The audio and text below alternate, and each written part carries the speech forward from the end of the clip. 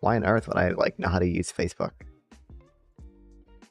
It doesn't make sense to me. The whole like pages system stuff just doesn't make sense to me. I can't even stream. I forget which one. I don't think I can stream to my Facebook page. I think I can only stream to my profile or whatever.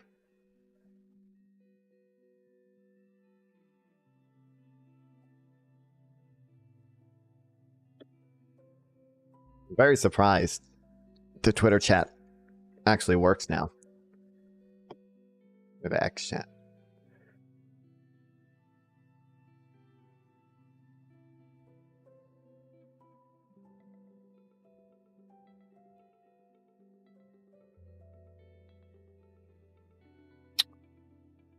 All right.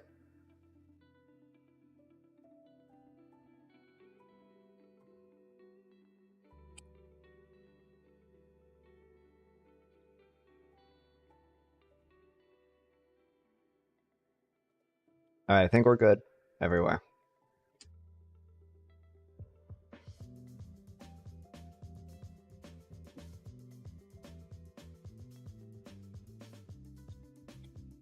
If I just stream with my broken ass sleep schedule like I am now, then I don't actually have to worry about my grandma watching my stream ever.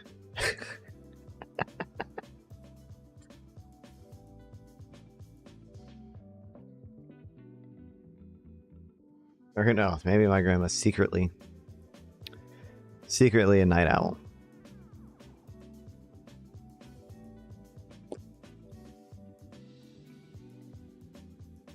All right. Zimbabwe to Equatorial Guinea. Oh fuck, I've been practicing Africa too. Oh, I have no excuses.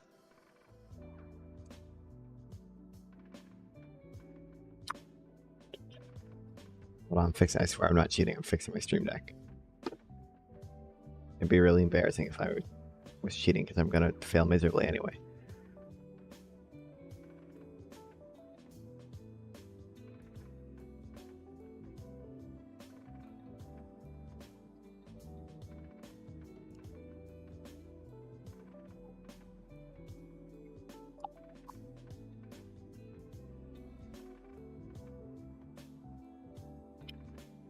Okay, Zimbabwe to Equatorial Guinea.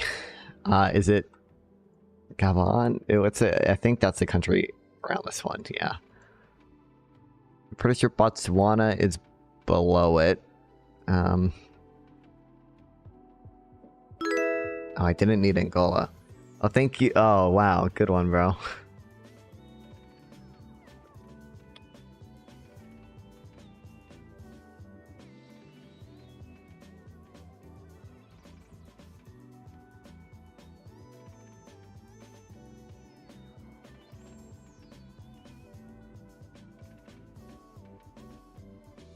I don't know what fucking country. I'm pretty sure. I guess I needed Zambia. Oh, the DRC probably borders both, doesn't it? Oh no, it doesn't even. Okay. Oh, okay. So Central African Republic. Fuck. No, the Republic of the Congo is what's there. Okay. You know what? For Africa, you know, I'll take that. You know, that's fine. I'm chill with that. I'm chill with that.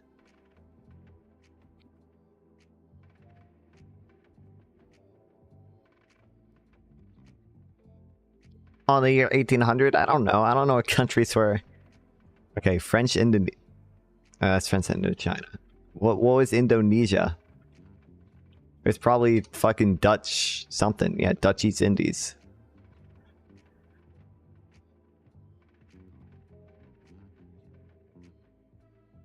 What did Saudi Arabia think then?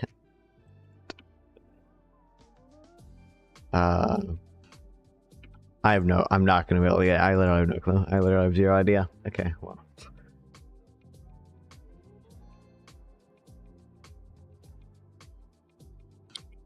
Okay. We gotta finish up some of the UBI things today. I think we have 2 One of them is kind of long. I don't know. We got a lot of stuff to do. We're not going to be able to do it all today. Ugh.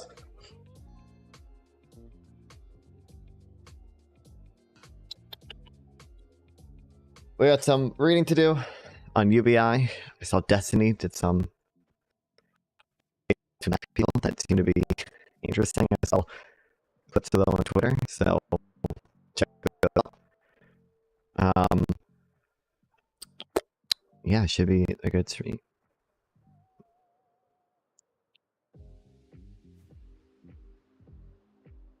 I need to FK farm gunpowder.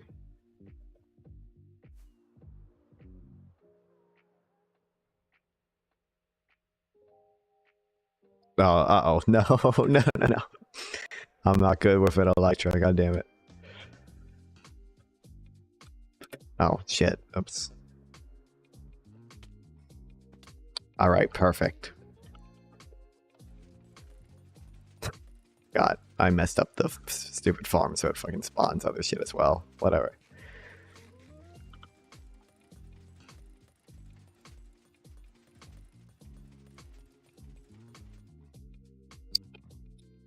Okay.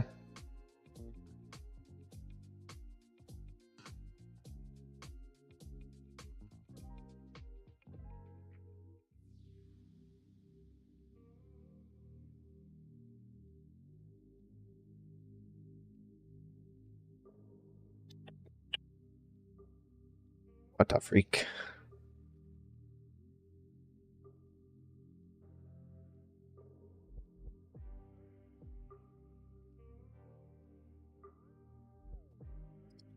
Aggressors need to learn to take the W. True and base. I've gotten some mild pushback for praising the sunny, positive vibes of Kamala Harris's presidential campaign. Shouldn't we care about substantive policies rather than empty rhetoric? Well, obviously, substantive policy is important, but it doesn't just materialize out of a vacuum. You need to build popular support for it. And rhetorical attitudes can be very important for doing that. There are a number of reasons I think the Democrats' new positive vibes will be conducive to better policy, and I plan to write about all of them. But one reason is that I think positively could fix one of the biggest problems with progressive messaging: the obsession with outrage as the sole motivator for change. A lot of things in the world are worth getting outraged about, in my opinion. Outrage has been a successful motivator for many positive changes in the past: civil rights, prison reform, suffrage expansion, and so on. I expect it will be a powerful and important motivator for many positive changes in the future as well. But it's not the only motivator, and it's not the best approach in every situation. One problem is that outrage often manifests in the search for a bad actor or villain to get mad at. The housing shortage in US cities is very certainly real, but lots of progressives have approaches by blaming developers of luxury housing and corporate landlords.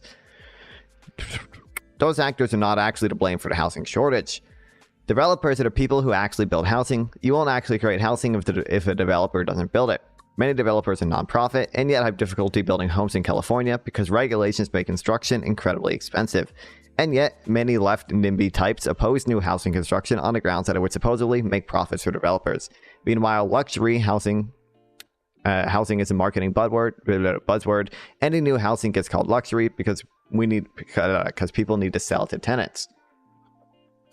And although concentrated ownership by corporate landlords could indeed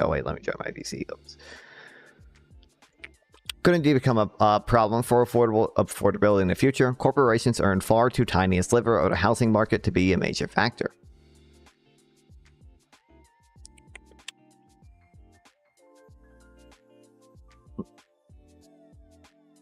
Another thing with the luxury housing thing, I think I swear I've heard this called like I swear I'm not inventing this, okay? Someone told me, or I watched somewhere that it was called like a hermit crab phenomenon, where even if you build like new luxury houses that most people can afford, in theory, assuming that people don't just own like 2 homes or whatever, which can happen, it's an issue, but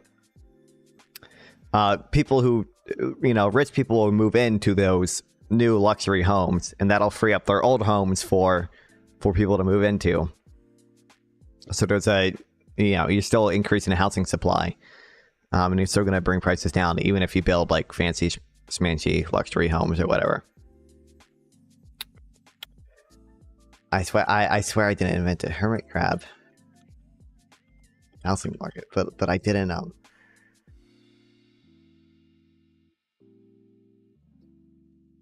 I swear. Oh, I don't. Maybe it's this or something. But I feel like, but I couldn't.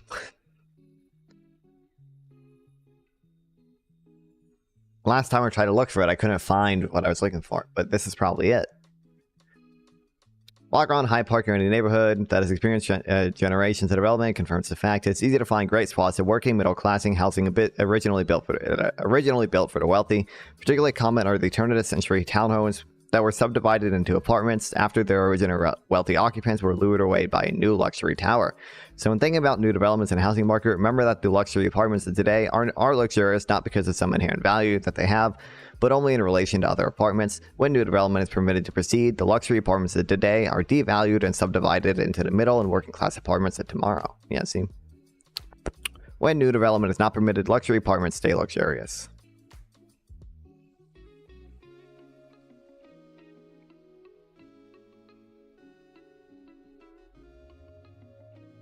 Or calculates a larger shell, setting off a series of shell changes that scientists call a vacancy chain.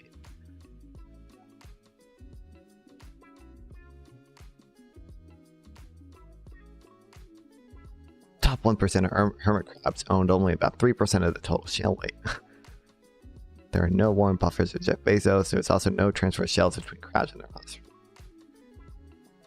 Okay, anyway. The focus on blaming developers and corporate landlords hasn't just distracted some progressives from more effective approaches, it's also caused some of them to turn their perpetual fire hose of outrage against YIMBYs, simply because YIMBYs understand that developers are not the problem. That's highly counterproductive since YIMBYs generally have the correct approach to improving housing affordability in America. As for YIMBYs, they do get mad at NIMBYs who block new housing, but it's not the core of their theory of change. Instead of marching against NIMBYs and the street YIMBYs work on translating ideas for increased housing supply into helpful legislation and building broad coalitions of interest groups to support that legislation. So far, it's bearing some results. Encouragingly, the Harris campaign and the Biden administration and an increasing number of legislators seem to be embracing the idea. I think there's another, more subtle cost of perpetual outrage as a theory of change. I think it leads to premature exhaustion and unnecessary disillusionment by preventing progressives from realizing when they've had major successes. A big example is the war on poverty. Back in the 1950s and 60s, poverty was a horrendous problem in America. By the standards of the day, more than 1/5 of Americans lived in poverty in 1962. Even after more than a decade of rapid economic progress, that poverty generally meant food insecurity, horrendous housing conditions, and a lack of access to basic medical care. It was definitely worth getting outraged about, and many people were outraged. So progressives did something about the problem. That was LBJ's War on Poverty, also known as the Great Society. Its main provisions rolled out in 1964 and 1965 were Medicare and Medicaid, food stamps, federal education funding, and some job provision programs. The last of these probably didn't help much, but Medicare, Medicaid, and food stamps are important pillars of America's welfare state, providing poor people and old people with the basics of food and medical care. Lots of conservatives would tell you that the Great Society was a failure. They're wrong. Poverty rates fell by a huge amount in the years after LBJ's programs were passed. Of course, correlation isn't causation. The late 60s were a time of rapid economic growth, but the reductions of poverty continued throughout the 70s, long after growth had stagnated. Crazy. But it actually understates the fall in absolute poverty by quite a lot, because it allows for changes in definition of who's poor. Barkusher, I don't know how to pronounce that. And I'll have tried very carefully to create consistent measures of absolute poverty rates over time, both in terms of income and consumption. They find that when you hold the definition of poverty constant, the rates fell from about 22% before the Great Society to about 2 to 3% today.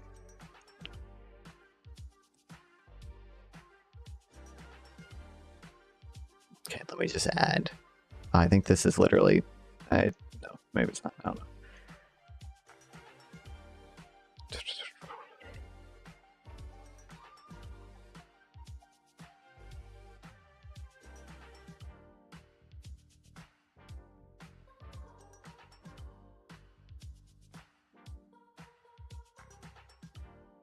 Okay. We're just writing it down so we can look more into it later. Otherwise, here we go. So in order to see that government programs are behind much of this fall in poverty, when you exclude the impact of these programs, the poverty rate is much higher. Giving poor people food and medical care really does make them less poor, as does giving them housing vouchers and cash subsidies like the EITC. The welfare state does what we created it to do. And yet it's not just conservatives who fail to appreciate the staggering magnitude of this success. Progressives like Matthew Desmond regularly claim that poverty in America is intractable. In the past 50 years, scientists have mapped the entire human genome and eradicated smallpox. Infant mortality rates and deaths from heart disease have fallen by roughly 70%. As heart disease isn't like heart disease isn't the issue. I guess it says heart disease. Isn't the issue now? We've fixed most of the other health problems, and now the reason heart disease kills so many people is because we all live longer, and we're all really fat in America. And the average American has gained almost a decade of life. The internet was invented on a problem of poverty, though. There's been no real improvement. Just a long stasis. As estimated by the federal government's poverty line, 12.6% of the U.S. population was poor in 1970. 2 decades later, it was 13.5% in 2010. It was 15.1%. And in 2019, it was 10.5%. Desmond believes that poverty hasn't fallen, relies on official poverty measure, which updates its definition of poor over time, so that more and more income consumption is required in order to be defined as not poor. On the other hand, it's fine to have measures like this. As our country gets richer, our floor and what constitutes a minimum acceptable standard of living should rise. But what if we want to measure the impact of welfare programs like food stamps, Medicare, and the EITC? We can't just update our standards in order to cancel out the effect of these programs and then conclude that America hasn't done anything to reduce poverty. Nor is Desmond the only progressive who regularly claims that poverty in America hasn't fallen. Progressive influencers like Robert Rich regularly repeat this claim. Of course he does. Oh. Lie 1 about poverty. Growth cues it. Wrong. Nothing has trickled down. Percent and number of poverty has gotten higher and it's been 20 years.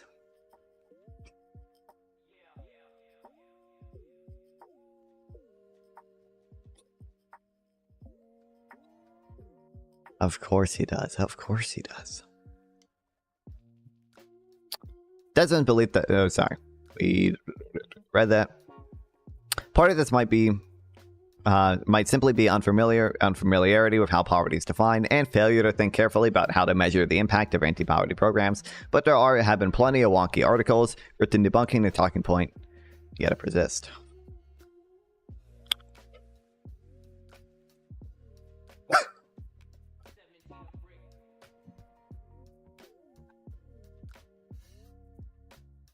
Don't overthink poverty in the U.S. Our welfare state programs work well, but they are relatively stingy.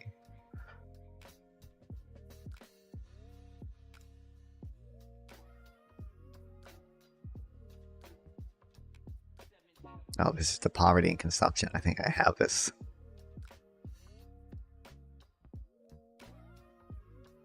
It's a slightly different graph.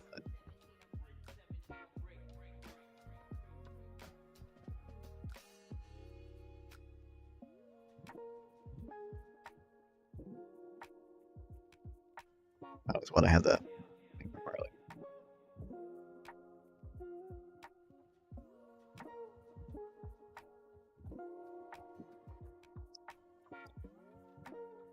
My hypothesis is that some progressives don't want to acknowledge the success of the war on poverty and the subsequent welfare programs like the EITC and a child tax credit because they're afraid that acknowledging past successes might reduce outrage and thus reduce momentum for further reform. We encountered this quite a lot in the 2010s regarding the issue of racism in America. It's blindingly obvious that America is much less racist than in the 1960s, whether using a common definition of racism and bigotry and discrimination, or more academic notions of structural racism measured by disparities in outcomes. But in the 2010s, if you pointed this out, enraged progressives would exacerbate you with some version of "so you think everything is fine and that racism has been solved." Acknowledging real progress was seen as an attempt to diffuse popular pressure for change. Simply put, many progressives seem not to know how to acknowledge their own victories in the parlance of our times, they refuse to take the W. They're so dependent on outrage as their motivating force that they recoil against any positivity that might sap that wellspring of anger. This ends up hurting progressive causes for a number of reasons. Most obviously, it leads to progressives to incorrect conclusions about which tools are effective for achieving their goals. If you insist on telling yourself in a world that poverty in America hasn't fallen, you'll discount the power of the welfare state. That will also play into conservative hands, since the idea that the welfare programs are ineffective is central to the arguments against them. Another reason progressives shouldn't rely exclusively on outrage is that it's probably a lot more powerful in the short term than in the long term. Organizational behavior researchers and management experts would generally tell you that flagelating, I don't know how to pronounce that, your employees can motivate them to greater efforts for a while, but will eventually lead to burnout and cognitive exhaustion. Theories of long-term motivation, like the Broaden and Built theory and self-determination theory, emphasize harnessing positive emotions of hopefulness and growth. It's reasonable to think that activism, politics, and social change work much the same. Outrage will get people into the street, or motivate a boycott, a pressure campaign, or backlash a backlash election. Jesus fucking Christ! I got it eventually, guys. And that will often provoke a fairly immediate policy response, but over time, staying outraged all the time probably leads to general burnout and exhaustion. You can see this happening in the 2020s. After years of sustained outrage, activists are finding themselves unable to sustain their energy. Protests against abortion bans have been fairly anemic, and it's not hard to see why. Rates of depression among young progressives have soared. There's a fair amount of research suggesting that political negativity is being internalized. For example, this from Gimbron. We have signs that increasing exposure to politicized events has contributed to these trends in adolescent internalizing symptoms, and that effects may be differential by political beliefs. Depression effects scores increased for all adolescents in 2010, but the increases were most pronounced in female liberal adolescents. It is therefore possible that the ideological lenses through which adolescents view the political climate differentially affect their mental well-being. After decades of progress against poverty, racism, and sexism, the progressive culture in the 2010s told young Americans that everything in their country was horrible and that they need to revolt against it. They obliged pouring into the streets in anger and provoking a bit of real change. But in the end, the momentum ran out because sustaining constant negative emotions is a form of self-punishment, and self-punishment incurs heavy long-term cost. On top of that, outrage eventually reduces the desire for social change among the broader, non-activist public. Plenty of surveys show that Americans are exhausted of politics and are now actively tuning politics out. That's obviously due both to progressive and conservative outrage, but basically, if you want the nation to be able to care about anything at all in the political sphere, you should realize that years of non-stop shouting comes with a price. Again, this is not to say that all outrage is never appropriate. That outrage is never appropriate, or that it's never effective. Sometimes it is, but it's suboptimal to have it be the one and only motivating force behind all pressure for social change. You need positive motivations too. Hope, including rational hope based on past successes, is important. That's why I'm happy that Harris' campaign has embraced joy as its motif. Some progressives are inevitably unhappy with this, but a surprising large number are embracing it. Surprisingly large. After so many years of being told to think that the world is going to hell in a handbasket, the chance to actually feel good about the nation and the world must feel like a breath of fresh air. America's come a long way, and it's really a pretty great place despite the problems, and sometimes you need to take the W. True.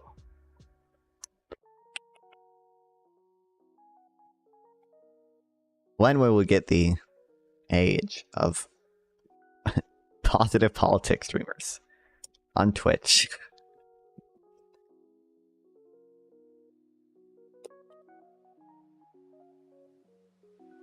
I don't think there are many. I'm the only one, and that's why you should all like and sub right now. Thanks, chat.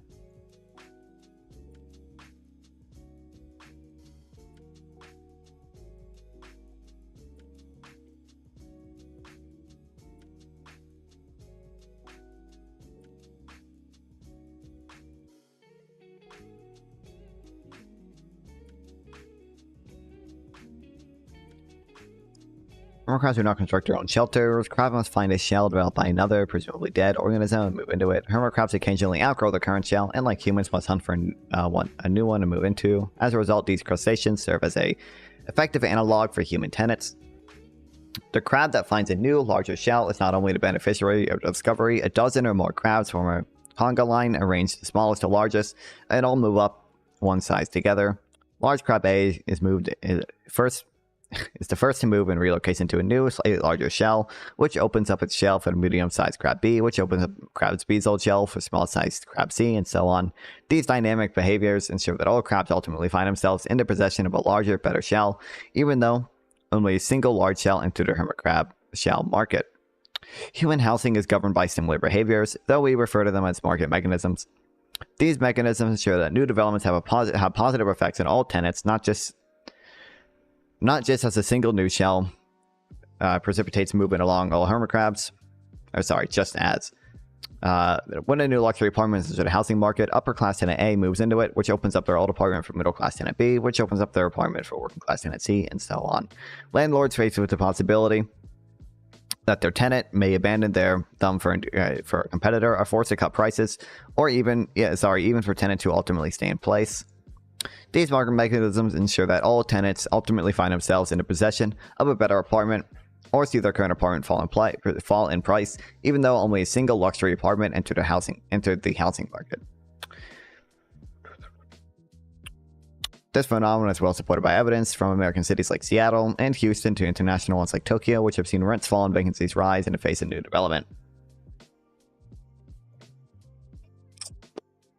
So he was right in saying that luxury has just become a buzzword to sell new development to tenants. I remember when I went to Minneapolis, which Minneapolis is they've done a lot of big YIMBY stuff.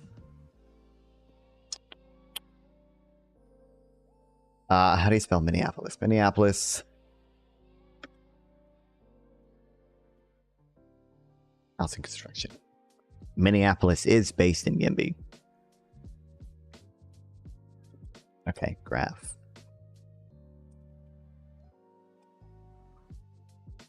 They had a lot of apartments which were branded as like luxury apartments when they were really, they were just like regular apartments in downtown Minneapolis. Yeah.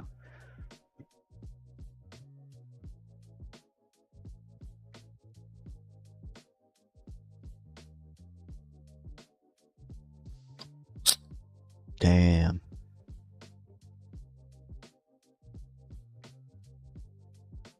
And now we have most of the Democratic Party by now is YIMBY, which is epic and based. But Tim Walz is VP. We have the YIMBY VP, and he's a gamer too. His wife had to take away his Dreamcast. That's how much of a gamer he is.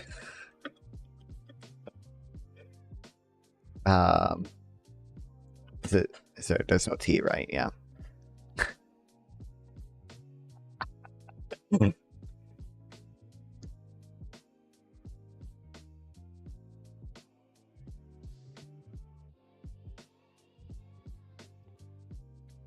Tim Walz was so addicted to the Sega Dreamcast that his wife had to unplug it and hide it away. This is a reported fun, relatable story, but doesn't anybody else find it a little strange that a 25-year-old man getting addicted to a video game is a little sad, or dare I say, weird. Thank you, Charlie Kirk. We finally have gamer representation in the Oval Office, or I guess in the. Does the Vice President live in the White House? I don't actually know. Offices located in the White House ground. Vice President since Baltimore live with their families on the ground in the United States Naval Observatory. Number 1 Observatory Circle.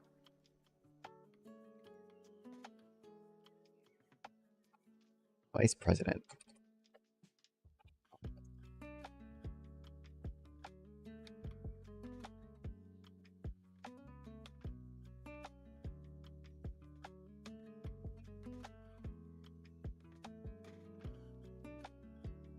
Oh, what I said, like their staff.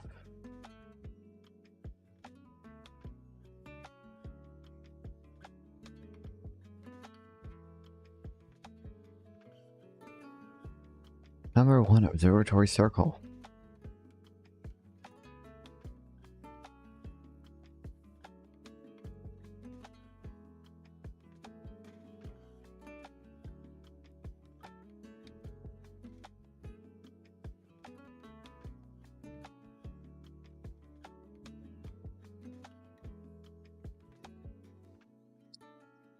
In addition to the Vice President's office in the West Wing, the Vice President and his or her staff maintain a set of officials in the Eisenhower Executive Office Building located next to the West Wing of the White House.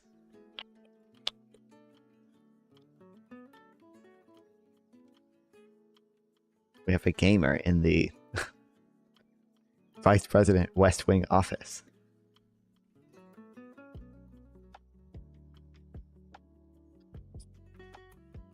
If you can't believe it.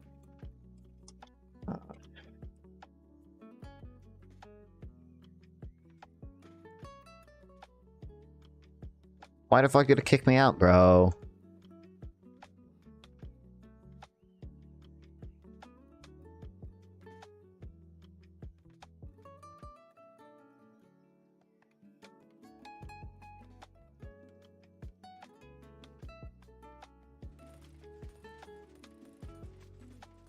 Alright. Can't move. I love Bedrock. Bruh.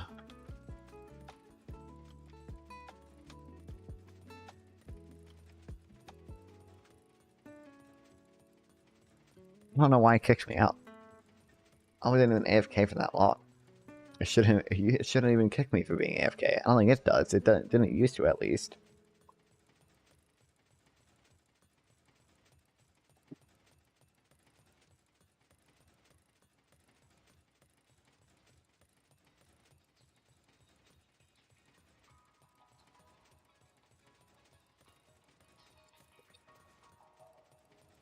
Alright. We have this to read. And then one more UBI thing, and then I don't know exactly what we're gonna do. But it'll sound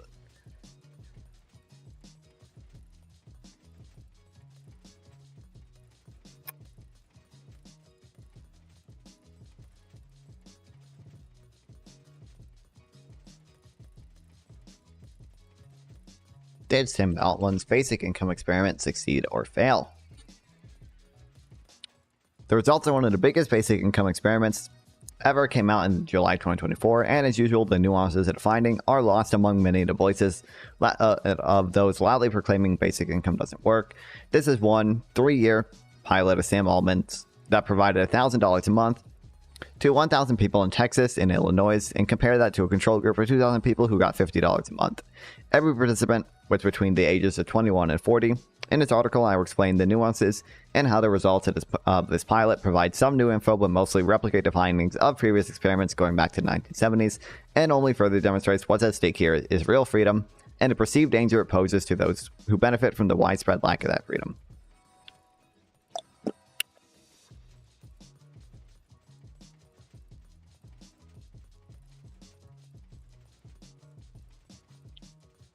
Open research.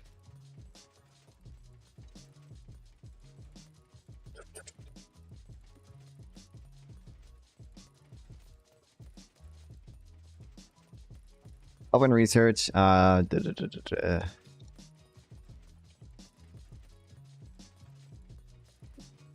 it on the results on Notion. Okay. It's basic income experiment.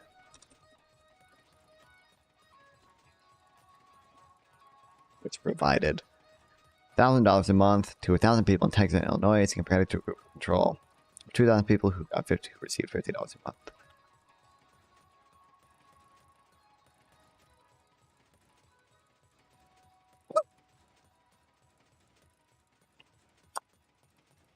Every participant was between ages of 20 and 20. Oh, wait for that. Before we get into the results, for those who aren't already familiar with prior findings, here's a conclusion of a peer-reviewed study of 38. Peer-reviewed 2020 study of 38 studies. I feel like I've probably had this link before, but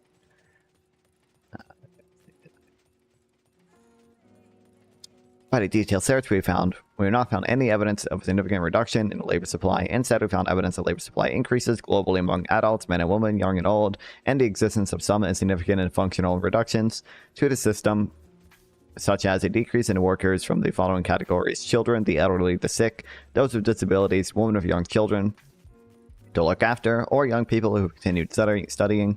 These reductions do not reduce the overall supply, since it was largely offset by increased supply from other members of the community. It's important to understand that the above conclusion includes what are called saturation pilots, where the entire community receives basic income instead of only individuals spread across a large area. When basic income is provided to people here and there, local economies aren't stimulated by the spending of the money, and new jobs aren't created by employers needing to hire more employees to meet higher demand. It's one thing to provide money to an entrepreneur. It's another to do that and also provide their business, lots of customers, with money to spend. Here's another important thing to consider. Imagine a group of 100 people. A group of 100 people where half of them you slap twice and the other you don't slap at all. The average is 1 slap per person. Is it fair to treat everyone as if each of them got slapped because the average was 1 per person? Hold on to that thought. With all that covered in advance, here are the headline findings from this huge and very impressively ran and researched two state basic income pilot, and what I believe is the proper context to understand the results as a UBI expert. Employment can increase or decrease along 2 measures: the binary state of working a job or not, and the number of hours worked. On average, those who got basic income were 2 percentage points less likely to be employed and worked about 1.3 fewer hours per week. These two numbers are basically where many UBI opponents and skeptics claim triumph if this pilot was a failure. But let's go deeper and gain a better understanding of what these numbers tell us. Okay. Most UBI studies find similar results.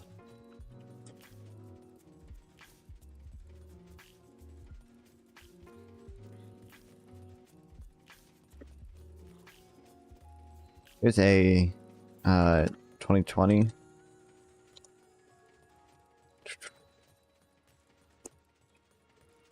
He reviewed. I can just call this a meta-analysis, right? Oops.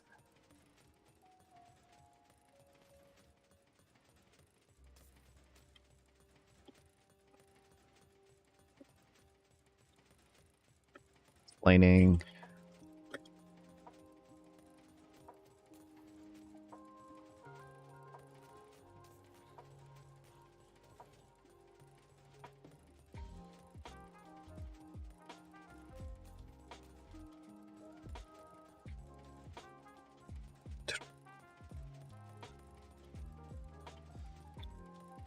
Okay.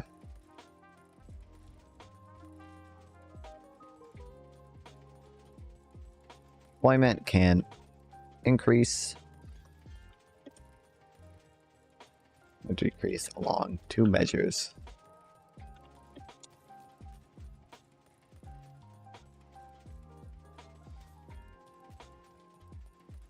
The binary states of being employed or unemployed, and the number of hours worked.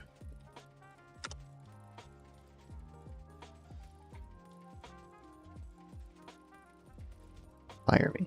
Okay.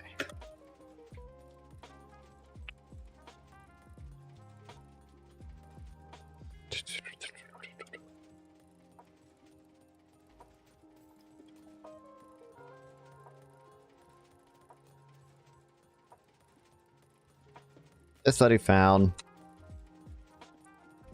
that on average, those who got basic income were 2 percentage points less likely to be employed and worked about 1.3 fewer hours per week.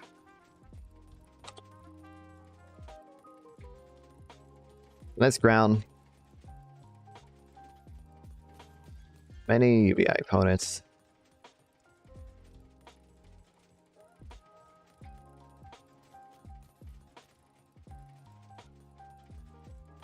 Victory.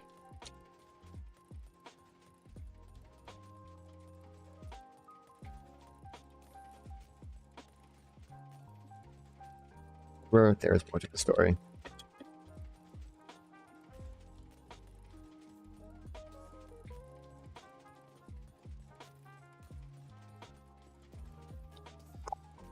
The context.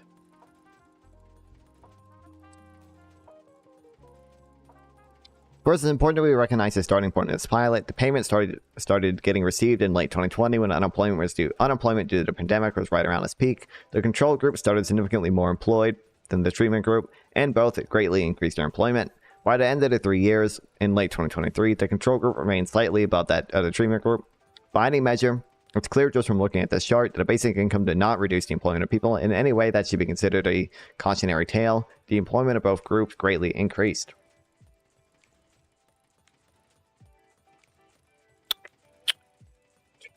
Payments began in late 2020 when unemployment was near its peak.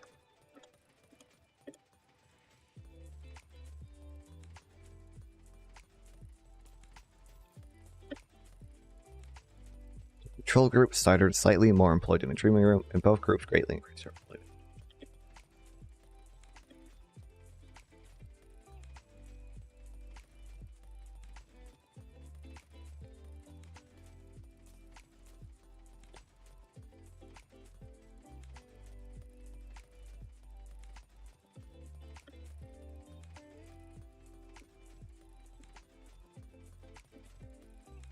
Slightly higher employment.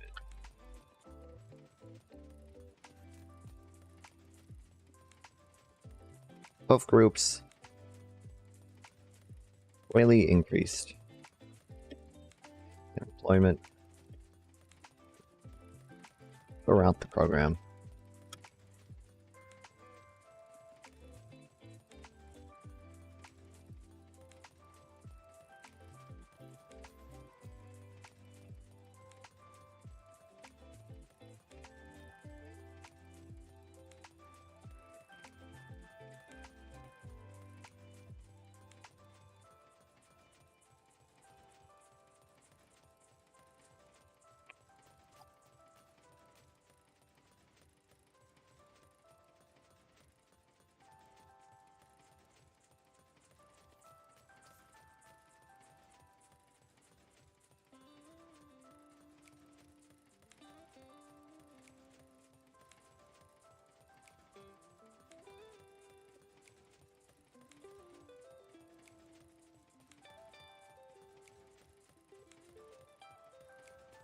So it's clear basic income did not reduce the employment of people in any way that should be considered a cautionary tale.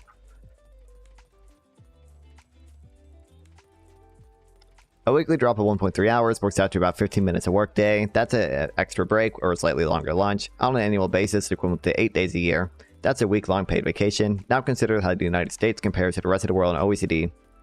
The rest of the OECD in regard to paid holidays and paid vacation. An increase to 8 days would still leave the US at the bottom of all OECD nations, still behind Japan by 2 days.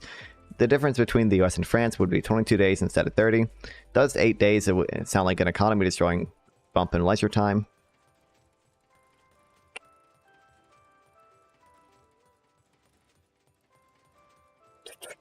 Decrease in 1.3 hours.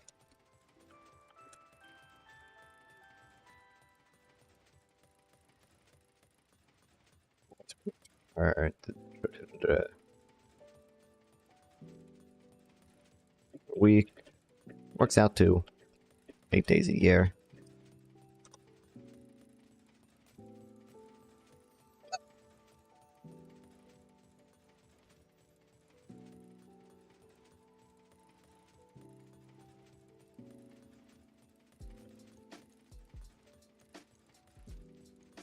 Adding 8 days a year of paid vacation.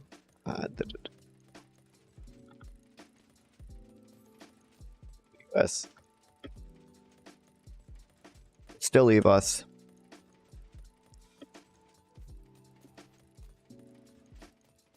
the lowest level of OECD countries.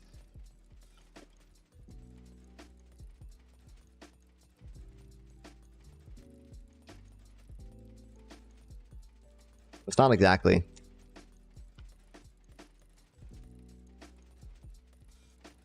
The economy. Destroying level of I don't want to call it disemployment of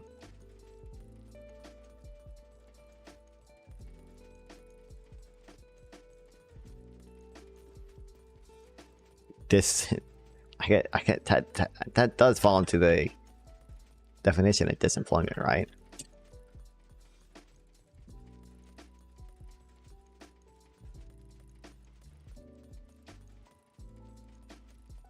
Not, I need disappointment.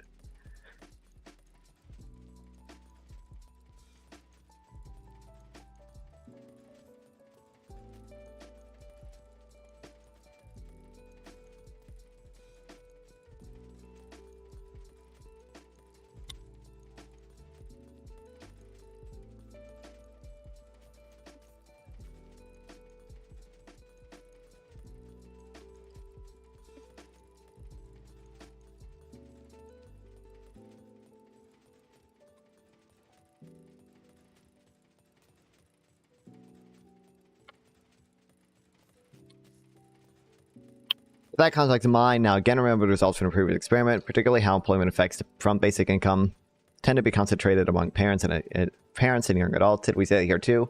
And we did. Not only it's not only the places we observed it.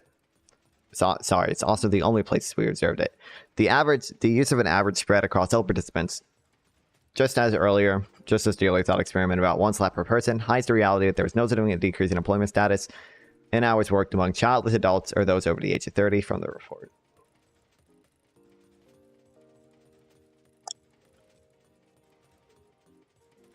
The use of averages also disguises the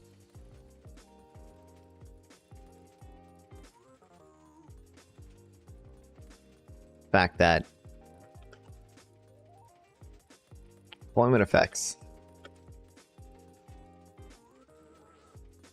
only observed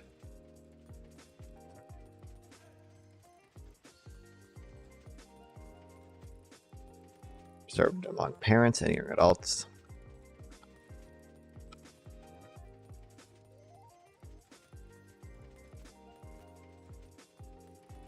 Report recipients who were single parents at a time of enrollment were about 3.9 percentage points less likely to be employed and worked an average of 2.8 hours less per week than a single parent or control participant.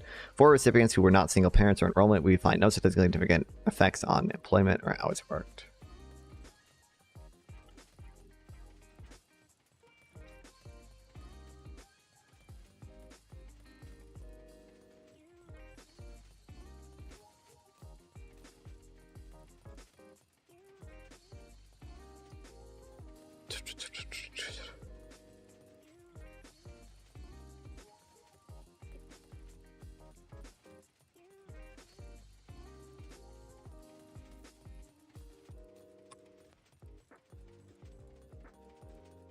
Were no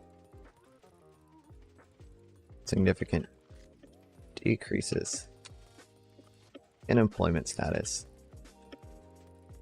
or hours worked among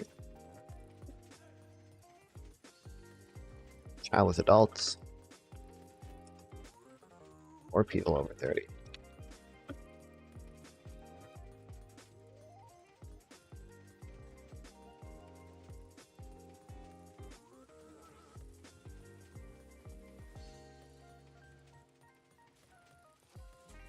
As the report states.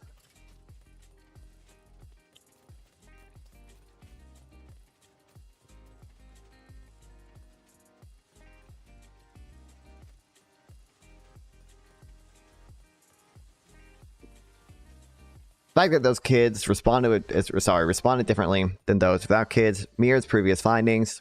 Going all the way back to 1970s, American income maintenance experiment programs in locations like New Jersey, India, Seattle, Indiana, India, and Denver, and also the 5-year mid-income experiment in Canada.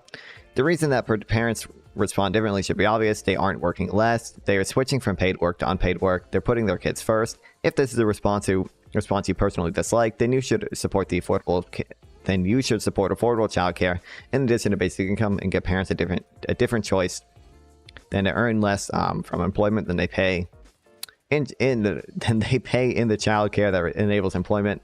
If it costs $1,200 a month to earn anything barely above $200 a month, a job does not make sense. Next, remember that everyone on his pilot was older than 21 and younger than 40. And then we know from previous basic income experiments that young adults tend to focus more on education and less on employment. By the way, both of these things are probably in the long run good, because both of them are probably going to increase human capital. So, spending more time with your child, a lot of time that translates into long-term benefits for the child that end up increasing human capital in the long run. That child ends up having better outcomes, and he ends up working more in the future, right? Paying more in tax in the future. And then obviously it's the same thing with education. If you give students more time to focus on their education, students more time and money, now they can afford to go to a better university, whatever. Focus on their education. You're increasing human capital in the long run. There were no significantly significant effects on employment or hours worked for recipients over 30. In contrast, recipients under 30 were 4 percentage points less likely to be employed and worked an average of 1.8 fewer hours per week compared to controlled participants. We also observed larger effects in formal education among those in this age group, suggesting that younger adults may be more likely to use money to enroll in post-secondary education and work fewer hours while in school. Though this alone would not account for the observed differences in unemployment.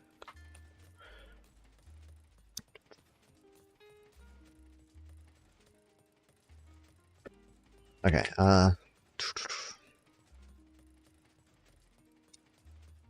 we know from previous basic income experiments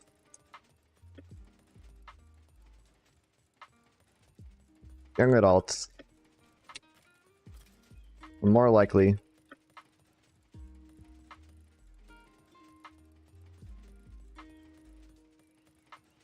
to focus on education.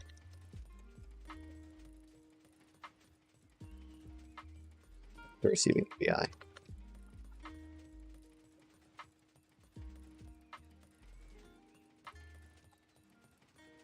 It's just study. Dated.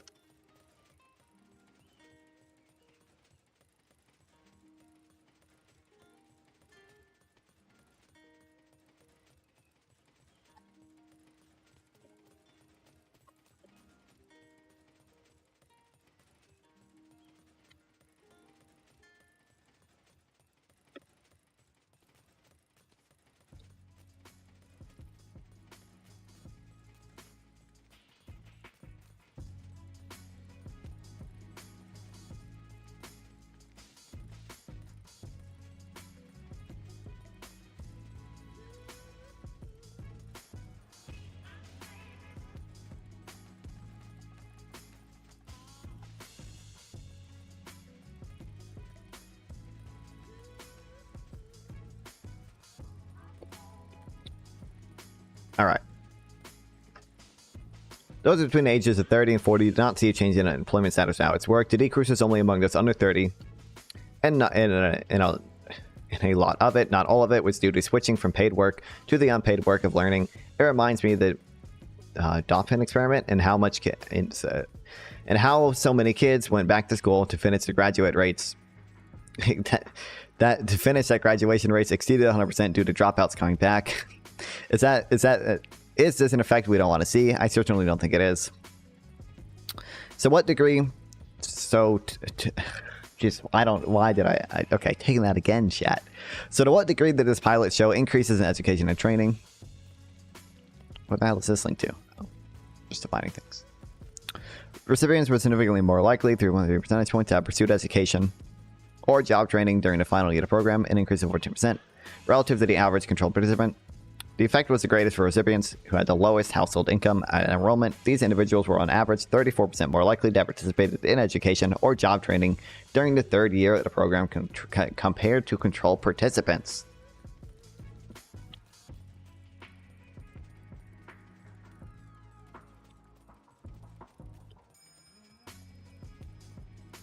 Here, I should say...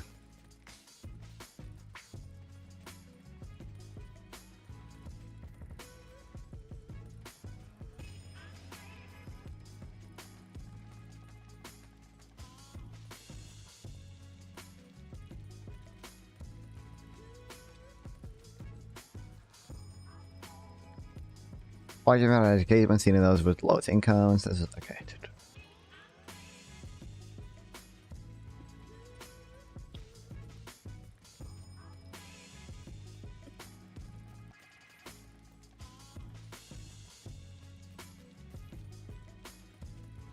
Fuck, I don't know. I should. I don't want to just want. I don't want to. Maybe I can just add this quote down here. I guess actually.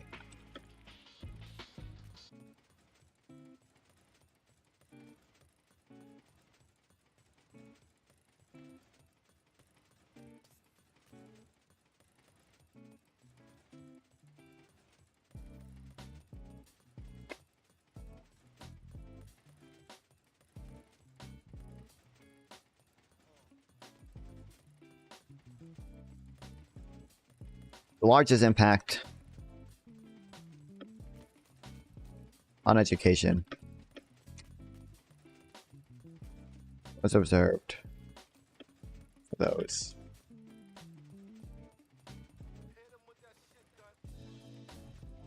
with the lowest incomes.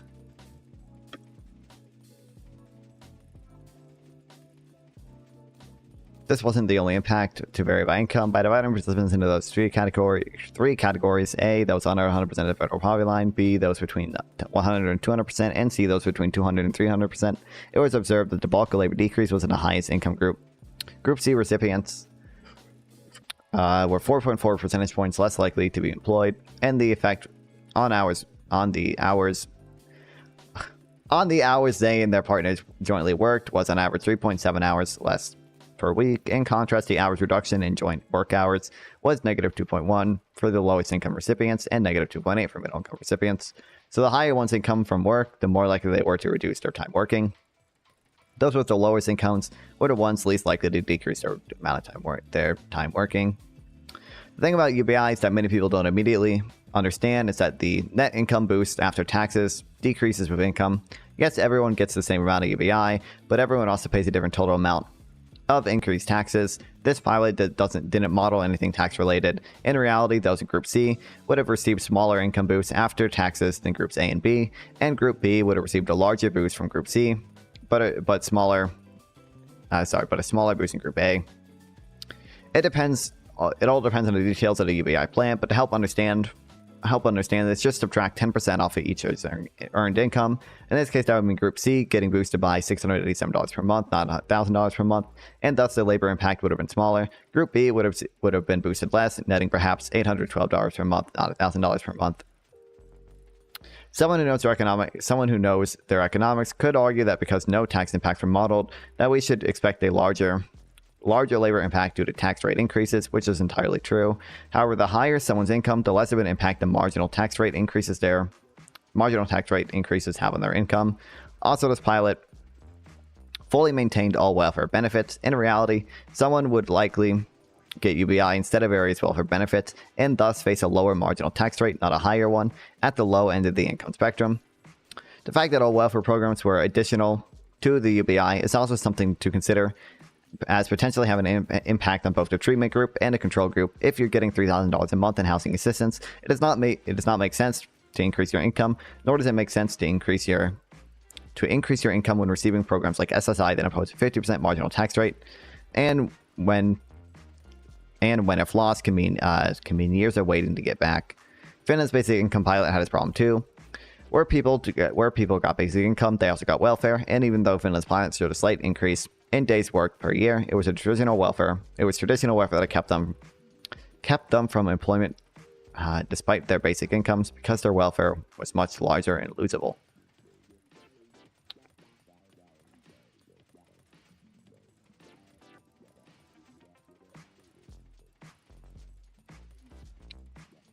Wait, is this broken? It's not broken. I didn't even see. Okay, well, whatever.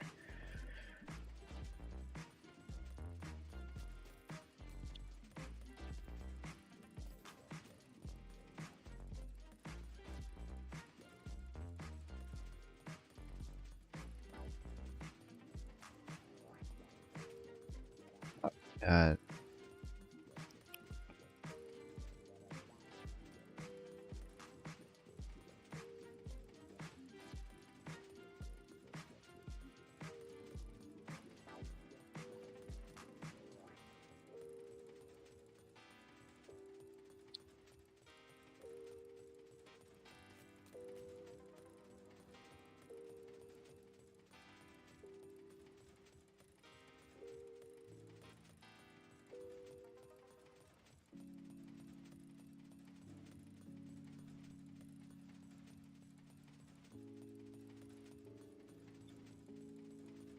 okay, I don't know what you want. Okay.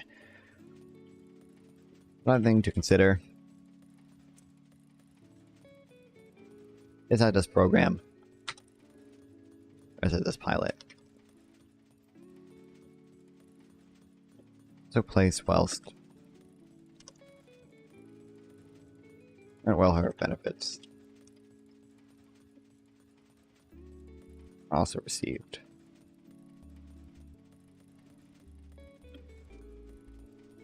And in reality,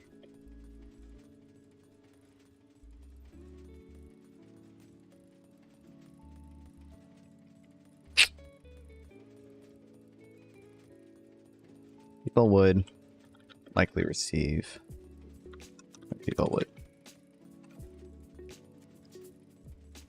UBI in place of current welfare benefits.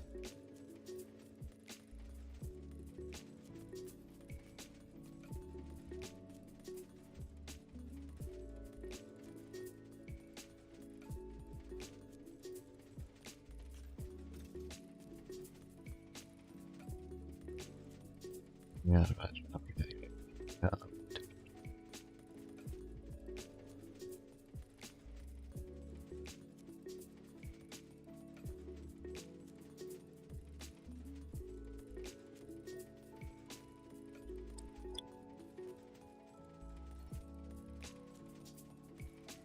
current welfare programs can suffer from welfare cliffs.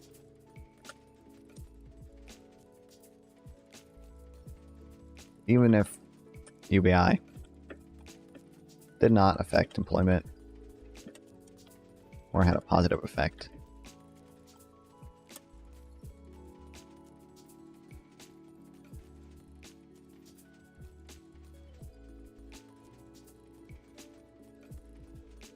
Existing welfare programs would negate that. Entrepreneurship, another important impact of here.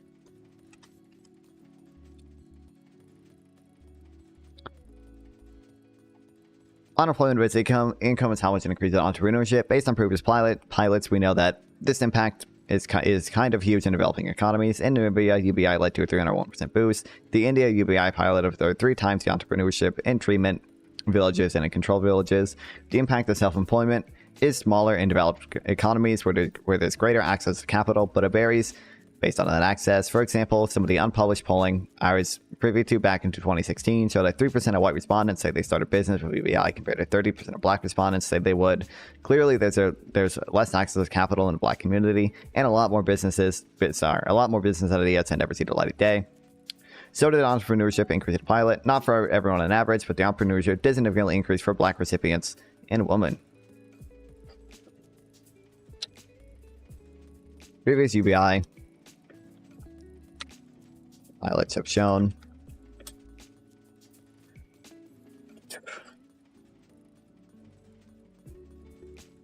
increases in entrepreneurship. Its increase is greatest for those with the least access to capital,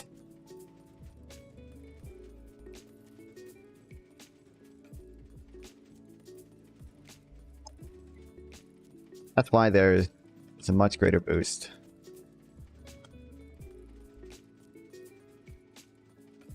Ship in. Maybe, yeah, they said. Maybe at the end in developed countries.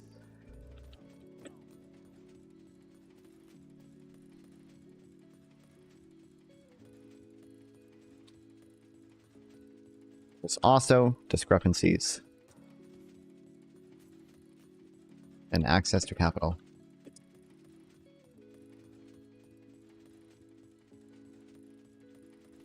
It's communities within the US.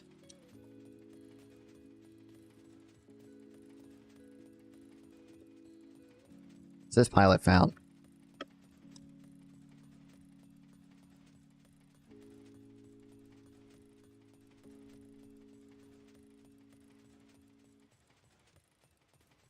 Entrepreneurship didn't increase for everyone on average.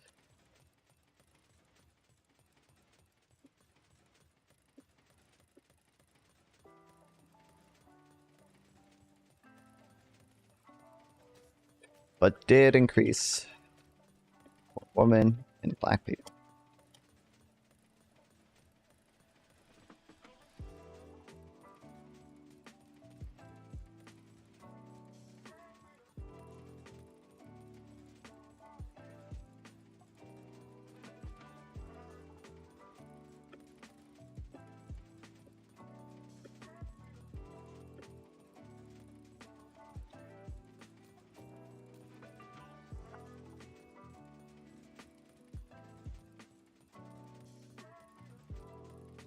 In the 30-year program, black recipients were 9 percentage points more likely to report ever helping start a business, a 26% increase from the average for black control participants.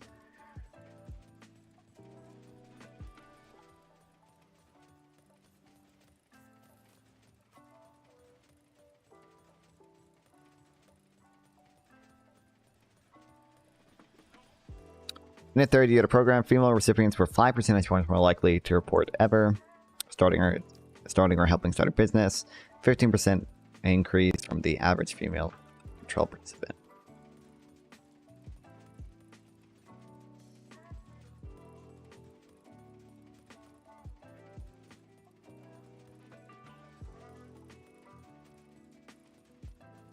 Also interesting to note how the intention to start a business increased every year increased year after year for everyone, and by the end of it, recipients were 5 percentage points more likely on average than the control group to want to start a business.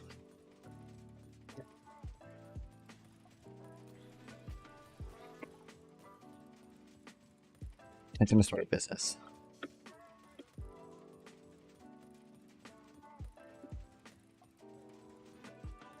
So increased over time for all recipients.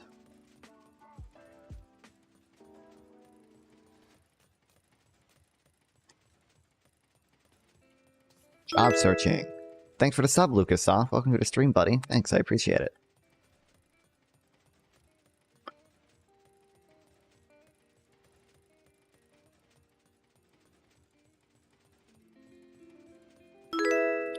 Think you said, okay, so I'm noticing Botrix is doing that funny thing that it does a lot where I get YouTube subs while I'm not streaming, and then somebody subs and triggers it, and it goes through all the subs that I got while I wasn't streaming. Whichever one of you subbed that was actually here right now, thank you. Well, thank you to the other person too. They're not gonna be able to hear me.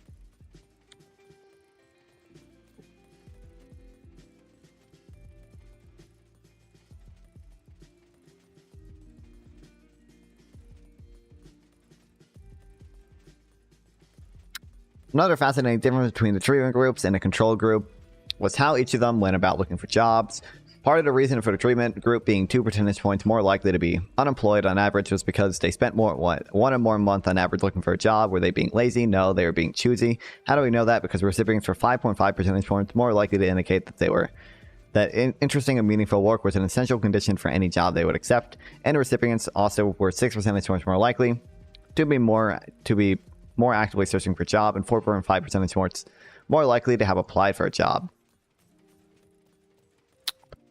These numbers paint a clear picture of basic income recipients being highly valuing employment and wanting to find the best job they could.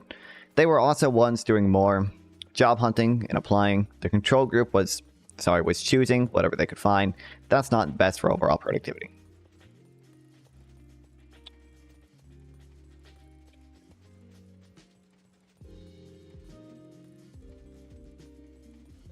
Recipients of UBI.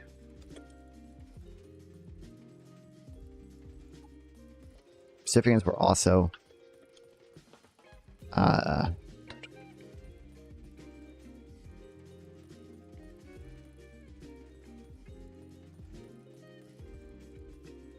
2 percentage points more likely to be unemployed on average.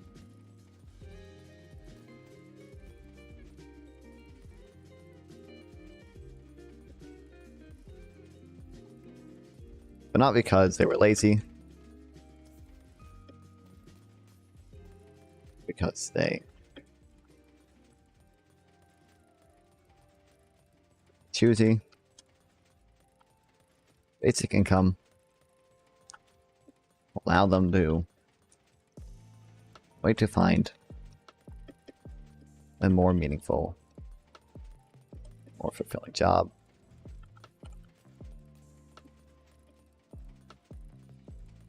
Which is better for overall activity.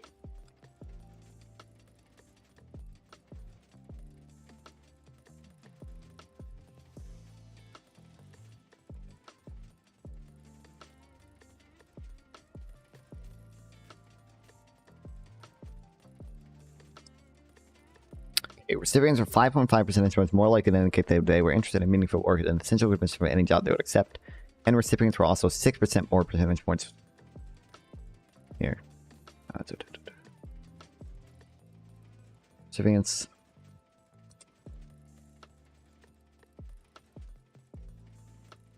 (5.5%) more likely to indicate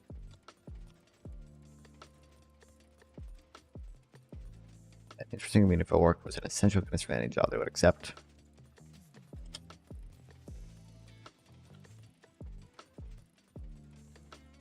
Recipients were also 6% likely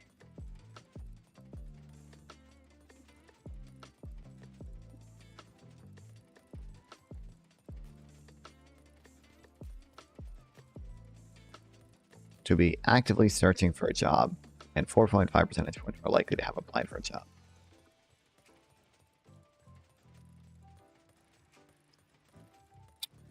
Job creation.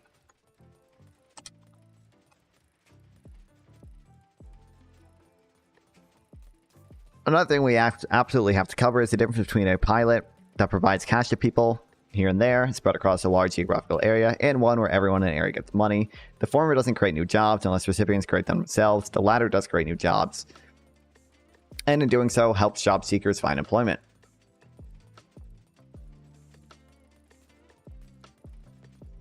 Wait, sorry. Shouldn't it be the other way around? Another thing we find absolutely correct between a pilot that provides cash to people here and there, spread across a large geographic area, and one where everyone in the area gets money. The former doesn't create jobs.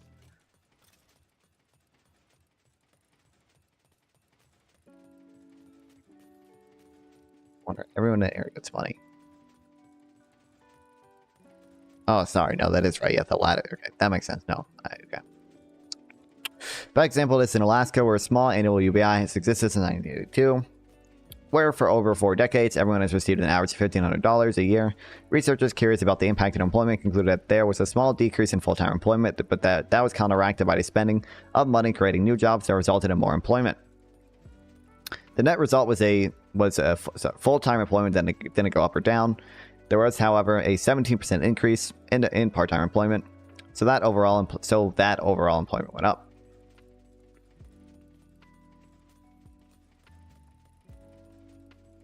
Let's imagine a basic income pilot took place in Alaska and provided $1,500 a year For 3 years to 1,000 Alaskans brought over Alaska.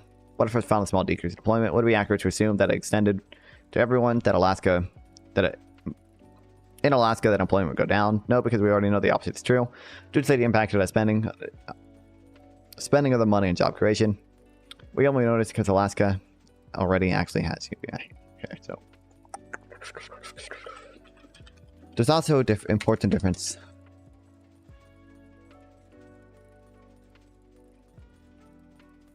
between a pilot like this one, which gives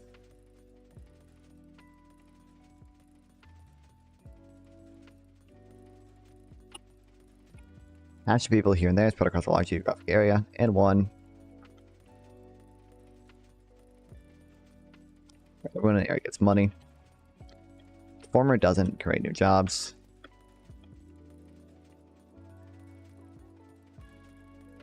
The latter does. So the spending.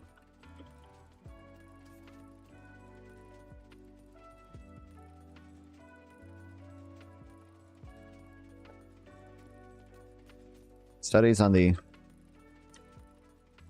effects of the Alaska. I always mess up the spelling of permanent. Permanent.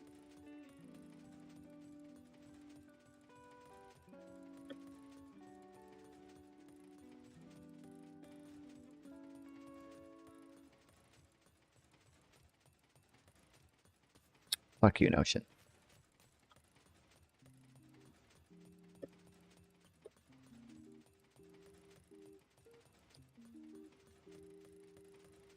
Included that there were a small decrease in full-time employment, but it was counteracted by the spending of money that created new jobs and resulted in more employment.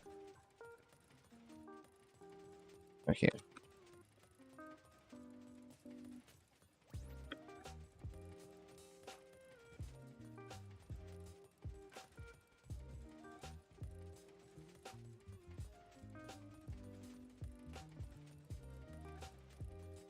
So even if a pilot finds a small decrease in employment,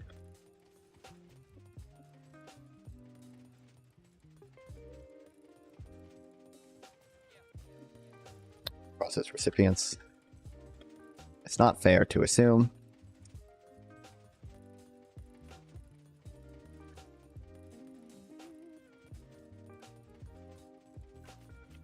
that if extended to everyone,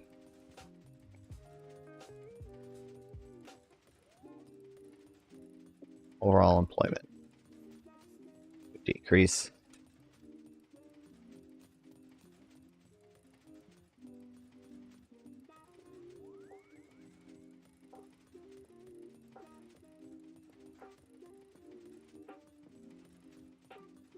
Full-time employment didn't go up or down, but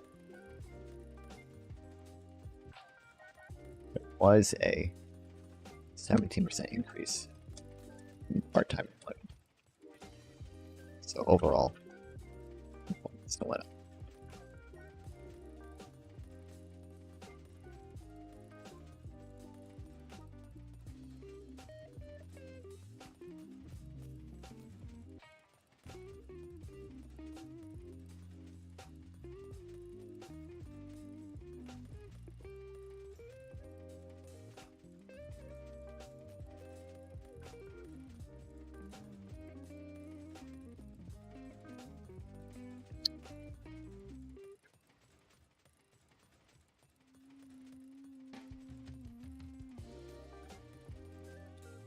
Qualitative data reflects this too. One of Alton's pilot participants shared that between her unreliable transportation, living in a rural area, removed her from job opportunities, she struggled to find employment. Had her entire community been a part of the pilot, a new job might have been created for her to find and take.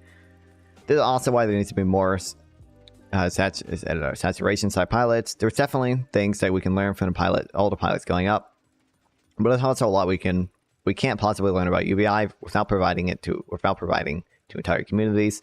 For example, a recent saturation pilot in India where an entire community received UBI resulted in the community forming a labor union. That would not have happened if only one person in that community got basic income. Job quality.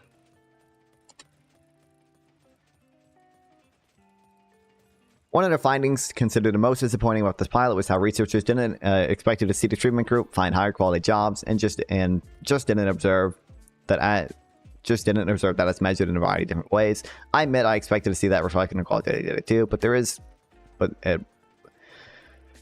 it is there in the qualitative data, and it's pointed out in the geographic mobility results. Here's Lisa's story. Lisa's a single mother to 3 living in Texas. At the start of her program, she had no income. Lisa had lupus, which kept her out of the workforce at the time, and her short-term disability had been cut off. At the time, her goal was to return to the workforce. Because of the $1,000 per month, Lisa was able to take a job making less money than at her previous jobs, but with a company that offered more opportunity for growth. 2 years later, Lisa is in a salaried position, making over $75K, and has gotten 2 promotions, and thinks that she can get another one within a year. She loves her job. Lisa wants to be able to leave her abusive boyfriend.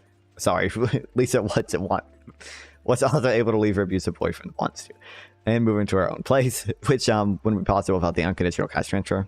Her 3 sons are thriving.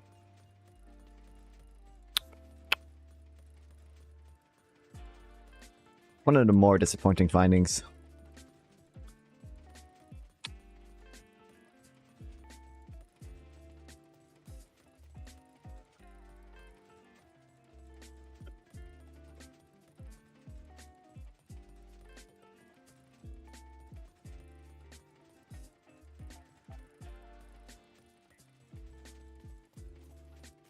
Data don't really show an increase in job quality.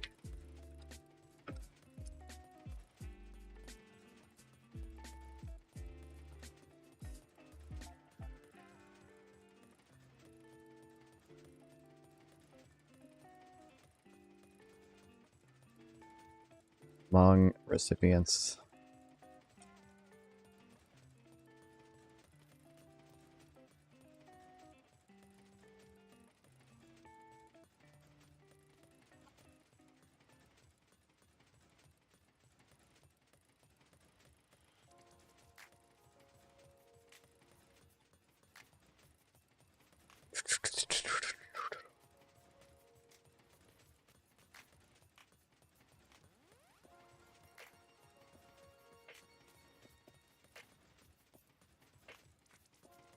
There are reasons to believe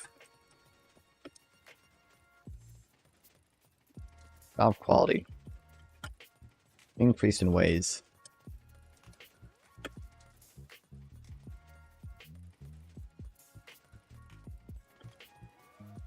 wouldn't always go up in quantitative data.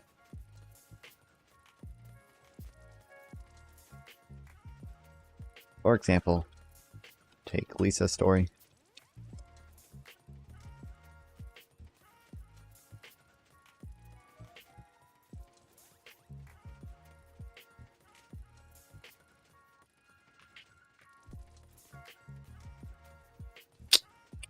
I don't care about her fucking sons. So Lisa took a worse job, but it ended up being better.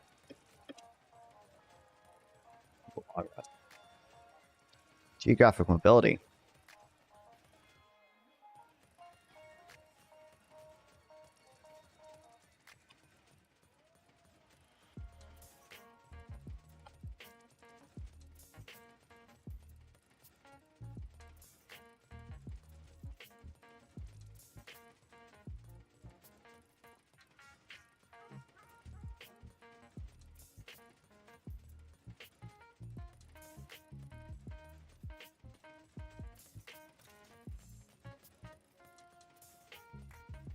Wait, I just realized I can hear Minecraft.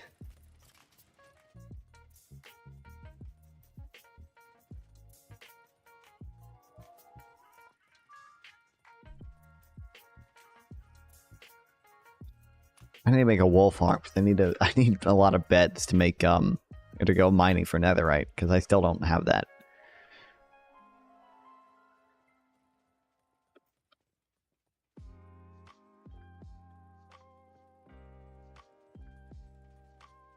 Also, I should probably try and fix this at some point, because it shouldn't be spawning anything other than creepers. But I built it wrong. Somehow. I don't really know how though.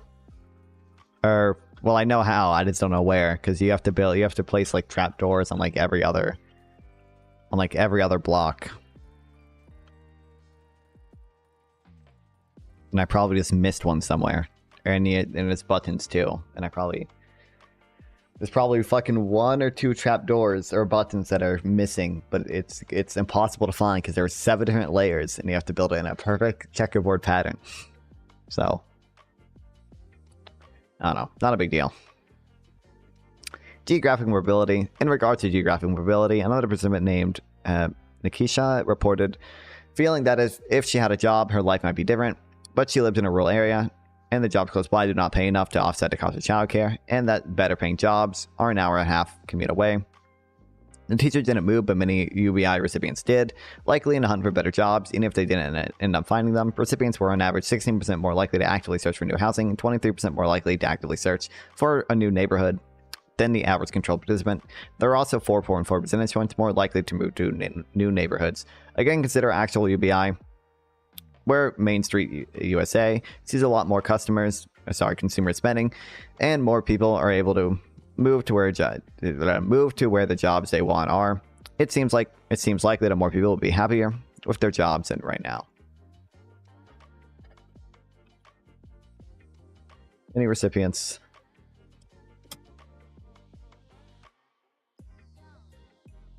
Awesome moved.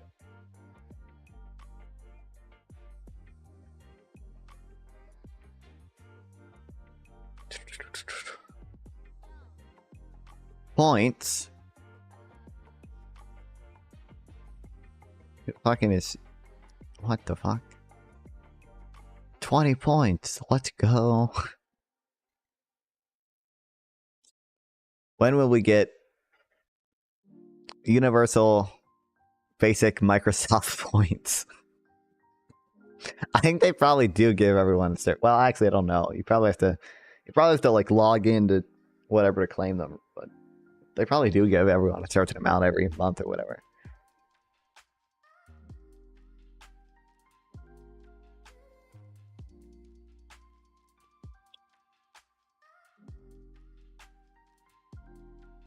Awesome move to find better jobs.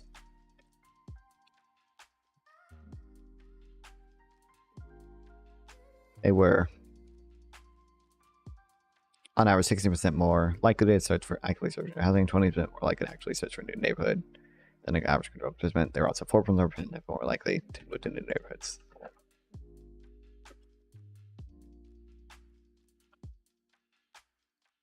Full scale UBI would allow people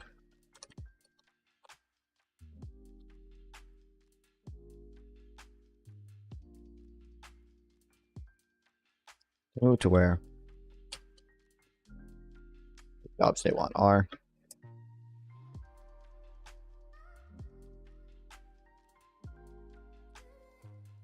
And increase consumer spending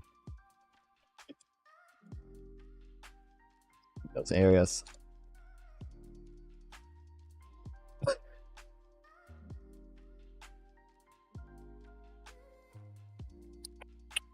But also probably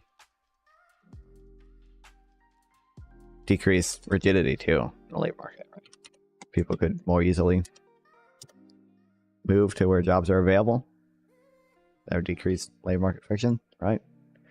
Another key point in alternate pilot was the use of drug and alcohol. It's very common for people to assume that basic income would lead to more abuse of drug and alcohol, despite all existing evidence to the contrary. But this pilot showed very significant positive effects for men, especially, who also happen to be the ones who are most negatively impacted by the status quo.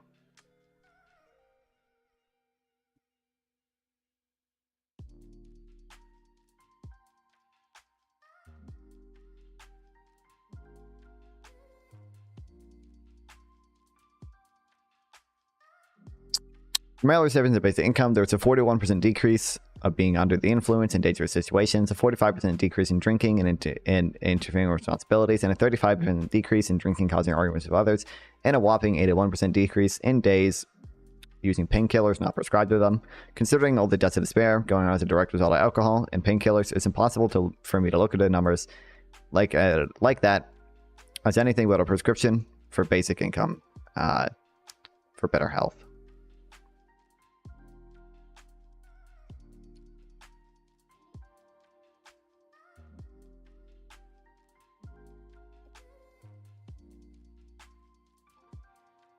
Previous UBI studies also found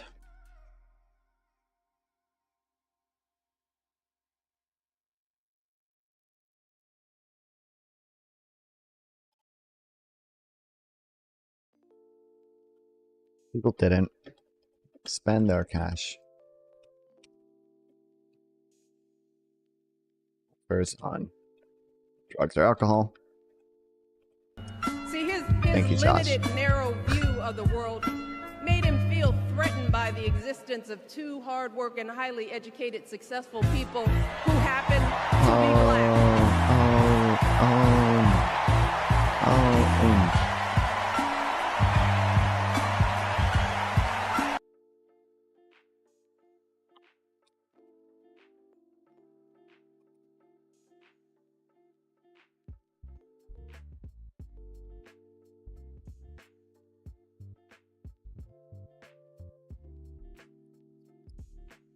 Holy shit, Michelle.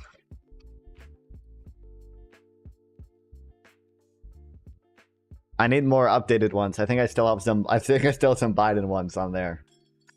Actually, I might have got rid of older Biden ones already. Nobody. Biden's gone. He's been erased. He's been cooed. They got rid of him. They fucking killed him.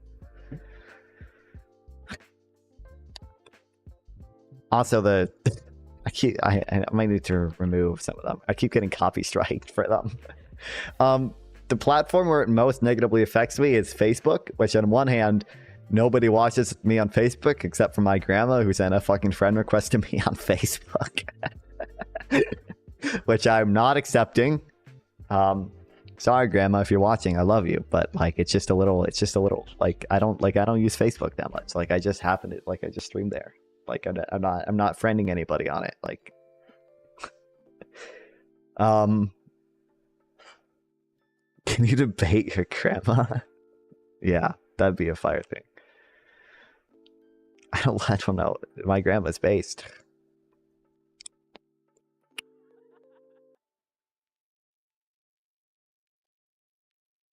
Hell yeah.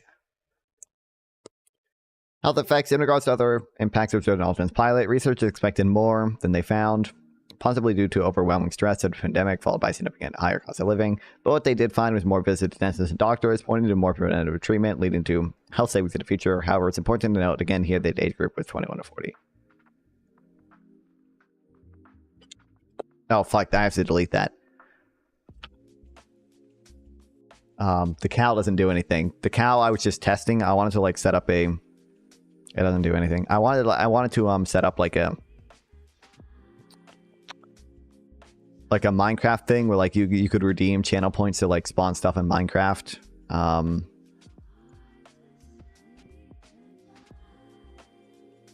Or like use bits to buy stuff to do in Minecraft, but I never I didn't get it to work. Well, I got it to half work.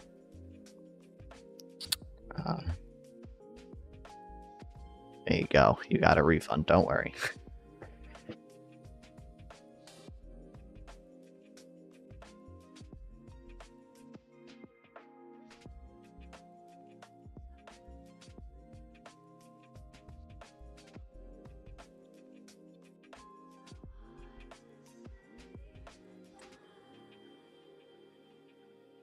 Positive health outcomes.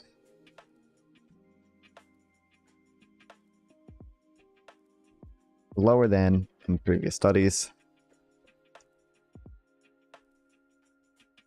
Possibly due to the overwhelming stress of the pandemic followed by significantly higher cost of living. But they still found increased visits to doctors and dentists. Another set of basic income program was published the same day as the initial study's online results. Initial studies on this pilot, and it found hugely positive health impacts. Basic income recipients in Chelsea, where what the fuck is it? I don't know what this is.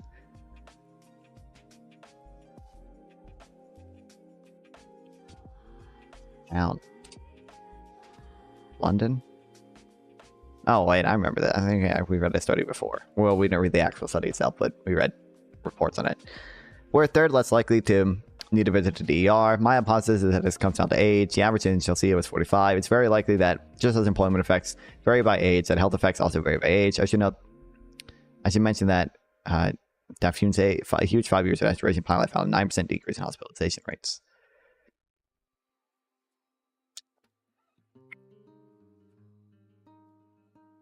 Health effects also likely change with age.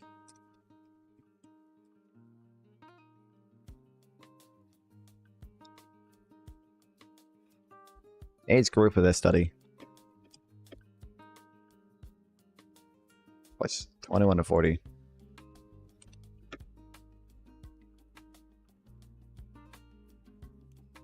Which is younger than other pilots like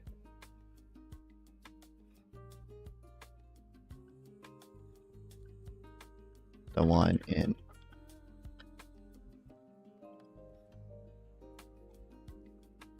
that show higher. Oh, that's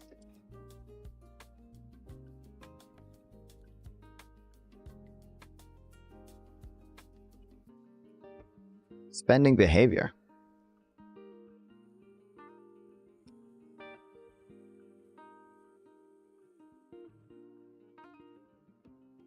Why do you keep kicking me out? I need my gunpowder. Fuck you. Fuck you, Bill Gates. Fuck you. Bruh.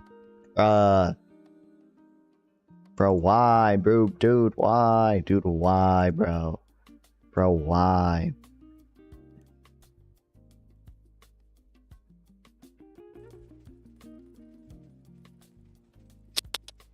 Fuck you, I have enough gunpowder here.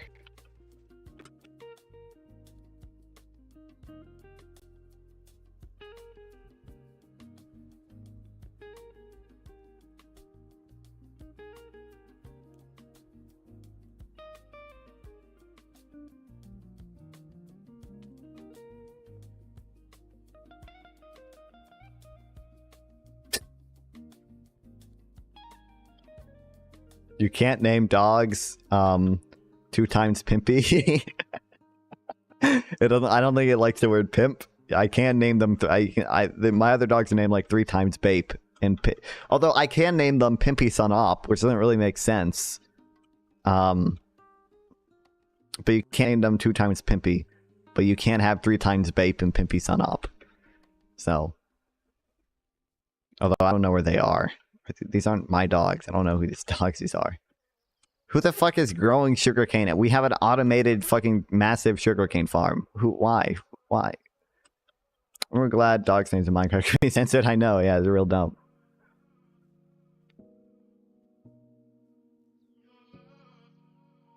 Do you think my wood farm has wood in it? 6 bamboo planks. Let's go. The kelp duplication thing does not seem to work. It breaks too often.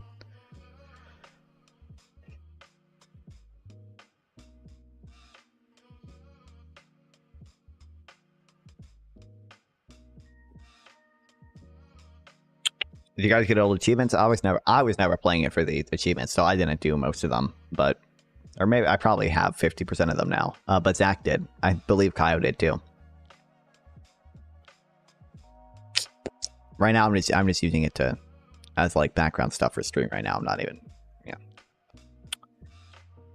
How people spend their basic income is probably the least interesting thing to me because because we all need to spend money on our basic needs, and the pilots always reflect that. But two things I do want to highlight about what Ultimate's pilot found is how the bank savings, how the bank savings and basic income recipients grew by 25%, and that spending on others increased by 26%.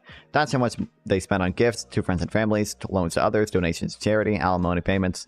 On average, recipients spent $310 more per month, and most of that was on food, rent, and transportation. They also spent more on childcare, which we know is something that better enables employment. Perhaps most importantly, though, it was the variety of ways in which recipients spent their money that supports the idea of universal basic income. Recipients expressed hundreds of different pressing needs, ranging from father funeral costs, back surgery. That's not a need. Fuck your father. Diapers for newborn, car repairs, fines for speeding tickets, unpaid school tuition, and a computer and internet service for distance learning, impending foreclosure,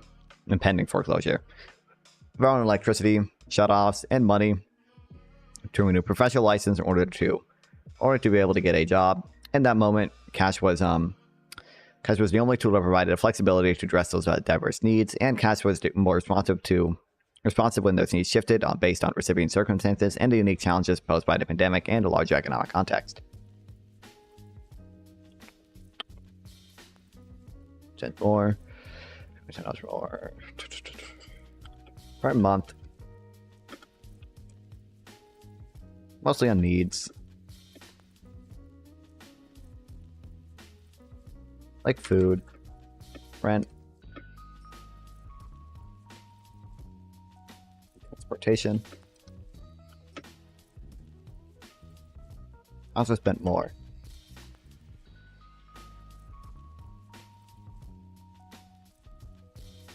Childcare, which enables employment.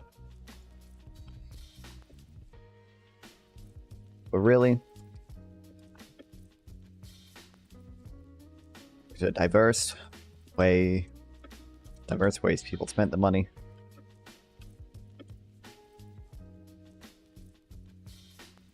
Best supports UBI.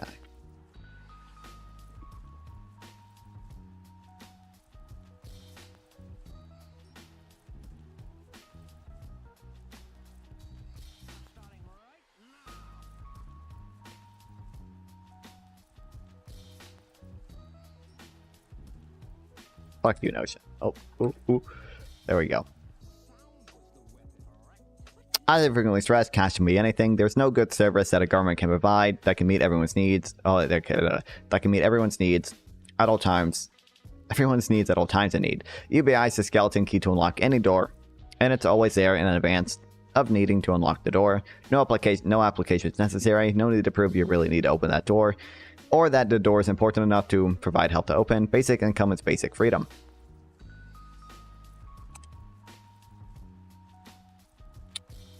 Real freedom.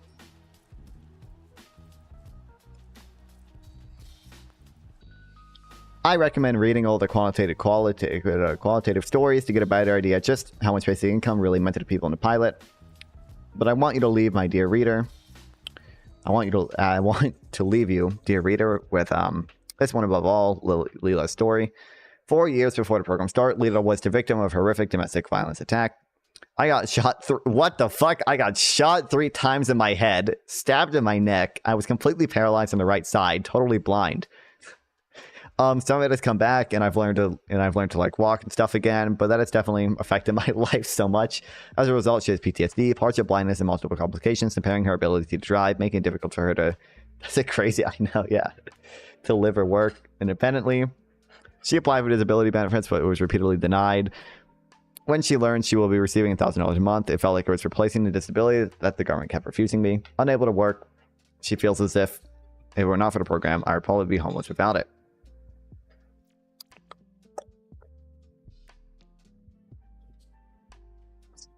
Yeah, UBI offers many freedom.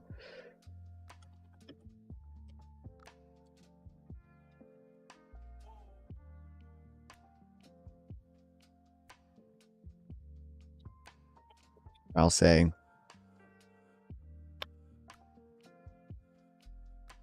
Leela's story shows how.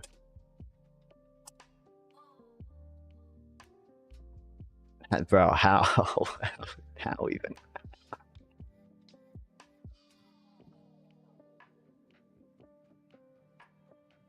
Three times in the head. With what? With like a BB gun? How do you live?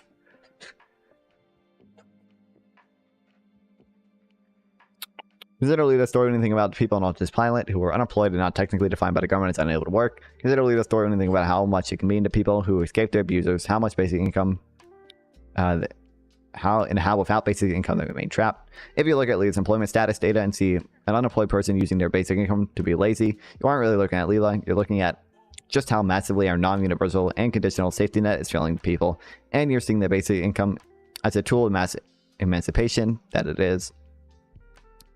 Sorry, aren't seeing. Yeah, so yeah, when provided basic income, people can work less because they have the freedom to do so. They gain the power to say no to abuse at home, to say no to abuse at home and work. They gain the freedom to start a business or be a stay-at-home parent. They gain the agency to choose to go back to school or to learn a new skill. They gain the liberty to seek a better job, be it in town or another. They gain the autonomy to purchase what they themselves decide they need most when they most need it.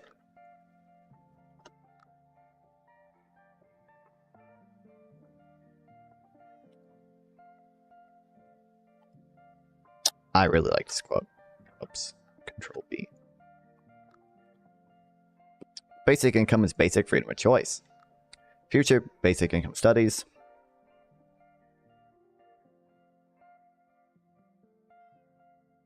I've read this.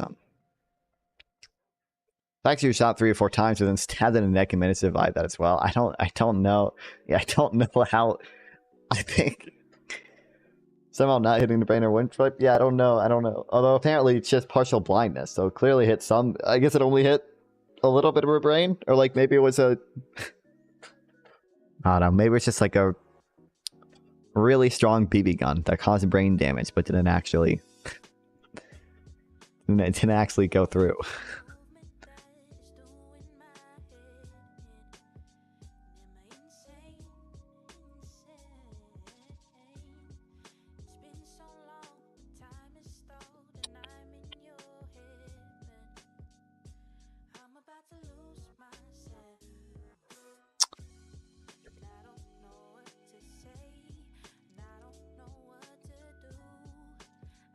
There will be more reports about the ultimate story. I'm personally curious to see if engagement in crimes among recipients went down or if recidivism went down, but I also don't expect any experiments designed like this to show us bigger impacts along these lines than saturation pilots that include entire communities. What I do expect to continue seeing study after study showing all kinds of positive results, most especially for those under the poverty line, where basic income makes the biggest difference. One of those studies has already been published since the release of ultimate pilot results. Another one of the biggest experiments in the US, where over 3 times as many people received a month in Elements pilot, and where their control group was almost 3 times larger, found that providing basic income to impoverished adults with kids in Los Angeles led to across-the-board improvements. The basic income recipients were more likely to secure full-time employment than to remain unemployed compared to those in their control group. They had better employment outcomes, felt safer at home, enrolled their kids in more extracurriculars, and were more likely to leave domestically abusive situations. Within the first 6 months of the program, participants left situations with intimate partners of domestic violence more frequently than the control group. In the last 6 months, participants were more likely to establish proximate safety and work towards protecting themselves in the future. Clearly, basic income is helpful to those in the poverty line and helps connect them to jobs they want to take in a power center to refuse abuse. It is an escape from abuse, and it is seen over and over again in the qualitative data. Almond's pilot and it is seen again in the Los Angeles pilot and many other pilots too. In Kenya, physical abuse of domestic partners dropped in half.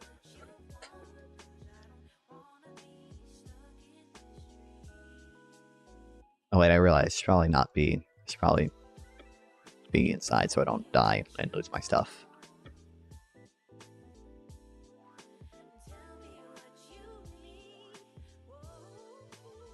They need to build a different fucking base, dude.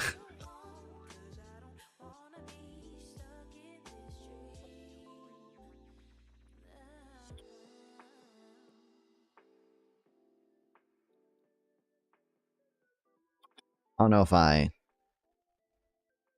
Yeah, I don't know if I need to write some of this down.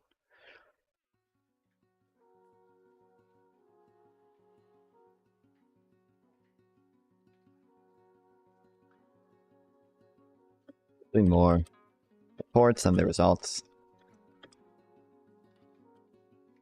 Analyze.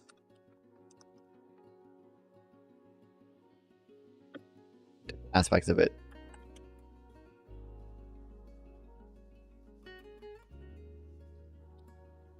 So, such as if crime among recipients went down, or recipients went down.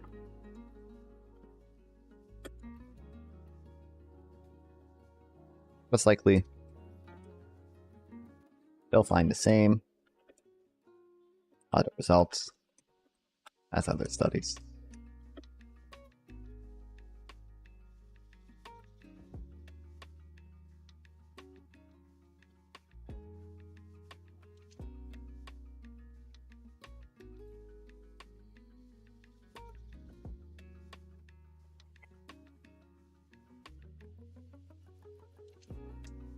Found that basic income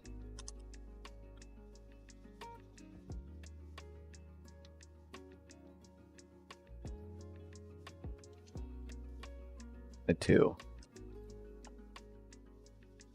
improvements in full-time employment, intermediate unemployment compared to the true, or sorry.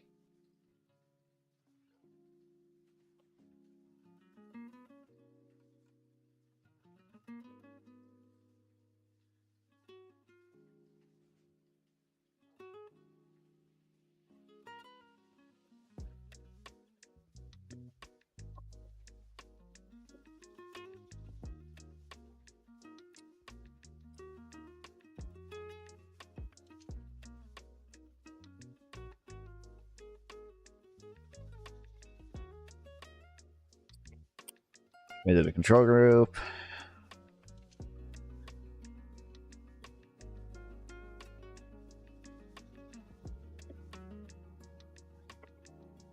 Also enrolled there. It's in more extracurriculars, and we're more likely to leave domestically abusive situations.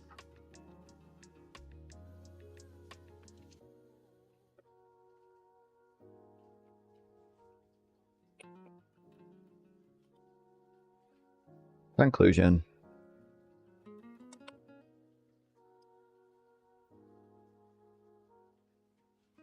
Almond's pilot was an interesting experiment, but as with other pilots, most interesting stuff to glean requires nuances and closer looking. And it requires a nuance of looking closer, looking inside the averages, and considering the total context of all pilots that came before it and are still to come. It is inside the averages that we see no reductions in work among those who don't have kids or over the age of 30. Employment reductions were only significant for single parents who cared more for their kid, or to choose between the ages of 20, or for those between the ages of 21 and 30, many of whom went to college or job training. The impact in the above group works out to about 17 days less per year, and in that context, the U.S. is the only OECD nation with 0 days of paid vacation, whereas every other OECD nation has at least 20 days of paid vacation, except for that of Japan and Canada, and don't only consider this in the context of a paid vacation, but also paid parental leave. If a mom of a newborn reduced their employment by a year by using her basic income as paid maternity leave, that would drag up the average unemployment for all parents. The average paid parental leave policy duration in OECD is 12 months. The US is 0 months. Yeah.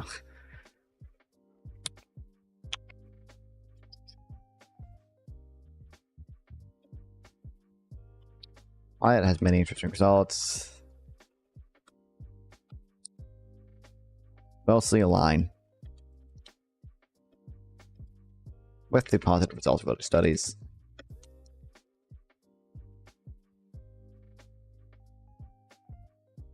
Also require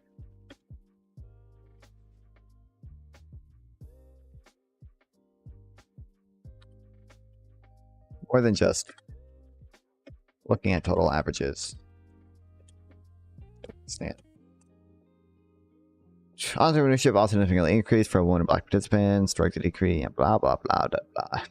Fears that base income would lead to dramatic decreases in employment, but none of that data supports that fear. Not even all the pilots showed a slight decrease in slight decrease for parents and adults. Clearly, all of the resources put into making sure people are working or seeking work is pointless. Clearly, the means testing that excludes such a huge percentage of people in poverty and causes so much stigma is needlessly harmful. Clearly, all the administrative overhead into going into avoiding just sending people money to spending on anything instead of insisting on anything for cash is wasteful. So why are we wasting so much money on the paychecks of middlemen bureaucrats instead of just sending the money directly to people to spend in local economies? The way that we go about the existing safety net is harmful, wasteful, and expensive. It leaves many people out who fail to test and effectively punishes people for increasing their incomes when it's pulled away as a consequence. And the fact that almost everything we do isn't cash limits their usefulness to everyone who simply needs cash. Plus the knowledge that cash will always be there next month too. With the UBI, we can simply prevent the need for that. A boost of just $1,000 when someone is on the brink of homelessness can reduce it by 88%. We are spending so much more than that, treating the results of homelessness. Jesus fucking Christ, hold on. I don't know why I can't read. God damn it. Here's one final thought experiment to consider. If we had done an experiment in a country where with UBI and tested getting rid of it, and the results were that unemployment didn't change for those without kids and those over 30, but employment did increase by 17 days a year for those with kids and under 30, resulting in parents spending less time with their kids and young adults becoming less educated and skilled, and fewer women and black individuals becoming entrepreneurs, and men increasing their abuse of women, alcohol, painkillers. Would we consider that a success? Would we say it demonstrated that keeping UBI was a bad idea?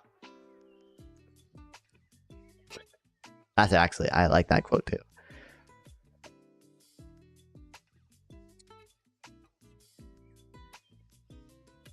Another thing to consider, analyzing, but the experiment was a success, is to imagine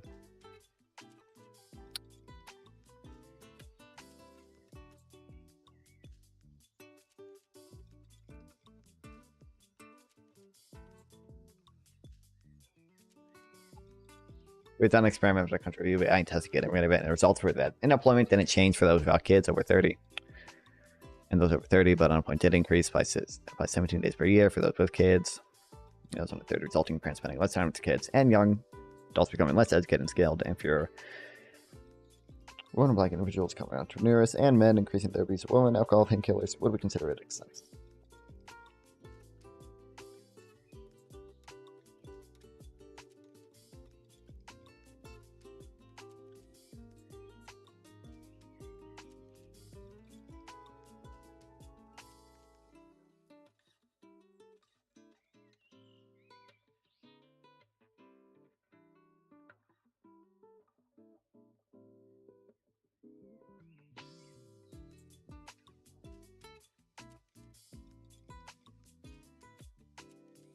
Also, again, size and retention.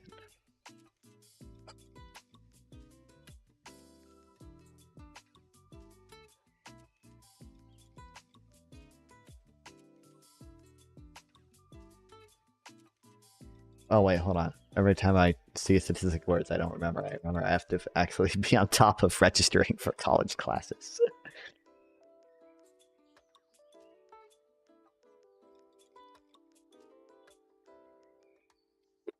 Also, I can't JSTOR or whatever. I think it's JSTOR, right? They won't let me exploit my college email for free access. I don't have access to many of the Many to think still.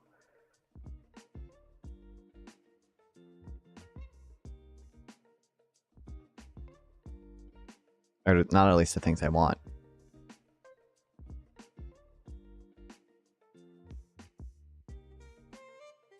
So I look up the UBI.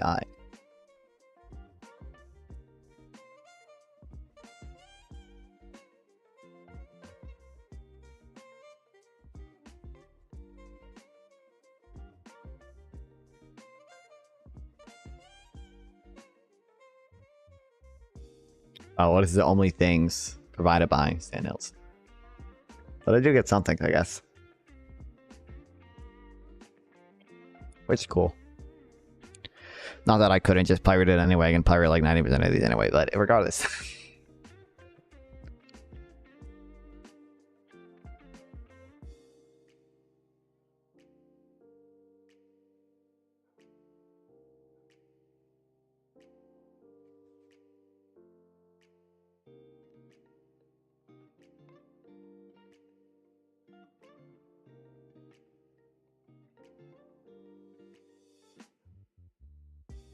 They actually fucking made these clickable. That's fire. Oh, also, I spent 32 well, I didn't spend. So my dad's money.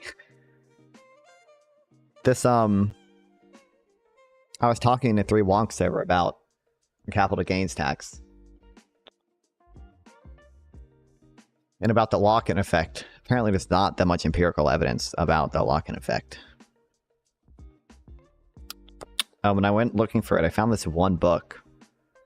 The Labyrinth of Capital Gains Tax Policy. A Guide for the Perplexed. I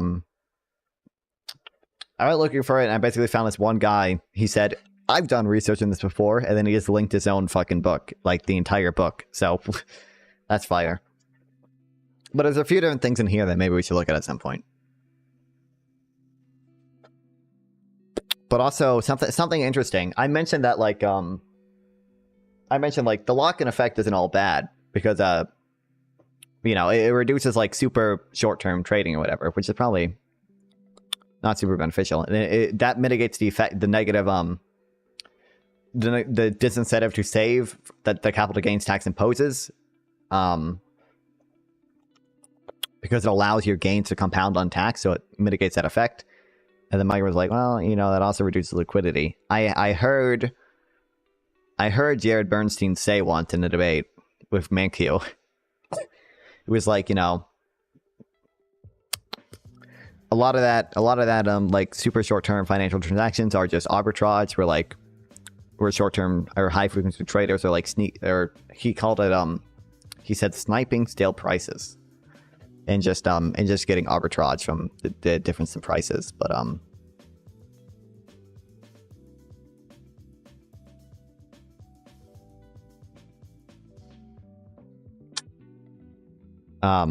yeah. And one thing he mentioned in here was that there seems to be evidence to suggest that a lot of high frequency, or not high frequency trading, but a lot of like short-term trades are made based on noise. I think it was in chapter 5. It was like citation 7 or whatever. Good stereo evidence that investor myopia and noise trading can be found at this, which I looked it up, but I couldn't really find it. Yeah.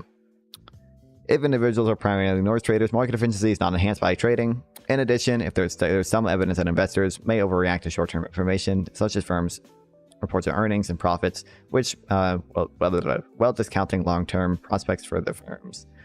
Trading based on short-termism may cause asset prices to systematically deviate from the inherent value of firms. Noise trading can increase the variability of market prices and make it hard to price with. Yeah.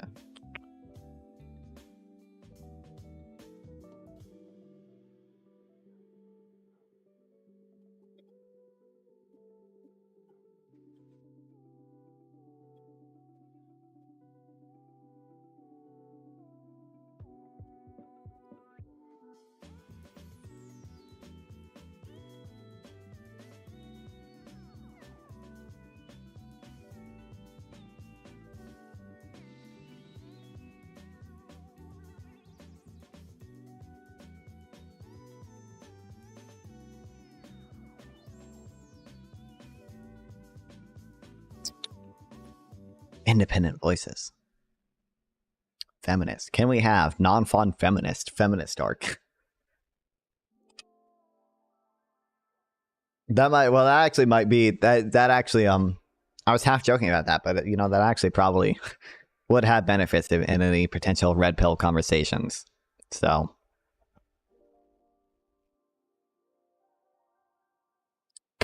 plus I don't know much about it and I probably should.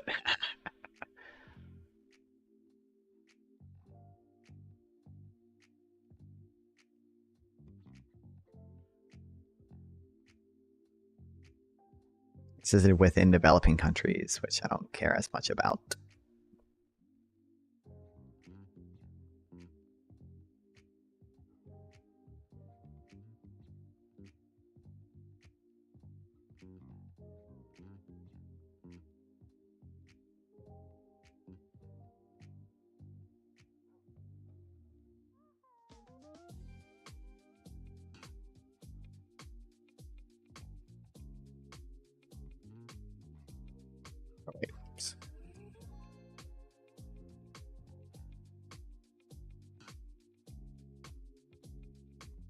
God damn, I hate Notion so much. Oh my god. There's got to be a way to get rid of this stupid sidebar that I don't want there.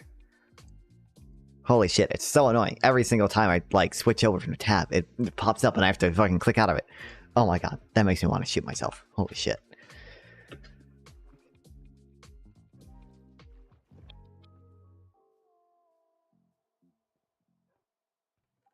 Okay, there's no... I think Zach probably planted this because he needed the stupid... trading 1,000 emeralds for 1,000 emeralds achievement, but there's no reason we need this. Also, I'm going to steal his emerald to buy mending books, now that I think about it.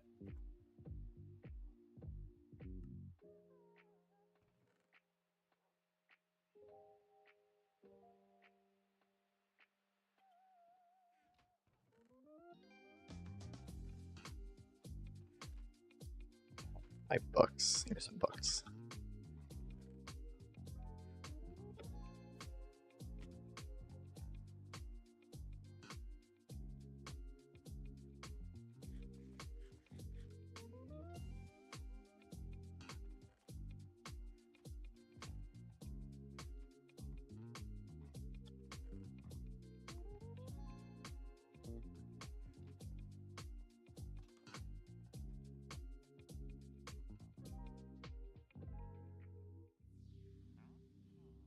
I need him dinner about.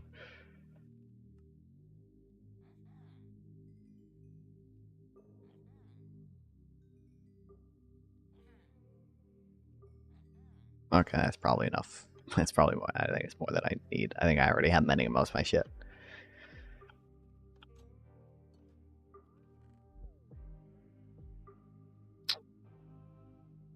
Well, I don't feel like...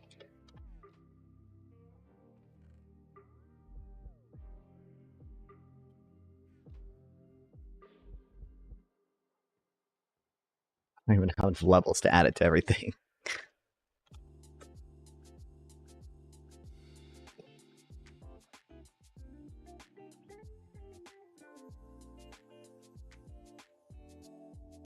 Mending.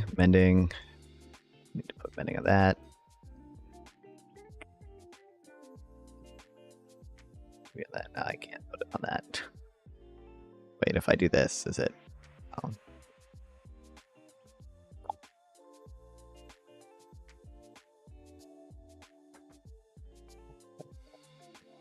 Damn it.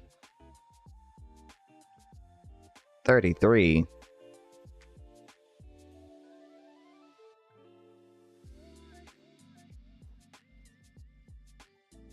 I can get levels really fast with this XP farm, but I don't feel like doing it right now.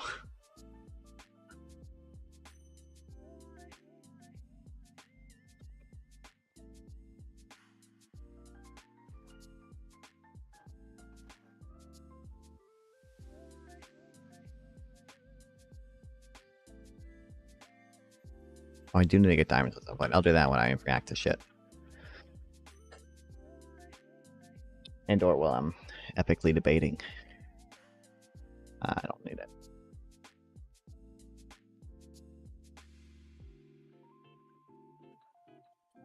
keep viewers, I gotta buy some of these shit.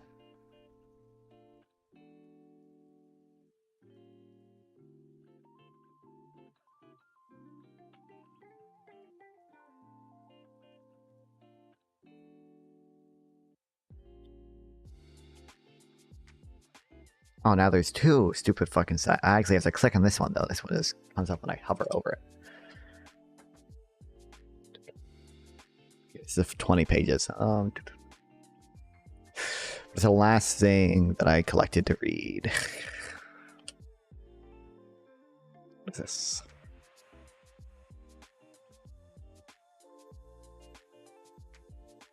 Legal evidence on the implementation UBI affects labor supply. Systematic review.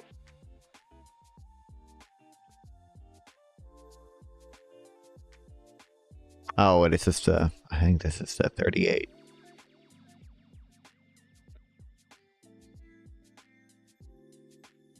Oh, this is really short. Okay, hold on, we'll read this and then I might just start the reaction stuff.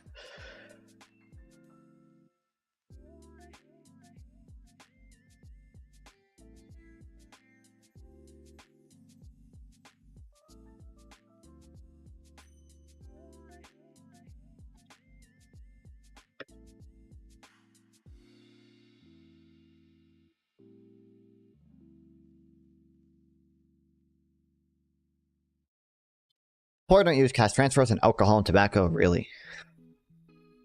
2 years ago, Anna Povin and I put together a working paper examining the benefits of using cash transfer. That are if they are more likely than others to spend money on cash to spend money in alcohol and cigarettes, temptation goods. That paper has just been published in the Economic Development and Cultural Change. The findings of the published version do not vary from the working paper. Across continents, whether the programs have conditions or not, the result is the same. The poor don't spend more on temptation goods.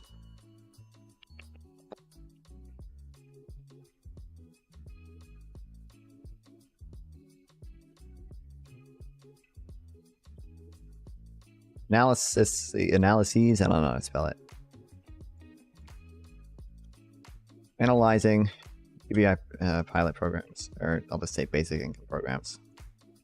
Cash transfers. Across continents. And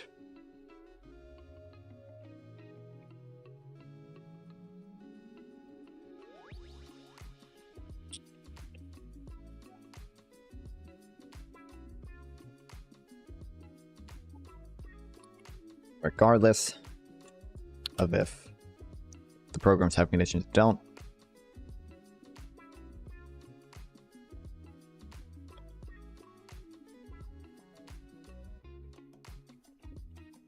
And we observed.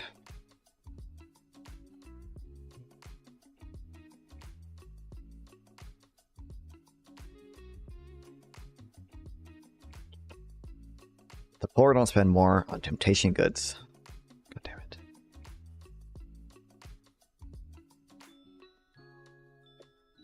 Alcohol or tobacco.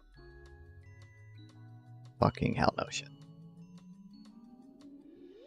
But probably the reason we complemented our complemented vote count, where you sum up how many programs find a positive effect and how many find negative effect with a formal meta-analysis. You can see the forest plot below. The results are not substantially different from the vote count review that we did in the working paper and maintained in a public version as a complement meta-analysis.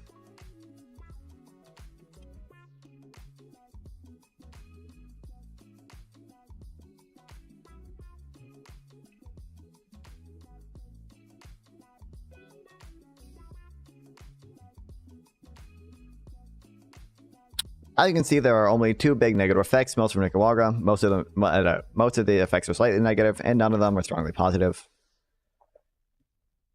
Does negative mean...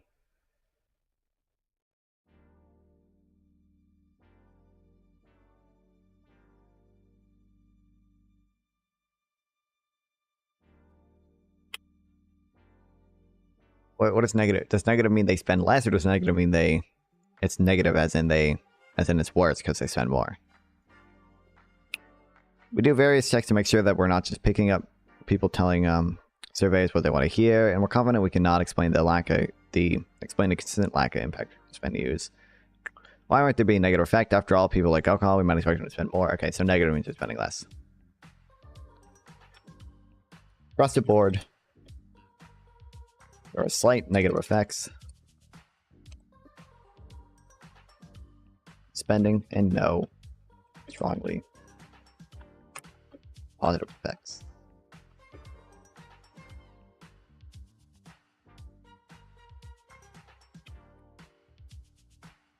More money if they have more money. We can't say definitively, but even unconditional transfer programs almost always come with strong messaging. Recipients hear again and again this money is for their family, that this money is to make their lives better, and so on. We know that from other areas of economics that labeling money has an effect called the flypaper effect.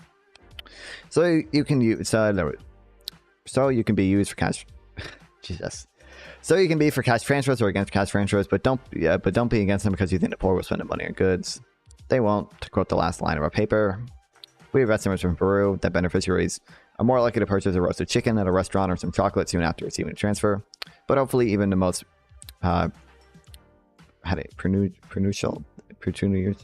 puritanical policy maker will not begrudge the poor for a piece of chocolate. Can't believe they would buy that shit. What the fuck? Can't have my tax dollars going to fund that. Not unless it's a Mr. Beast Feastable.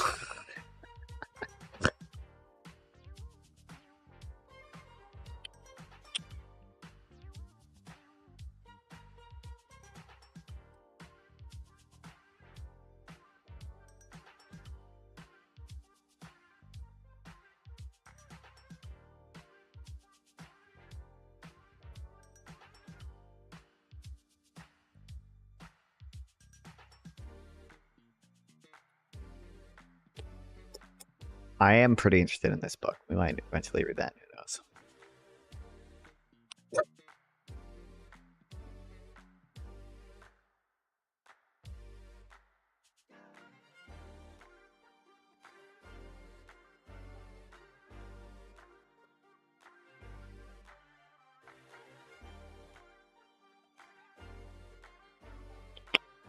I'll probably get back to this later. Alright, I'm gonna pee, and then we're probably gonna start some reaction shit. So I can farm YouTube views.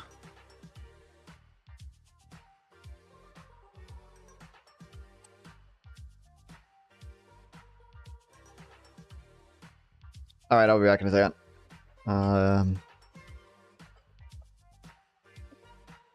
Minecraft protocol.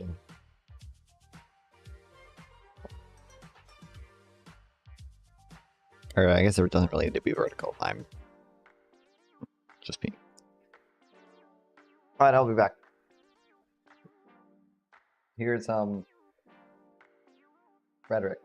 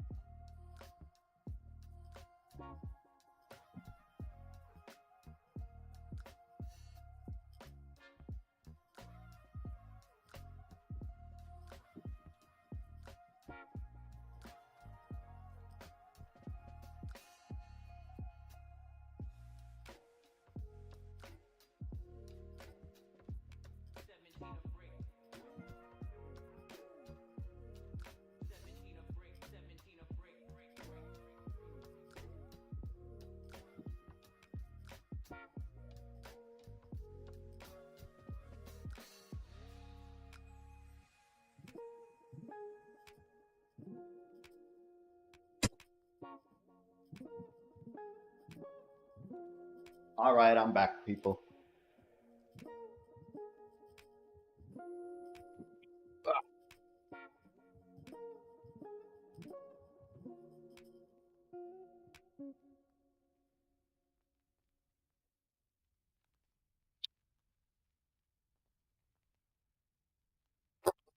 So this is the reason I want to read this is because it's by the same. This is a book by the person that by the same person that wrote, I think this one. One of these books that I was interested in. So I think it's probably a good way to, yeah, this one, Basic Income Around a Free Society.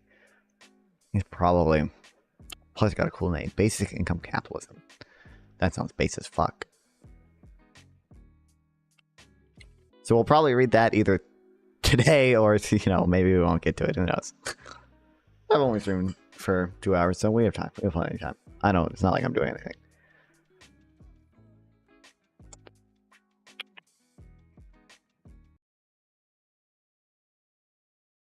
What? Yeah, let me open Minecraft again so I can load up the free leeching React content. Let's go. Let's go. You're comfortable with them stripping Rudy?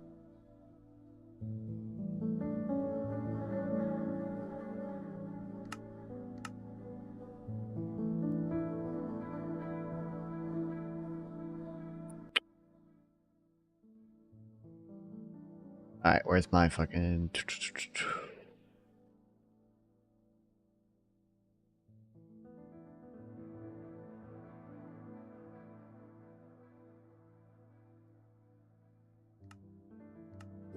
I've seen a short clip of this on Twitter. I saw the MAGA guy here seemed to be totally unprepared for this conversation. So it should be pretty interesting. We're gonna check it out and then we'll go back to reading after.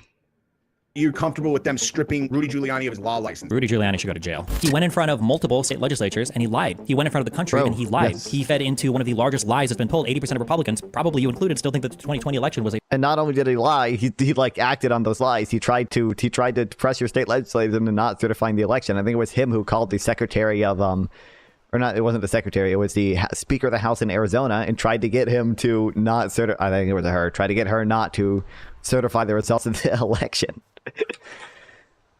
a fraud because of lies that he helped. And he absolutely, like, even if, like, let's say, like, Eastman or whoever, like, did not commit a crime, Eastman and Giuliani, they absolutely failed in their ethical obligations to Donald Trump. The most good faith interpretation of what Giuliani and Eastman did, and Chesbro too, Kenneth Chesbro, it was failing in their ethical obligation to tell Trump that this is a crackpot legal theory. Greg Jacobs wrote a good memo on that. Or wrote a good op-ed on that. Yeah, And he admitted that in court. When he was finally sued on these things, he said, yeah, I lied, but it's my First Amendment right to lie. I couldn't tell you a single thing about any of the stuff that Rudy Giuliani has said. Well, but you have a strong opinion about him him being disbarred. I have not been fed misinformation because I don't look into any of these things. Central bankers that are behind literally awesome. Central bankers. I'll design as central bankers. every single thing that happens that's negative about Trump. I'll pose a counter vision of what happened on January 6th. So you acknowledge the very first people in were people that broke through the windows. We can watch videos on it if you want. I don't acknowledge that because I don't know. And how do you have any opinion about this at all? They were protesting that they were going to certify the election results where they... Well, to stop the steal. What does that mean? Are you familiar with, like, say, like the elector plot? The what? Like, let's say that was true. A dragon could have come and landed on the Capitol if we're just talking about, Twitter. like, make-believe hypotheticals. Well, every single thing I just said is, like, beyond verified true. Like, it's not, nobody even contests this. People like Destiny. You know, I watch that guy and he makes me just want to vomit because he sounds smart. He obviously has a raging drug problem. Okay, that guy is eating no food. He is eating lots of uppers. True. And he thinks he's smart because he talks a lot. And he's got his brains going brrr.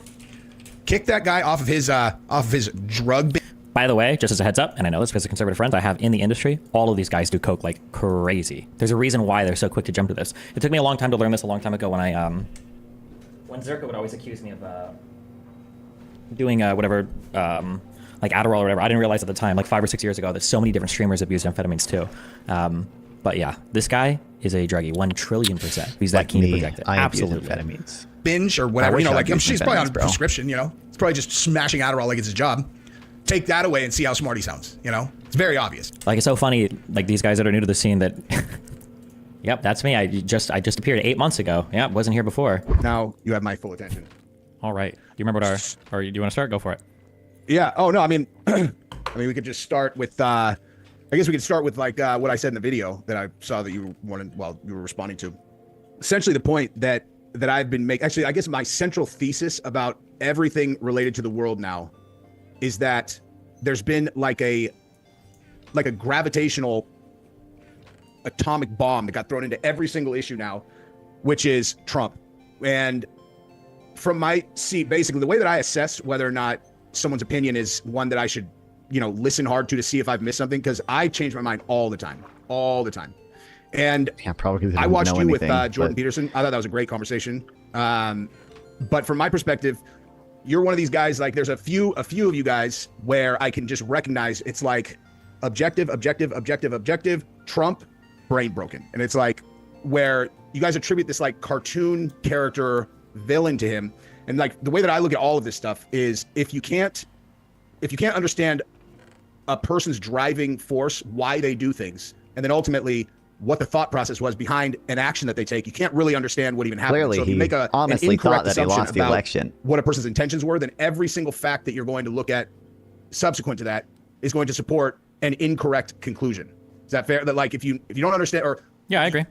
You know what I mean? Yeah. And like with Trump, I know so many people now that actually know him, because like a history of my kind of relationship to Trump politically was in 2016. I was appalled that he was president. I couldn't even wrap my brain around it. I was like, I saw it as like an institution that is sacred to the country and all of that stuff. I'm like, you can't just throw people into a role like that. But what I saw after that, as he, you know, started to figure out the job, is that there was this other thing happening. Did he ever really figure it out? And he started to look a lot more presidential to me while he was in the part of the reason he didn't really succeed with the Jan 6 stuff is because he didn't really understand the job, and he started acting too late. He probably could have done more things like to schedule off appointments.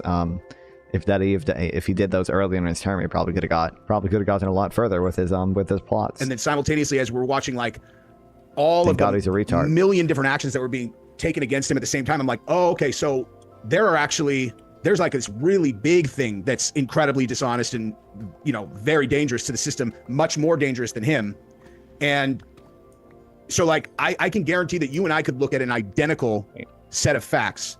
And if Trump is involved, we will have diametrically opposite conclusions. And it's probably for the same reason, except in reverse, where you see Trump as a cartoon villain, which I know is not true because I know so many people who actually know him personally.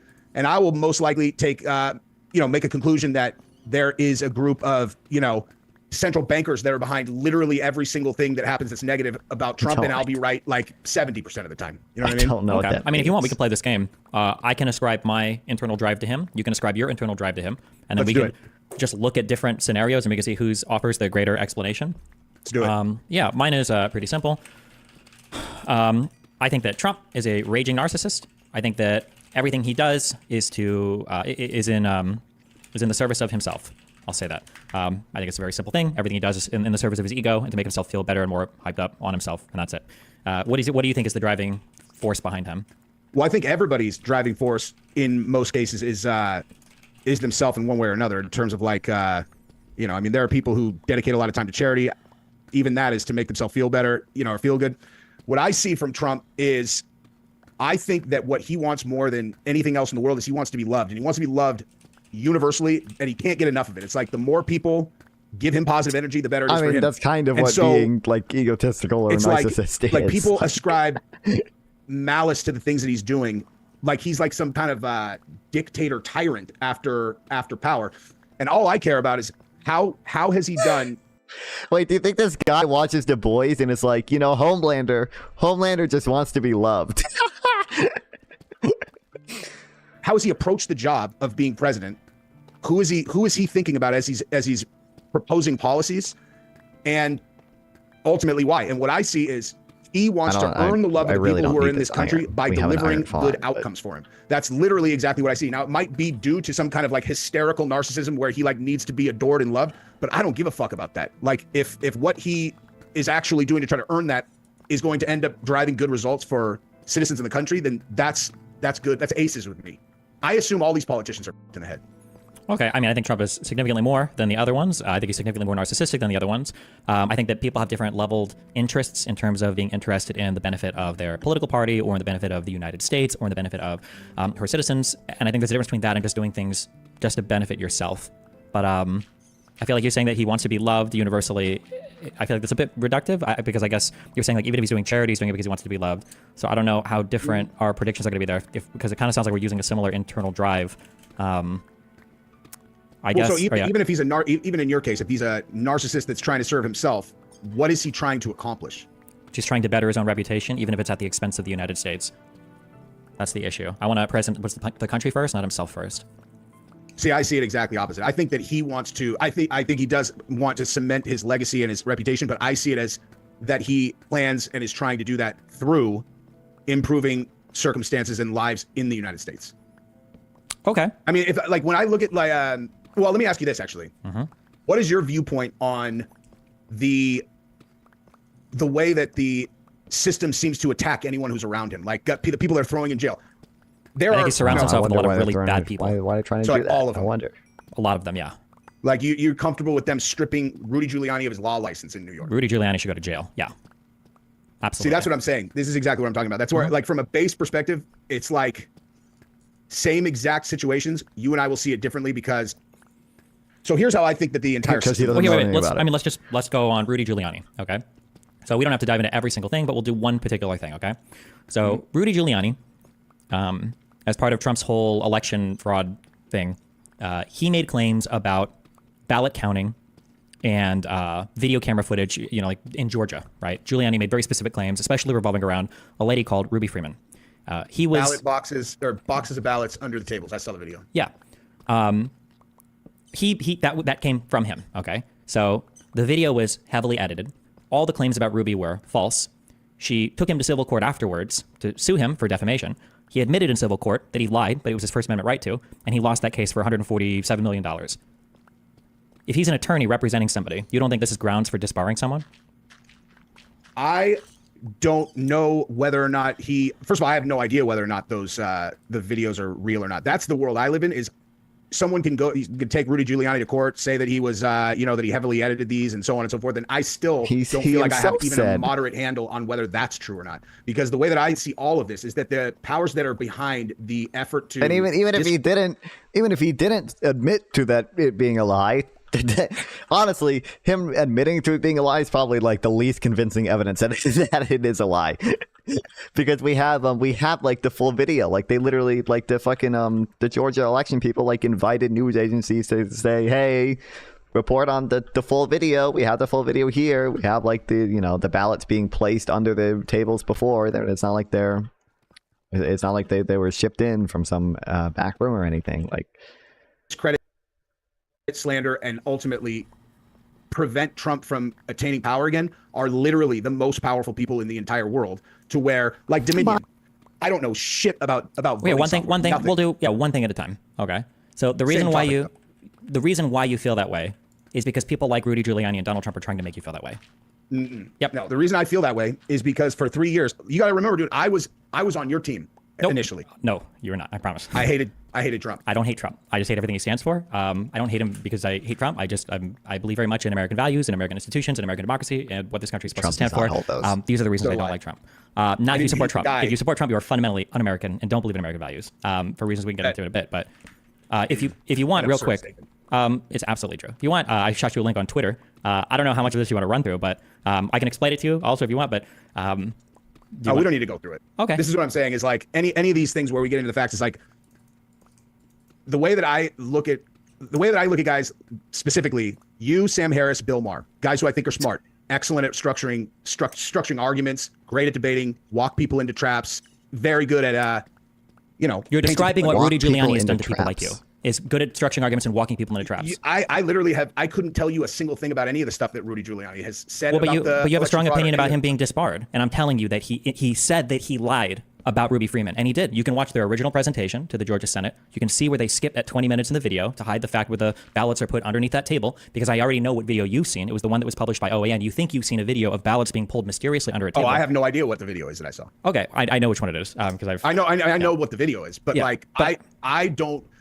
Just woke up. Well, welcome back. Whatever impression you have of yeah, my sleep schedule's a little bit teeny weeny fucked. Just a little. Whatever this kind of massive group of people that you think are like Trumpers or whatever, and how they interpret information, I promise I don't fall into those boxes. Well, then why do you think it's bad that Giuliani might be disbarred?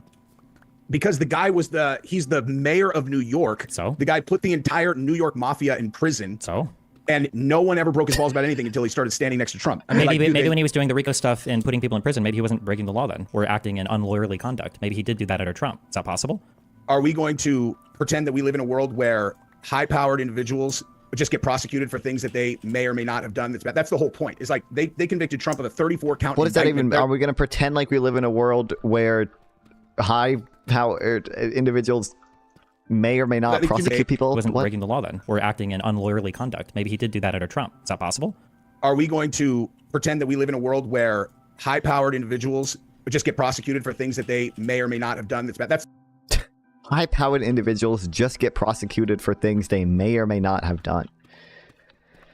I mean, like, Trump is I think he's the only former president to be criminally indicted, right? Like, isn't this this is the whole like evidence for him being like fucking persecuted or whatever, or the Democrats are basically prosecuting him. I don't even. That's the whole point. It's like they convicted Trump of 34 Trump's using count the background. indictment. I know. 34 just stay on Giuliani. Just one thing at a time. But it's the same thing. It's not. Exactly well, it is the same thing. You've been fed misinformation, and you want to think that everything is the same as everything else. And so, I haven't been. What I'm telling you is, I have not been fed misinformation because I don't look into any of these things strongly. I look at the outcomes and I go, oh, all right. So, I know about this story. None of them faced any. Yeah, I don't look into claims. I don't do my research. Why? This is the first time I've ever seen someone brag about that. Usually people try to hide it, but okay. Whatsoever. But this guy's standing next to Trump, whether he did anything wrong or not. They will try to destroy him, bankrupt him, ruin his reputation, take away his law license, and literally leave him rotting in a cell if that's what they decide to do. Like, he deserves it, though. He lied. He went in front of. Does he think there's never situations where you can deserve that, or you can deserve to be disbarred or put into prison? Like, state legislatures, and he lied. He went in front of the country and he lied. He fed into one of the largest lies that's been told. 80% of Republicans, probably you included, still think that the 2020 election was a fraud because of lies that he helped perpetuate. And he admitted that in court. I don't know whether the 2020 election was a fraud because I don't look into it, but I see the outcome of it and I see that people are upset. And when he was finally sued on these things, I can't be misinformed. I lied, but it's my First Amendment right to lie. True. And he lost those cases. Like, it's all a lie. But you think that it's all the same in your mind for no reason, though. Why? It is all the same. It is all the same. Like, on Rudy Giuliani, again, I haven't even looked. I know none of this stuff. But you have an opinion on it. You think it's wrong that he's being disbarred.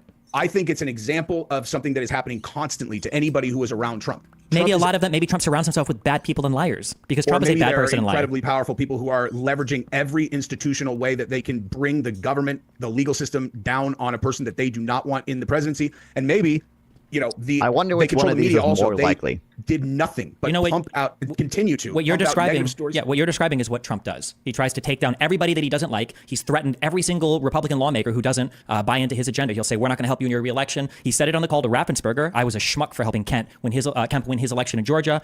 He threatened Fox News. That's why they started to run all the Dominion bullshit from Sidney Powell, is because Trump said he's not going to go on Fox News anymore. He's attacking them now because they're not. Remember after they called Arizona and he started going off on Fox? Like, Trump does everything that you're describing. Every single thing you're describing is what he does. That's his playbook. But you're pretending that the Democrats do it. I'm not talking to Democrats. I don't see the world as Democrats, Republicans. I think that is the mechanism that the people who actually run the world use to ensure that they have vice script control over anyone who's going to sit in any type of office that can pull strings globally. That's I think that Trump slipped in the back door because they thought he couldn't beat Hillary Clinton. He won, and they were like, "What the fuck? He won't listen to anybody. He's doing things his own way because he's Trump." They start wigging out. They're like, "We need to get this guy the fuck out of here." And the way that I ended up changing my mind and deciding that the bigger kind of threat to what I see as American values, America in general, which is I see America as the citizens of the country. That's all I see America as, is when I listened to, I literally watched and read every single thing about the Russia collusion case for 3 years, literally for 3 years. Oh, but he's informed in that, I guess. He's finished. Like, he is going to get buried.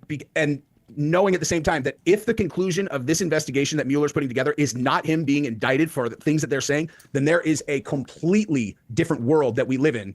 Because MSNBC has been saying this as facts. If even like, how do you feel about? Well, let's say that's true. Then how do you feel about the fact that nothing came out of Hillary's emails?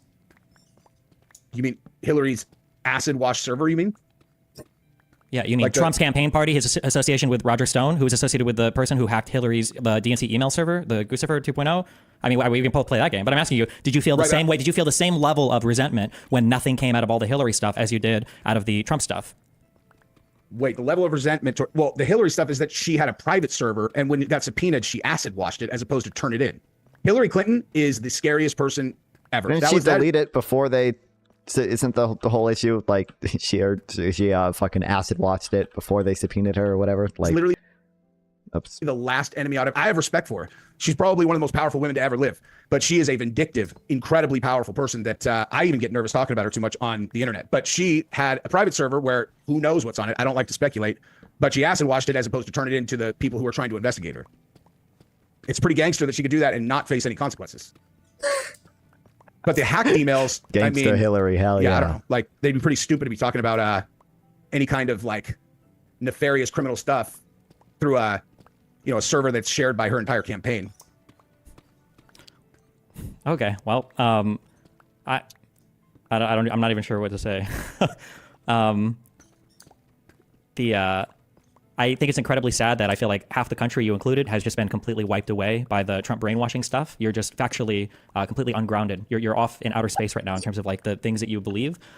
We can go through any individual particular case if you want. I can talk to you about the entire Hillary thing from start to finish. I can talk to you about how there are standard procedures to wipe servers, including the destruction of devices. I can talk to you about how you don't even care about the fact that she had a private email server, because I bet you've never talked about the fact that Donald Trump and his people were using private phones and emails, but Republicans never care when it happened. I mean, we can go through any one of these things in detail if you want, and I promise you will be wrong on every single thing, but it's up to you what you have the patience for. I guarantee that regardless of what topic that we talk about, if Trump is involved, your conclusion will always be the same. Like, whether you know this about yourself or not, this is a fact. Yeah. If Trump jaywalked in New York and a person got hit by a car across the street, Attorney General filed aggravated manslaughter charges against Trump because he's a famous person and he should have known that if he crossed the street without using the sidewalk, that people could get killed. So that's what we're doing. You would be on here supporting an aggravated manslaughter charge because the dude jaywalked. That's you hate him. Like, you guys hate him. And if you say you don't hate him, I disagree with you. I mean, I think he's un-American, and I think he's a threat to the order of the United States. Like, I think he's historically bad for the country, and I think that he's bad for what this country represents. I think that people like you have a greater allegiance to Trump than any part of the United States. That's a ridiculous. You know nothing about my politics at all. That's completely not true. That's just fundamentally not true at all. Okay. He does have Trump sneakers in the background, and he is. I guess he's too uninformed. He had to. I mean, again, the issue is he has opinions, but he apparently chooses to not be informed of these things. But I feel like when he's saying central bankers are behind everything, evil central bankers are behind everything bad about Trump. We kind of know a little bit about your politics. We know what type of person you may be. at all. Do you think like, that I'll give you an example of here's how I see America. Perfect example. Brittany Griner is arrested in Russia, and you have a lot of conservative retards that are like, let him have her. Let him have her. I'm like, are you out of your fucking mind? She's an American, and she's in a Russian gulag, and she's being held as a political prisoner. She's American. Like, we can argue about whether her views are stupid or not when she gets home, but I will always have her back because she's American, and she's being held, you know, again, as a political pawn in Russia. Like, to me, Americans are America. Yeah, I wonder. And what I'm saying is, like, he has not used the words, and I'm sure you're yet. sick of We'll talking about the there. firemen, but like, this is your guys' issue. Is you've attributed so much villainy to Trump that a thing like a father firefighter, a guy who goes fishing on Saturday, a guy who, you know, doubles as a church cleric or whatever, can be at a rally with his family having a good time, and a minute later he can get shot in the face, and his daughters actually see their father's blown up corpse in front of them, and it makes sense to you that guy is not worthy of empathy because he was a Trump supporter, not any of those other things. That's what I'm talking about. Is like, when people say the Trump derangement syndrome thing, that's what they're talking about. Supporters have spent their entire lives of Trump in office, the past 8 years, making fun of or going after George Floyd, BLM victims, anyway, Paul Pelosi. That guy, yeah, he tweeted out some dumb shit as well. Yeah, about the Japanese will get over I wonder if this guy's informed on George Floyd, or if he has not looked into it. So, you know, he doesn't know whether or not George Floyd died of fentanyl or a neck compression. You know, he doesn't know. He just doesn't know. The fucking nuclear bombs. I would say Putin over 3 other like Democratic politicians or whatever. Like, so he deserves to have his face blown up over his daughters. Deserving to have your face blown up is different than somebody not having sympathy for something happening to him. Those are two different things. Somebody deserves to die at a political rally or anything, obviously. But like, having sympathy for a side that has continued to ratchet up the temperature it's and not a lead side. to the destruction of the country. It's a dude. It's a single dude. That's what I'm saying. I do not see the world like you. It has nothing to do with Trump or whatever. If Trump disappeared tomorrow, my view of America would be identical. Like, to me, that's an American father who is at a rally with his daughters, who tried to save his kids, and he got murdered in front of his kids. I have 3 daughters. I don't even think I could accurately describe the level of trauma that would lead. It would destroy their lives. It would destroy my children's lives, these innocent little babies. If that was something that they saw, that's the end of their father getting his face blown up on top of them. And it's like, if you can't find empathy in that, like, where you're like, man, I mean, it means you've dehumanized the supporters, and you keep saying, like, this side, he's a guy. Like, he's just a guy who probably just watches a different channel than you do. Yeah, it's not just watching a different channel. Like, your side is involved in the destruction of this country, like the actual 80 million, destruction of this country. Yes, however many people are supporting Donald Trump, who is an un-American treasonous president, yes, are leading to like the destruction of this country. Yes, absolutely. And 80 million people on this side see the identical situation on the other side. Yeah, but the difference is those people but are I'm idiots. right, they're wrong. I would say the same in reverse. I know you would, but the difference between you and me is if you want to dive into the facts of any of these particular things, I will gladly do it, but you'll avoid it like the plague. Of course, you don't want to talk about what Rudy Giuliani was involved in, because if you did, you'd have to admit that there's a really good reason to disbar him. And of course, I wouldn't get into a fact-based conversation about any of this stuff, because I already know your opinion, and I'm sure that you have it's lots of facts. It's not about my opinion. It's just the facts of the case. It's the facts of the matter. It's very simple. You look at the court docs, you can look at the rulings. Like, Trump was convicted in front of a jury in New York State. You probably think that was really bad, but I mean, he went through the whole criminal court process and he got convicted. And you think that was probably on the up and up, given that the judge had donated to the opposing parties. Oh my God. Campaign, and then, like, let's say even if that was true, what would the judge donating to the opposing party? How would that lead to a conviction in front of a jury? If it were a different politician, then maybe we could have that conversation. Oh, what a great answer to the question. People's brains break on him. You keep saying people's brains break, but what I'm telling you is Trump is just a historically terrible person. So of course people don't like him. That's not like only a conservative would see a guy who's surrounded by 10 people who all hate him and go, "Wow, all those 10 people sure are deranged." Like, how does that make sense in your mind? What 10 people? You're looking at Donald Trump and you're going, it's crazy that every single person around this guy hates him so much. Like, wow, people sure are deranged about Trump. Maybe Trump is just a loser. Maybe nobody likes him for a good reason. What I'm telling you is I know people that I trust that know him. And I know people who just met him and spent a significant amount of time with him. And all of them have had the exact same thing to say. All of them. No offense, but like, his vice president isn't with him now. He didn't choose the same one, right? Very few people in his old cabinet will even endorse him. He attacked every single person in his administration. Barr quit after giving interviews because he was so tired of Trump lying about the DOJ. Every single major person that's worked with him has not endorsed him and doesn't like him and has turned their back on him and has flipped on him in court. Like, who are all these people? That's great that you have personal friends that might have good opinions about him, but like, this is a historically not liked person by even people in his closest inner circle. They were all like, none of these things are red flags. No, not in comparison to what I see on the other side. What I see on the other side is way scarier. My honest opinion is I think that when Trump got elected and the people who really run the world recognized that they had a vulnerability at the president of the United States where they're like, man, we can't, even though we have historically always controlled the person who's in this office, now we recognize that we have a global vulnerability here. And I think that what their solution has been to slander and try to destroy Trump's life and make sure he never becomes president and simultaneously weaken America to a point where they don't have that vulnerability anymore. Is there any single thing that you could see or be shown about Trump that would make you think, okay, maybe this guy's not a good guy? Of course. Like, what would you have to see? Like, what situation? We can do the Jan 6 stuff if you want. We can do foreign policy if you want. We can do any topic, any individual thing. There's literally not a person on earth that has any kind of carte blanche with me. Like, I'm not. This is what I'm saying. You see a guy who gets killed as their side, like, and it's, oh, he likes Trump, so like their side. It's like such a weird. I don't know. Like, I don't even know how to even respond to that. Like, I don't see people as like, oh, that person's a Democrat, and then like that's where like the conversation starts, like stops. I find it actually really bizarre that people make decisions about whether or not they like people or want to have them in their life based on what like politician they like. Like, to me, it's as insane as if you week to week watch like Survivor with your neighbor and you're like, oh, I like Rick, and they're like, okay, oh, I like Nancy. We're talking about presidents, okay? No, so I know we can do okay. On January 6th, Donald Trump watched the Capitol burn for 3 hours, and he sat there and watched it and did nothing until the very, very, very end. He finally sent a tweet telling people to go home. You don't think that was an abdication of his duty? You don't think he was watching his own vice president come under attack? You don't think that he? This is what I'm saying. There's no point in us talking about January 6th at all. Like, just because you're uncomfortable, because you know that the facts don't support it's not because I'm uncomfortable. Because Donald Trump I'll say things, you'll go, that's not factually accurate. You'll say things, I'll be like, that's ridiculous. Yeah, but I can prove every single thing I say. There's like 50 million witnesses to every point that I say. All you have is fantasy. Right? You don't have any facts. Okay, what do you think is one thing we would disagree with that I couldn't very easily, instantaneously prove that you would have no evidence for? I've looked at the Jan 6 stuff. I have looked at, and I've seen the stuff that you've talked about. The cops let him in. You've got like videos. Hold on, the cops. The first people. Wait. We can do that right there. How do you think the very first people got into the Capitol? You mean like what was the first attack? The first people that got into the Capitol building were people that broke in. It was Proud Boys that broke in with a riot shield. That's on video. We can see them breaking in. There are people that have been arrested. I think he actually just got sentenced like yesterday. Breaking into the building. We can watch all of that on video. Whether or not it's actual people or Antifa dressed up as Trumpers, and then the Trumpers come on. The whole thing is like people are not challenged. You do you see what's happening? I can't tell if you're aware of your own like mind rot right now. You keep pivoting away to these generalized points. Okay, very specifically, the guy that broke in was not Antifa. There was no Antifa there. Multiple people I'm not saying that, have said that like these are Trump supporters. It's not Antifa. These are patriots on the day of. The guy that broke in was not Antifa. I can give you the name. I can show you the sentencing. It's not Antifa. None of these people are Antifa.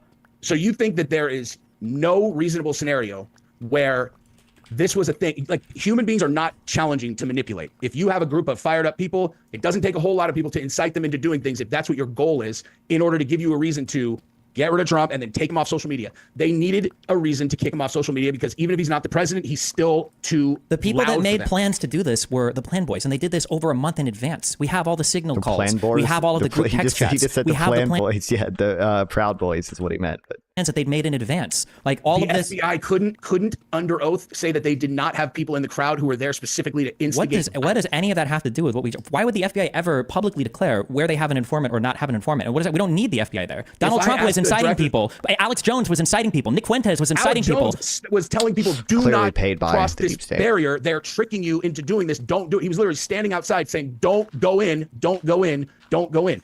Let's watch the InfoWars reporting on the day of Jan 6 and see what they were saying. See that they were saying I think it literally was InfoWars that said Ashley Babbitt is like the first victim of the Second American Revolution. I'm pretty sure that was the InfoWars reporting on January 6th. After, when he realized it, shit was fuck, yes, but Donald Trump was marching with all of them going onto the grass. Alex Jones was there with the loudspeaker marching, walking down to the Capitol with everybody. Walking peacefully down to the Capitol is a lot different than telling people to go inside. And when people started crossing barriers to go onto the grass, he was telling them, don't do it. He saw exactly what was going to happen. Alex Jones is totally batshit, but he's right. Gay. A lot.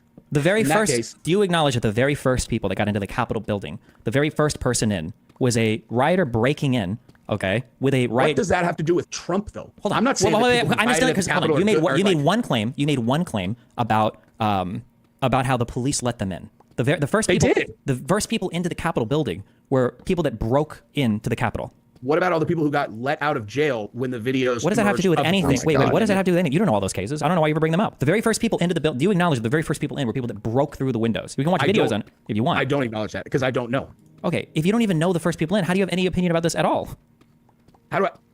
If there's a pattern of things that very clearly lead to an assumption that there was something much dirtier going on, like cops letting people in, like video. But you don't even know any of the. How can you? Like this video that I saw from Tucker Carlson, which is like 0.3% of the full footage that the Jan 6 committee provided him. You know, if I just watched I have looked into the J6 stuff. I've seen the spliced video of Tucker Carlson. Why is man playing Bedrock? Because we made this realm to get my friends wanted to get all the achievements on Bedrock, so we made this realm to do it. So yeah, I'm usually a Java player. I don't really like Bedrock, but welcome to the stream, Persian. Yeah, I'm just playing it so I can have something to do in the background while I farm YouTube React views. You know, Have a pattern if you don't know any of the underlying facts. I do know the facts. I've seen the videos of security guards walking these groups of guys around the thing. And then why is the shaman? Why did he get let out of jail again? Wasn't he convicted? And then he got let out of jail when the full record of video footage came out. They just straight up let him out. When does that happen in the American justice system? We're like, oh, this guy's innocent. I'm not aware of what you're talking about. The January 6th rioter was sentenced to 41 months in prison. I don't know what you mean about let out. Tucker Carlson did the expose with all the full breadth of footage from the January 6th, and he was shown. The full breadth of footage. Did he? Was it really the full breadth of footage though, or did he very specifically only show a very, very literally less than 1% of the footage to misleadingly paint a picture of what happened? Tucker Carlson did not give you the full breadth of footage. Tucker Carlson gave you a heavily edited, like 2-minute splice of him being led to the Senate chambers once the building was already broken into. Enough footage for him to just be let out of jail a week later. He wasn't let out. He served his time. No. Okay. No, the shaman got released. And anyway, it doesn't matter. January 6th is a single incident, and my contention is that it's not. Trump certainly did not have any intention of leading some kind of riot insurrection into the Capitol. Like, if someone goes to the Capitol building and they attack the police, they should go to fucking jail. We agree on that. Started rioting. But you're connecting this, assuming that the Proud Boys did go in first. That is not on Trump as an insurrectionist, because he was leading a protest that he never gave even a word of instruction that sounded like, hey guys, let's get in there and go fuck shit up. Let's take this place over. It's like tweeting that Mike Pence should come through. It's ridiculous. Everything that he said was the exact opposite of that. No, that's what Trump said for basically his entire speech. That's almost exactly what he said. Yeah. Then why didn't he get charged? Because they would have charged him. What is having to get charged? That doesn't influence whether or not he said these things during his speech at the Ellipse. So you think that the Attorney General or whoever would have been responsible for prosecuting Trump at the end of the January 6th hearings, you think they just let him off the hook if he said something that equated to? It's not about letting somebody off the hook. Taking somebody to court and trying to charge them with a crime relating to inciting a riot, that's a really, really, really high standard, right? You're talking about the Brandenburg test here for a standard of whether or not you can criminally charge somebody. But whether or not somebody can be criminally charged because you don't know if you would convict in front of a jury beyond a reasonable doubt doesn't mean a person didn't do a thing. I didn't say didn't. Well, I don't think you did. You just presented that as evidence. You were like, well, why didn't they charge him with a crime? Like, Donald Trump has used so much rhetoric that was like very obviously leading. I mean, everything that he said, the people walked from the speech to the Capitol building, and then the rioting continued, and people broke in. Like, that's exactly what happened. Did this all just happen on mistake by accident? Like, it just happened to be that people broke into the building and the certification got delayed. Peacefully walked down to the Capitol.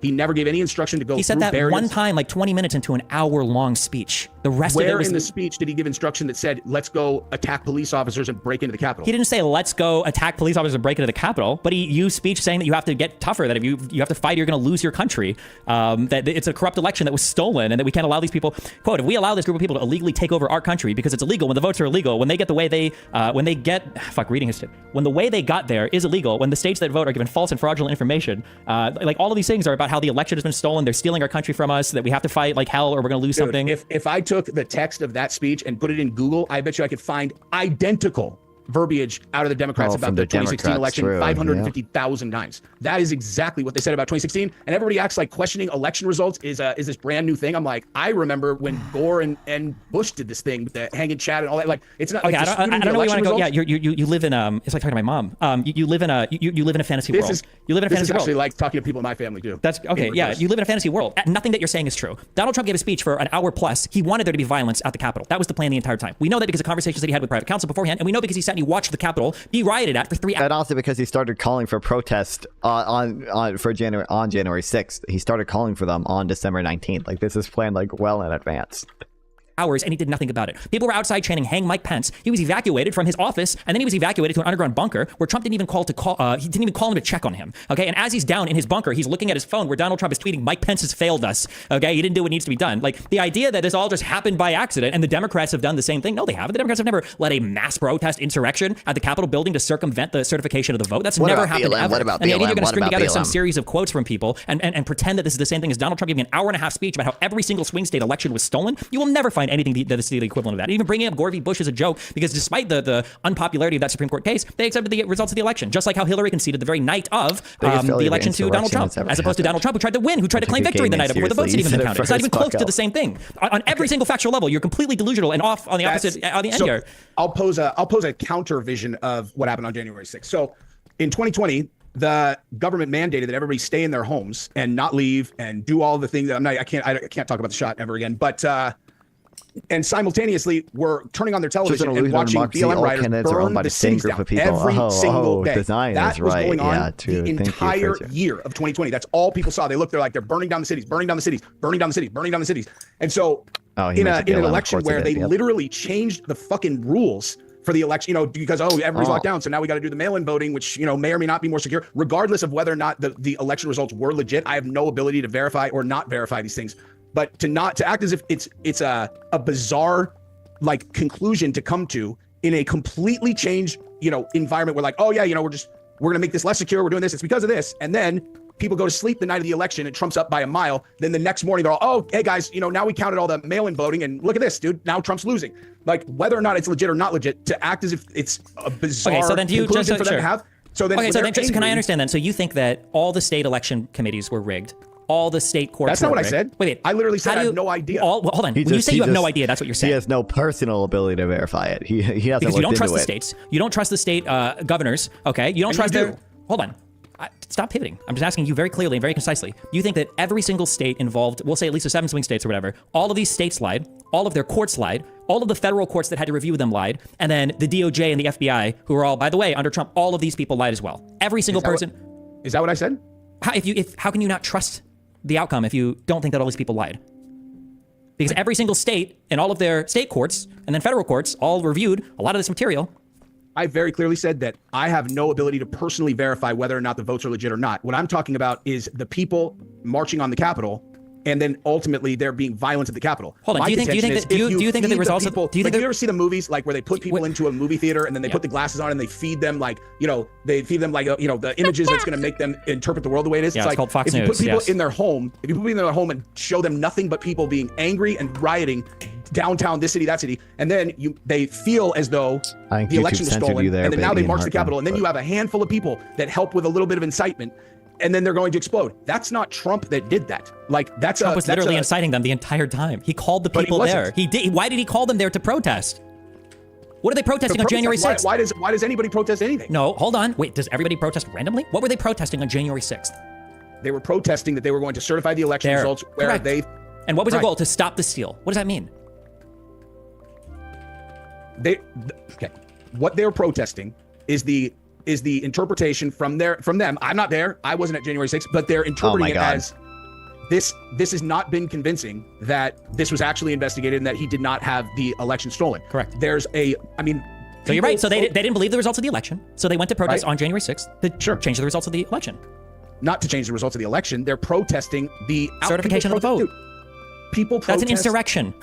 It's not. It is. You're saying they don't agree with the results of the election because they think it was rigged, and they're going to go and protest it to quote unquote stop the steal. Right. And so you're saying that this was a coordinated plan. No one said anything about, well, it was coordinated because Donald Trump, they didn't go on January 5th, right? They didn't go on January 7th, right? They went there on January 6th to protest what you said. People to protest, not to violently insurrect the government with no guns. Protest what? Well, he knew they had guns when he sent them to the Capitol because the vast majority of the people that showed up at the ellipse were outside of the secured area. The Secret Service told him there were people there with guns. That's one of the reasons why he wasn't allowed to go to the Capitol afterwards, even though he wanted to. And then he sent them to the Capitol to go and protest. What were they protesting? The certification of the vote. And what happens when they went there? They managed to delay the certification of the vote. What did Donald Trump do? He was calling senators saying, hey, maybe we should wait a little while longer to certify the vote. Everything plays into this one narrative of trying to stop the certification of the vote, stop the steal. That's what it was. It's so obvious. Every single part plays into this. It's such a crazy interpretation. Literally everything from the beginning. Hey guys, we're going to stop the steal. Everybody shows up on the ellipse at January 6th. Hey guys, just so you know, the election was stolen. You need to fight like hell or you're going to lose your country. This election was illegitimate. We need to hashtag stop the steal. People march to the Capitol, they protest and they riot and they have to stop the certification of the vote, which was the steal. And you're like, and then Donald Trump is sitting in his office for 187 minutes for 3 hours, not calling the National Guard or doing anything, watching them stop the steal. And you're like, bro, how could you possibly have this interpretation of events? What? Because you're making one gigantic leap that's not even defensible in any kind of reasonable way. What's gigantic the leap? All the way what the up hell? to yes, they are there to protest. They're there because of this. Then you leap to Donald Trump organized them with the intention of them rioting. That's just not accurate. Oh my God! There's he's the one that called them there to protest. He knows that, right? He knows that they were there because of Donald Trump. That Donald Trump was the one that called them there to protest. Does he not? Does he? Not there's that? no like. There's not even like a line of dialogue that you could say that would even moderately hold up. The January 6th committee, literally, they went through every single thing. They tried everything they could to nail him to the wall, and even they couldn't come up with anything realistic about him inciting violence. You can literally go through all of Trump's tweets before the day of. On January 5th, he tweets, "I hope the Democrats, and even more importantly, the weak and ineffective rhino section of the Republican Party are looking at the thousands of people pouring into D.C. They won't stand for a landslide election victory to be stolen." What does that mean? Right. He's saying that there's a lot of support for more investigation into whether or not he actually lost the election. On January 6th, the rioters are there to investigate? He didn't say rioters. He's the protesters are there you've been out of the because closet? they're unhappy. I'm still pretty deeply in it. I just keep denying to people that I'm gay, but we all know I secretly am. We all know. So, there's no point in me coming out of the closet because it's just so obvious, because I'm a liberal, so I have to be gay. Yeah. That the election's being certified when they feel that the election was stolen. Correct. They're there to stop the certification of the election. People coming into DC, this is a representation of a very large percentage of the population who agree with them. Yeah. You guys should pay attention because, but like none of that. January 4th, Donald Trump tweets out, "How can you certify an election when the numbers being certified are verifiably wrong? You will see the real numbers tonight during my speech, but especially on January 6th. Hashtag March for Trump. Hashtag Stop the Steal. Hashtag Do Not Certify." What about that sounds like, hey guys, let's go incite violence and raid the Capitol? How can you stop the certification of the vote? How did they stop the certification? They did it by rioting and breaking into the Capitol, right? Right, but so your contention is that because Trump said stop the certification, that means that he's like dog whistling to the group to go and invade the Capitol? It's a ludicrous conclusion. That's exactly what they did. They literally did this, and he literally sat by and watched it. But you're saying that he told them to do it or incited it directly. Yeah, that's what he wants. Yes, of course. He literally wants it to happen. If he didn't want it to happen, why is it that as soon as Trump saw this happen, why wouldn't he have made a call for people to go home? Or why wouldn't he have... I'm still voting for D's nuts. He ran in North Carolina. He was a North Carolina candidate. I'm voting for him. Deployed the National Guard. He did. No, he didn't. It took him 3 hours. I don't know the exact time. I do. It was 187 minutes. You need to go home peacefully. Yeah, yes. After 3 hours of his entire family and everybody else in the Republican establishment and the Fox and the right-wing media establishment begging him, please, and his son even sending him, please send these people home. Nonetheless, the argument that he incited them and told them to go in any way, verbally or non-verbally, is just not there. January 2nd, he tweets out, "An attempt to steal a landslide election win. Can't let it happen." How do you stop them from stealing? How is that telling people to go violently raid the Capitol? On January 1st, retweeting, "The cavalry is coming, Mr. President. Hashtag March for Trump. Hashtag Stop the Steal." The slogan is "Be there, we'll be wild." January 6th. What are they doing? He's promoting a protest. For the certification of the vote. Right. January 1st, the big protest rally in Washington, D.C. will take place at 11 a.m. on January 6th. Location details to follow. Stop the steal. How are they going to stop this? How do you stop the certification of the vote? How do you do that? You think just protesting outside is going to stop certifying it? Ian's just okay, like, do you think that... well, I guess in this case, a bad example, but I would have said, do you think that just because people are upset about, some incidents with police, that if they say defund the police, that they were actually expecting for the cities to defund the police? I'm saying, like, people protest things they're unhappy about. Wait, hold on. Yes, there were people that protested to defund the police, and they want them to defund the police. Yeah, it was stupid, but yeah, there were people that... Do you think that... That is my exact ideology, modern homosexual liberalism. Holy shit, I've never heard words so perfectly describe me. Yes, that is true. This is accurate. People that wanted them to protest, to defund the police. You don't think those people actually wanted the police defunded? No, what I'm saying is you're attributing a methodology and an action plan for stop the steal or stop the certification, which includes violence. It's not there. It's just not there. But it literally is. Donald Trump had fake elector slates made. He was trying to pressure Pence to accept these fake electors from these states, and violence was part of the way to pressure people in Congress to not certify the vote or to pressure Pence to... Do you think, this is a little bit off topic, do you think that Donald Trump, like, in your opinion, I'm not talking about the act. I don't know if you're going to accept this, but I am, in fact, straight. I have no interest in men. I only like women. I'm not bisexual. I'm not gay. I am, in fact, straight. However, I do love homosexuality because lesbian porn is hot. Actual vote counting, any of that. Do you think that Donald Trump and lift weights. really I am believed that vegetarian, the election was stolen? Absolutely I am not. a soy boy. He was lying So the you whole think time. the whole thing he's lying? Absolutely. Obviously. It's Yeah, so I obvious. completely disagree. Of course you do. But every single person around him that's credible, But I haven't looked into it. I just don't assume people's intentions like you do, even though Destiny actually has looked into it. But stop watching ethnically Jewish atheist content. entirety of all of his White House legal counsel, vice president's legal counsel, his Department of Justice, Man, these the chatters that come out at 6 a.m. are a little kooky crazy. everybody was telling him, these are bullshit claims. None of this is real. We cannot find evidence of any of these things. And Donald Trump went outside the White House to find a cackle pot of crazy lawyers like Powell and Giuliani and Eastman to feed him these crazy conspiracies to try to make him... Giuliani's a cackle pot lawyer as of when, though, prior to that? Everything that I've seen, he might have been in New York. I don't know. I haven't gone over his cases for that. But watching Giuliani's conduct during this stuff, yeah, he was an insane crazy person, of course. See, this is what I was talking about. If our base assumptions about what a person's motivations are in opposite ends, that's what I'm saying. I like how he just keeps repeating like base assumptions, as if Destiny's just like assuming these assumptions without like any credible evidence, when he's literally like top to bottom like read all the indictments of Trump. He's read like most, if not all, of the Jan 6 committee hearing. Like he's listened to the entire Georgia phone call. Like, holy shit. We're in a matrix of your own making, true. Yep. Pointless to even discuss the facts because, like, No, it's not about. No, you don't have any of the facts. That's the issue. You have a feeling that you've come that this can't possibly be true. I've gone through all of these facts. We can go through Giuliani's behavior in any of these cases. We can go through any of the facts, but you don't want it. You don't have any of those in your head. You just have an impression that Trump has given you, and because Trump has given you this impression, you're like, well, it can't possibly be the case that these guys are crazy. We are trying to drill into a single fact that you are attributing as truth. And that is that Trump incited violence. And you've gone through all of these things. And as a fact, he 100% did not incite violence. And we've seen that over the last 10 minutes. There's nothing there. Donald Trump wanted to stop the certification of the vote. Do you agree with that? Okay. He invited tens of thousands of people to the Capitol on the 6th. I bet he wished it was a million. Sure. Yeah. On the 6th. Do we agree with that? Sure. He said statements like, you need to fight like hell or you're going to lose your country. Do we agree with that? Like every single politician has said during a campaign. That's fine. That's great. That's great. Do you agree with that? That he said that? Yeah. Okay.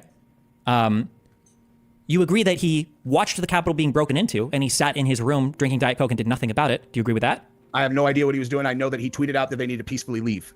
Okay, so you've conveniently, the only part you don't know is the timeline where he sits for 3 hours in his room doing nothing to stop the violence. You're only aware of the final tweet that he made at the end of the day. It was 4:17 p.m. is when he finally told people to go home. I don't know what time the riot happened. I don't know any of that. All I know is don't you think that's important? What if it was 3 hours? What if he he literally picked like the least relevant thing. Holy shit. Well, I don't know what time it happened. Sit in a room watching TV for 3 hours and didn't do anything while he watched the Capitol being broken into. Would that be evidence of the intent of him wanting violence there if he didn't do anything to stop it? No. Okay, what would you need to see to think that he wanted violence to be there? Besides a direct confession, or is that literally the only thing that would satisfy you? What would you need to see to think that even could be moderately interpreted as him trying to incite violence is not there. Okay, what about Giuliani? What about at the ellipse beforehand? Well, first, we're way past that. But at the ellipse beforehand, Rudy Giuliani literally says, let's have trial by combat. The election was stolen. We're going to fight to the very end to make sure this doesn't happen. Right before Trump comes on. Trial by I don't what the f does that even mean? Trial by combat is generally talking about one guy versus one guy and they fight to the death in like Game of Thrones. I have no idea what the fuck that even means. So unless Donald Trump says, I want you to go to the Capitol and violently break into the building, then nothing else counts as... I mean, he doesn't need to necessarily say it like that, but he has to he has to say something that could be interpreted reasonably that his intention was for them to be violent. There is no upside in him getting quote, we have overwhelming pride in this great country and we have it deep in our souls. Together we are determined to defend and preserve the government of the people, by the people and for the people. But I said something's wrong here. Something's really wrong. Can have happened and we fight like hell. And if you don't fight like hell, you're not going to have a country anymore. So we're going to walk down Pennsylvania Avenue. I love Pennsylvania Avenue. We're going to the Capitol and we're going to try and give, the Democrats are hopeless. They never vote for anything, not even one vote, but we're going to try and give our Republicans, the weak ones, because the strong ones don't need any of our help. We're going to try and give them the kind of pride and loudness they need to take back our country. So let's walk down Pennsylvania Avenue. That's like actually crystal clear that what his intention was for them to march down there and be loud, not. And he's saying, give the Republicans that actually is the exact opposite of inciting violence, because that does state his intention. And that was for them to march down to the Capitol and let their voices be heard, not break in and go fucking, zip tie people or whatever this ridiculous narrative was. Now you said that they knew that they had guns. How, like what number are we talking? Are we talking like 2 people that had a concealed carry permit? Because you definitely can't carry guns in Washington. Thousands and thousands of people. Thousands of people had guns. I don't know if they didn't arrest every single person, but when Donald Trump gave his speech in front of the ellipse, I think it was like 30,000, went through the magnetometers, and there were like tens of thousands of more outside. The majority of his crowd was outside of the secured area, and the Secret Service reported the reason why is because a lot of people saw that they had a scanner, so they didn't want to come through, and they'd seen some people in the crowd with weapons of what they could see. They didn't arrest and go and take everything, but Donald Trump knew there were people with weapons in the crowd before he sent everybody off to the Capitol to go marching, and that's why he wanted to go, but then they told him, sorry, we can't do like an off-schedule trip to the Capitol because we can't guarantee your safety, but yeah, he knew it, yeah. So you don't like assumptions in some cases, but in this case, because they didn't go into this area, we're just assuming it's because the vast majority of them were carrying firearms. They didn't go through I mean, why else would you go to Washington, D.C. to see Trump speak and then not go into the official area to watch him speak and stay outside? Not enough room. There was plenty of room. They just didn't want to go through the security scanners. I can't verify that one way or the other, but that's certainly not evidence that there was a bunch of armed people. Washington, D.C. The Secret Service saw armed people. I know they saw armed people. You've got a piece behind, shotgun behind you. Gun rights. Like in Texas, I can carry concealed without a license. I have a license in other states. Washington, D.C., you can't carry. Like you can't just be carrying a firearm. I mean, if it's concealed, nobody can see it. That's the whole point of it. Okay, so again, we're making assumptions that there were a bunch of criminals that were illegally carrying firearms. I didn't say it was criminals, but I'm just saying that like Donald Trump knew there were weapons in the crowd. The Secret Service told him. He said he didn't care. He asked them to take down the magnometers. They're here for me. They're not going to hurt me. It's fine. Donald Trump didn't care. He knew that there were people in the crowd with weapons. He knew this. Well, I can't verify that, but either way, if the people had weapons, none of them used them. So they clearly, if they were carrying them, were their personal protection the way that I carry every time I go. I didn't even know that Trump actually asked them to take down the magnometers. Anywhere here, just in case. Like, they didn't use them. No one used any guns, except for the cop that shot the lady, which I don't have I mean, listen, that's unfortunate, obviously, but like, that guy was probably scared shitless. He's got a mob of people coming for. I understand why he fired completely. Oh, well, I mean, he fired because she was trying to crawl into a secured area where they were pointing guns at, saying, "Don't come in here." With a mob of people behind her that might beat the guy to death. It's not a bad shoot in my opinion. It's tragic, but nonetheless. So what would you need to see? What? Kenley, I don't even know if Ian's gonna vote for Trump because it seems like he hates both of them. It seems like he's saying he denounces Jan 6, but I don't know if he cares about Jan 6 considering I think he was talking about how fucking Zionists controlled the world before. So what kind of behavior would you need to see from Trump to think that he probably wanted violence to happen on January 6th? Controlled by the Zionists too. Anything that indicated that at all. Like, give me an example of something that he could say or do. I can't just make something up because it didn't happen. So like, I don't know. I'm not that creative. Like I would need someone to like, okay, I'll give you a perfect example. If Trump wanted there to be violence, in my opinion, the easiest way to do that is to communicate with the leaders of these groups of people who are his supporters that might be willing to get violent, and you have someone contact them and let them know, look, if these guys don't, if these guys are going to go forward with the certification, then let's go shit up. Someone has to give instruction to a group of people. Like, can we agree that the Proud Boys, if given direction to go get violent, probably would have? I mean, unfortunately we can't touch a lot of that communication, but Roger Stone was in direct communication with people like the Proud Boys and the Oath Keepers. Roger Stone is literally in pictures with them, working his personal security, and he called them and talked to them. And Donald Trump had conversations with him on January 5th and January 6th. I mean, and they had weapons stashed outside Capitol. There were a lot of arrests about it. They related to the Oath Keepers, and the Proud Boys were the people that initially broke in. But and so they had the conversations. And how come no one on the Trump side got investigated or indicted for inciting if they gave specific instructions? Well, right now, Donald Trump. Well, firstly, Donald Trump has given a blanket pardon basically to everybody associated with him, including Roger Stone. Destiny. Number one, number two, because Donald Trump got immunity from the Supreme Court, it's really hard to probe a lot of this activity. Now, who knows if any of the original Jack Smith indictment will even make it to court? But he got immunity like 5 minutes ago, and the January 6th happened what, four years ago? Yeah, but the immunity applies to the same case. Right, but I'm saying you don't think that they had time to investigate it, like the January 6th committee. You don't think that they had time to investigate whether or not anybody on Trump's team gave it strict instructions to anybody to incite or you can cite executive privilege. You don't ever have to testify about conversations with the president. That's the whole point of executive privilege. And now because of the immunity, now even more of the conversations are protected. You think the leader of the Proud Boys, who got 22 years, wouldn't have given up the Trump campaign if he had gotten direction to get violent? Enrique Tarrio? I don't even know if he was in direct conversations with anybody with Trump himself. It might have just been through Roger Stone, and who knows what he testified to. Why wouldn't he? So he wouldn't have given up Roger Stone? He did. But Roger Stone was pardoned by Trump. I don't know what the rules are for like charging somebody if you've already been pardoned. So, but we're speculating now. Do you agree that it's just like this is the most obvious thing in the world? So it feels like very weird to like pretend that this is a real conversation. Do you agree? He did not. Do you agree? Do you agree? It doesn't sound less than, but I'll try to hear you. Is it really that bad? It should not be that bad.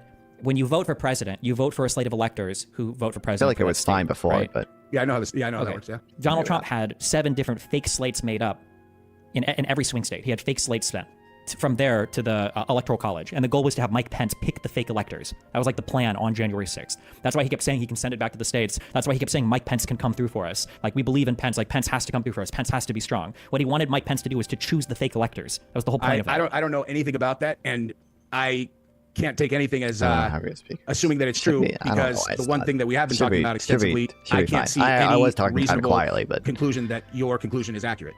Okay. Let's say that theoretically that was true. Do you think that would be bad? Can we say at least that? If Trump made fake slates and asked somebody to fraudulently just pick them, yeah, of course that would be bad. Okay. That was when he said Mike Pence can come through for us. What do you think he was talking about? I don't know. You said fight like hell meant that they should raid the Capitol. No, wait. When he was asking Mike Pence can do what we need to do. videos. What do you think he's talking about there? In terms of commentary, What I'm who's your saying is, favorite commentator? in I don't know our if I have a conversation favorite thus far, commentator. when you're attributing meaning to things that people don't say directly, I disagree with your people interpretation. favorites, So no. I don't. I like have Destiny. no I like idea Sam what he's Harris. talking I about like with Mike Pence. No clue. yeah. We just can't possibly know. Like, you know that, so for those fake slights, you know that, like, none of this is contested, right? Like, this is all in I open told you, I court. know Like, people nothing have about been. it. I'm not going to pretend like I know about the story because I don't know anything about it. Okay, like you can literally see. I mean, I can send you like there's like the fake slates have been filled out. All of that information is publicly viewable. That Trump's campaign, that Eastman Chesebro, and people working for Trump Giuliani were trying to organize, or they successfully organized. Destiny, I think he does a really good job, like researching a lot of things and understanding them. The point of January 6th And to stop the steal was to get Pence to choose the fake electors, I think or it's to just good reject all of rhetorically us too, because there's competing obviously. elector slates. I know nothing about that story at all. Okay, well, let's say theoretically, let's say that was true, and he wanted Pence to choose the fake elector slates, and then he also sent a huge riot down to the Capitol to try to encourage Pence to do the right thing. Does it seem more likely that violence might have been like a part of the strategy to pressure the politicians there into choosing the fake elector slates? I mean, if we're talking about, I mean, a dragon could have come and landed on the Capitol if we're just talking about like make-believe hypotheticals. Okay, well, every single thing I just said is beyond verified true. Like, it's not, nobody even contests this. I mean, I don't know anything about it. And Yeah, like we're I said, big Voss in terms fans of, here. No offense, just trusting that your fact pattern and the things support your conclusions. In this conversation, I disagree. That's a nice piece back there. The shotgun. You shoot clay?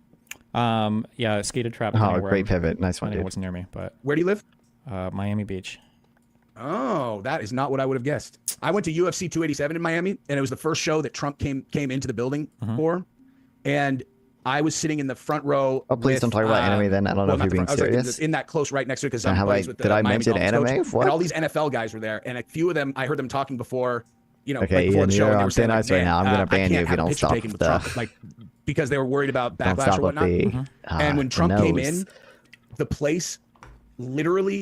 You said I've big never Voss fans. heard I was a crowd joking. go that bananas for anything. I've been to a million UFC shows. They cheered louder for Trump and longer for Trump than I've ever seen ever. And I looked over at the guys that had said it, and it's this look of bewilderment that I can't even describe. It's like it's like they were like, oh wow, I lived in this world where I actually believed everybody hates this guy, and now I'm faced with the reality that in this Not building, just those who everyone never not only named- likes him, they fucking love him. Okay, nice one. And it's like I've said it to a lot of people. I'm like, listen, dude, I don't care what you think of the guy.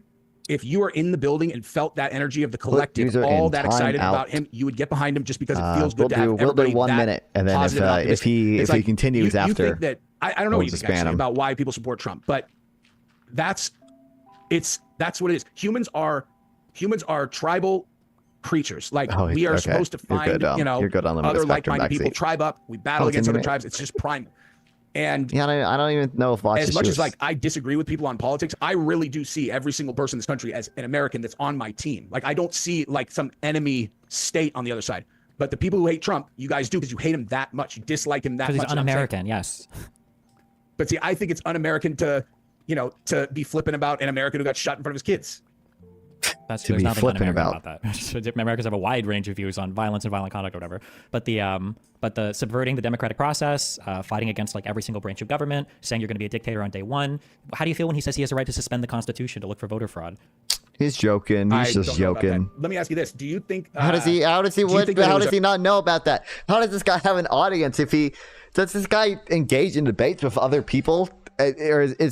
Or is he only like talk to Destiny? I would assume like all of these things are talking points that would come up in other debates that he has with people. I guess he just doesn't debate other people or something. a reasonable conclusion little that hat of his the video. supporters had that there Yeah, might yeah. have been widespread shenanigans in the swing That's states, true, yeah. No, given the this was circumstances. fabricated. He should have done it with his fashion arc. He did go on a fashion arc, so. Made by Donald Trump's campaign. And every single one of these major claims was a total and absolute lie. And you can follow the genesis of them all the way to the culmination. His fashion And it arc always did ends ultimately with result people in the like taxes Giuliani or for Powell Pence or in it, Fox News though. saying, we So- lied about this. That's why Fox News lost their Dominion lawsuit. That's why Giuliani and Sidney Powell said they lied and they settled with the states that they were fighting with. All of them did. Every So single who are one. some of the worst commentators in your opinion? It'd be like Alex Jones and Tucker Carlson, people who have like actually lost in defamation lawsuits, who like knowingly lied. I guess Rudy Giuliani isn't a commentator, but he did also lose the defamation lawsuit. Like people who are like openly, I would say Ben Shapiro is basically openly bad faith when it comes to covering Trump and Kamala, because he's admitted to like grading Trump on a curve. Like, yeah, I would say people who either knowingly lie, like Tucker Carlson and Alex Jones, or people who are openly bad faith, like Ben Shapiro. That's why he I'm not lost talking about 62 out of Giuliani. 63 of his court cases. I'm not talking about those guys. I'm saying the citizens of the country who voted for Trump, given the circumstances, was it reasonable for them to be suspicious of the election results, given that the mail-in voting thing happened? Trump is winning when they go to sleep. They wake up and suddenly it's flip-flopped. No, everybody knew that was going to happen. Every single person. People were talking about it beforehand. And why did they know that was going to happen? Because Donald Trump was telling his supporters from day one that mail-in ballots were going to be rigged, so they weren't going to participate in the mail-in ballot system. They knew that there was going to be. Interesting. I noticed you didn't mention Hassan Ali at all. Yes. I mean Hassan. I think Hassan's dumb, but I don't know if he. I would not consider him the same like level of bad faith or anything as either Ben Shapiro or people who like knowingly and continuing lie. Like because of the mail-in voting. But the reason that everyone knew that is I do because think the mainstream media told. But he doesn't even. I mean, I guess he's a commentator, but like his fucking stream is just watching YouTube, looking at Twitter. Like he doesn't even. I am farming React content right now. Like I do farm React content, but I also do like reading. Say Hunter Avalon takes the cake when it comes to bad faith arguments. I don't know anything about Hunter Avalon, but told him that. And the mainstream media, but Hunter Avalon has not lost the defamation lawsuit. Literally Notably, just controlled propaganda for the other side. So like that's not convincing that they said, No, oh yeah, hold you know, on. like Do you agree that Democrats took like social distancing and masking more seriously than Republicans? yeah. Okay, so they were more likely to vote by mail-in ballot than Republicans, right? Oh, I'm not saying that they weren't more likely to. I'm talking about God. Was it reasonable for the voters to be suspicious of the outcome? I'm telling you, I am not saying whether or not the. I hate when people like, was it reasonable to be suspicious? Okay, it's reasonable to be suspicious, but reasonable to be suspicious does not mean rejecting all evidence to the contrary. Like, it's fair to have reasonable suspicion, but that opinion has to change when you're presented with all this evidence to the contrary, as happened in the 2020 election. Like, we verified the election so many separate times through like so many separate channels. Like every like major claim of election fraud has been like totally and completely like totally debunked. That reasonable suspicion can't extend all the way to rejecting any claim to the contrary, to thinking that every single institution is totally and completely rigged and lying about the election results. Like, yeah.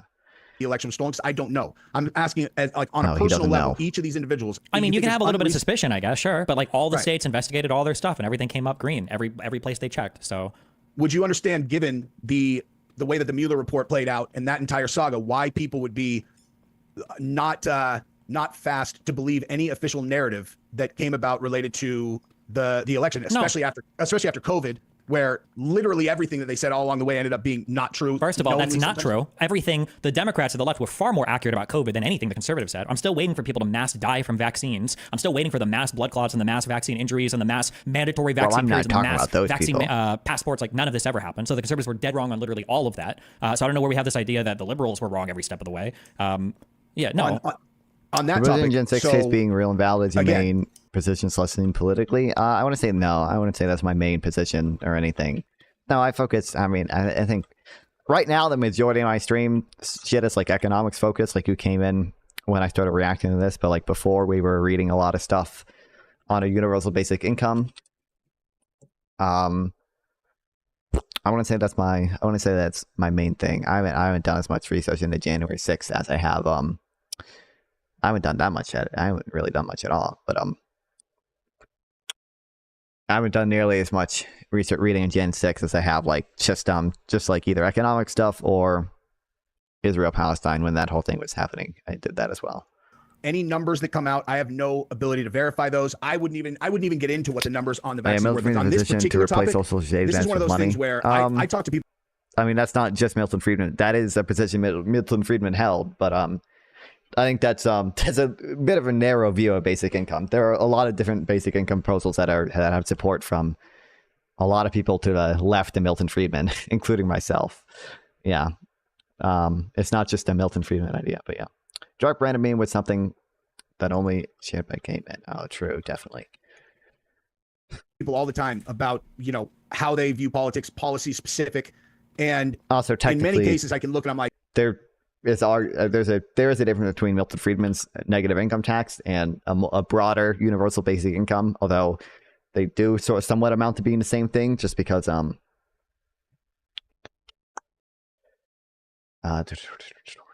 mean, they're both basic income proposals, and like obviously, rich people who receive UBI are taxed away that UBI, versus rich people just don't receive negative income tax in the first place. That's the difference there. like, this is like a game for this person. Like they don't really understand how this is going to, or hold on, wait, hold on. Just, before we move on, because you jump from everything. Do you acknowledge that every single conspiracy about vaccines ended up being incorrect?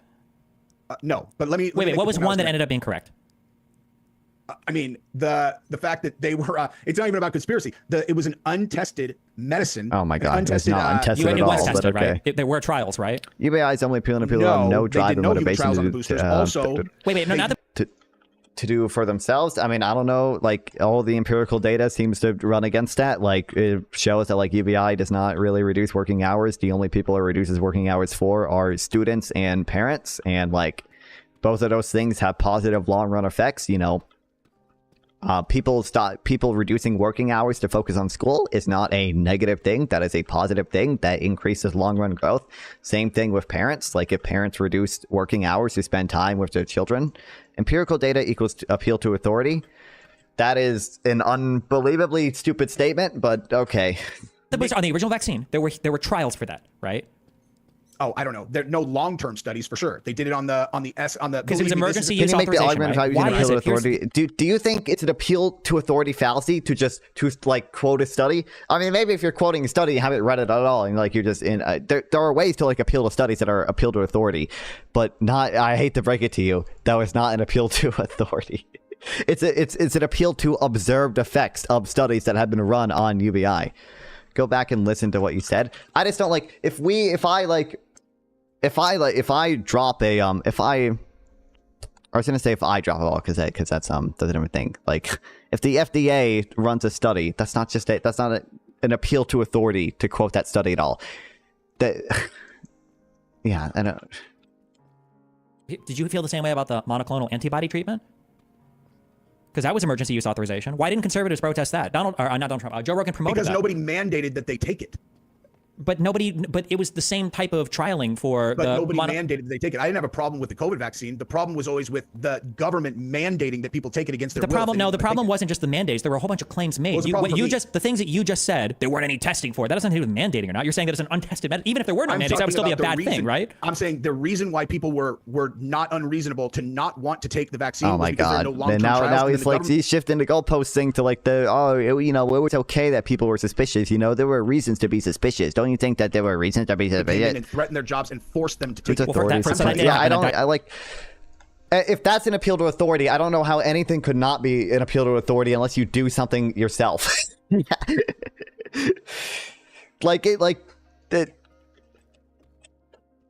I'm literally just quoting the observed effect of giving people money. That's not an appeal to authority. That's an appeal to empirical observed effects. Supplementing income clearly disincentivizing people to work. You're probably disincentivizing people to work less relative to the current welfare system, because the current welfare system is means tested, meaning benefits go away if you start working more. So you're disincentivizing them less because you prevent entirely the possibility of welfare cliffs from forming. So relative to the current welfare system, which I understand you also probably oppose. You're increasing the incentive to work. You're not decreasing it. Secondly, the argument is basically that providing UBI to people is probably going to provide to them some type of economic stability that's probably going to increase their motivation, or increase their ability to work even. Like if you can't afford childcare, and suddenly with a UBI you can't afford childcare, well then I can pay to put my child in the daycare, and I can go get a job. And there are other situations like that which increase the ability to work. You're increasing the incentive by that is not at all what I said. I don't think you are capable of understanding what I said if that's what you took away from what I said. Because I actually didn't say that. I said relative to our current welfare system, which has welfare cliffs, you remove the possibility for welfare cliffs. And I said B, providing financial stability to people can actually increase their ability to work, not their incentive to work, but their ability to work. That's what I said. Work enhances your buying power. That's the incentive. And said, yeah, like it's yeah, but he's saying obviously he is technically, I mean, it's obviously correct. Giving people money is to some extent gonna it doesn't disincentivize them to not work, but it doesn't provide an incentive to work, because technically you cannot work and still have your needs provided for. But like 99% of people are going to choose to work, but whatever. So free money increases someone's ability to work. Obviously, that is true in some cases, at the very least. Yes, you see, like it makes their legs work better. You understand? I literally cited an example where that would be the case previously, right? Like it makes their arms work better. I literally cited, if you can't afford daycare, and with UBI now you can afford daycare. Guess what? You can work more now because you can afford to put your child in a daycare facility. When you talk about developing topics like the 6 hostages who died in Gaza, I mean, I don't like covering the news like that usually, but I don't know. I talk about it sometimes. I saw a U.S. hostage died in Gaza. I didn't hear about the other 5 hostages. Daycare is taxpayer funded if you can't afford it. Not right now, not for most people. I'm pretty sure like Washington D.C. does have like subsidies for daycare, but I don't think that's true for the majority of people. Maybe it is. Yes, right now.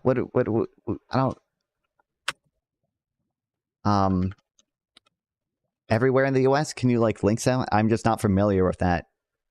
Child subsidy income bonus, child care assistance. I think we provide subsidies, but it's probably is not enough for most people because child care is so expensive. You're super poor, the government will pay for daycare.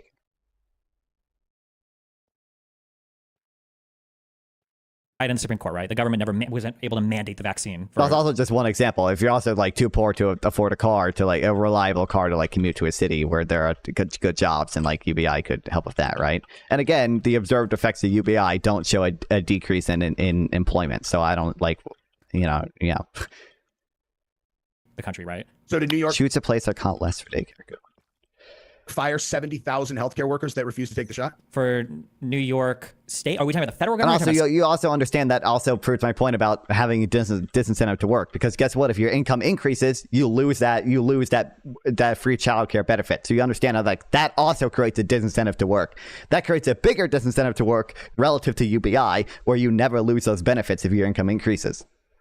So what's your stream mostly centered on a single topic with intermittent debating with chat and observed debates from Destiny?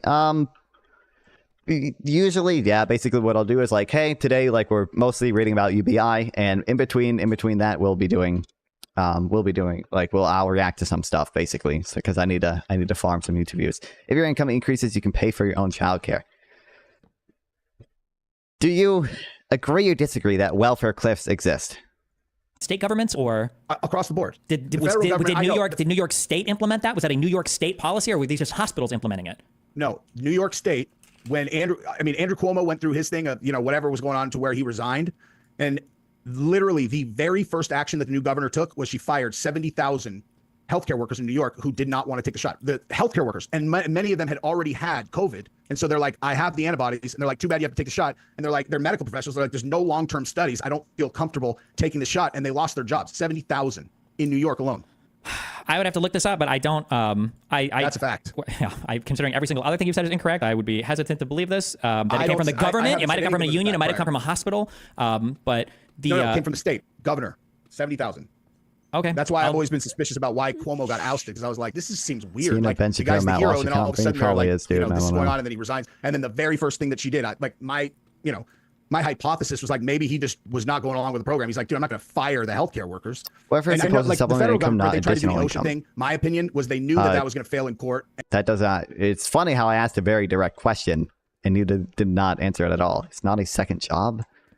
The point of a UBI is it provides a floor. It provides like a baseline state of living. It provides a floor that you can't fall below. So it's an anti-poverty measure. It prevents you from falling into poverty entirely.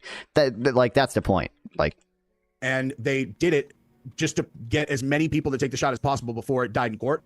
And listen, I have no problem with people taking the shot whatsoever. Everyone in my family took it. In all honesty, I probably would have taken it under different circumstances. Well, for claims about the health impacts of the vaccine, do you agree that none of those came true? No. Which conspiracy, which thing about that was said about vaccines at the time, which of those ended up being correct? What do you think subsidized housing is?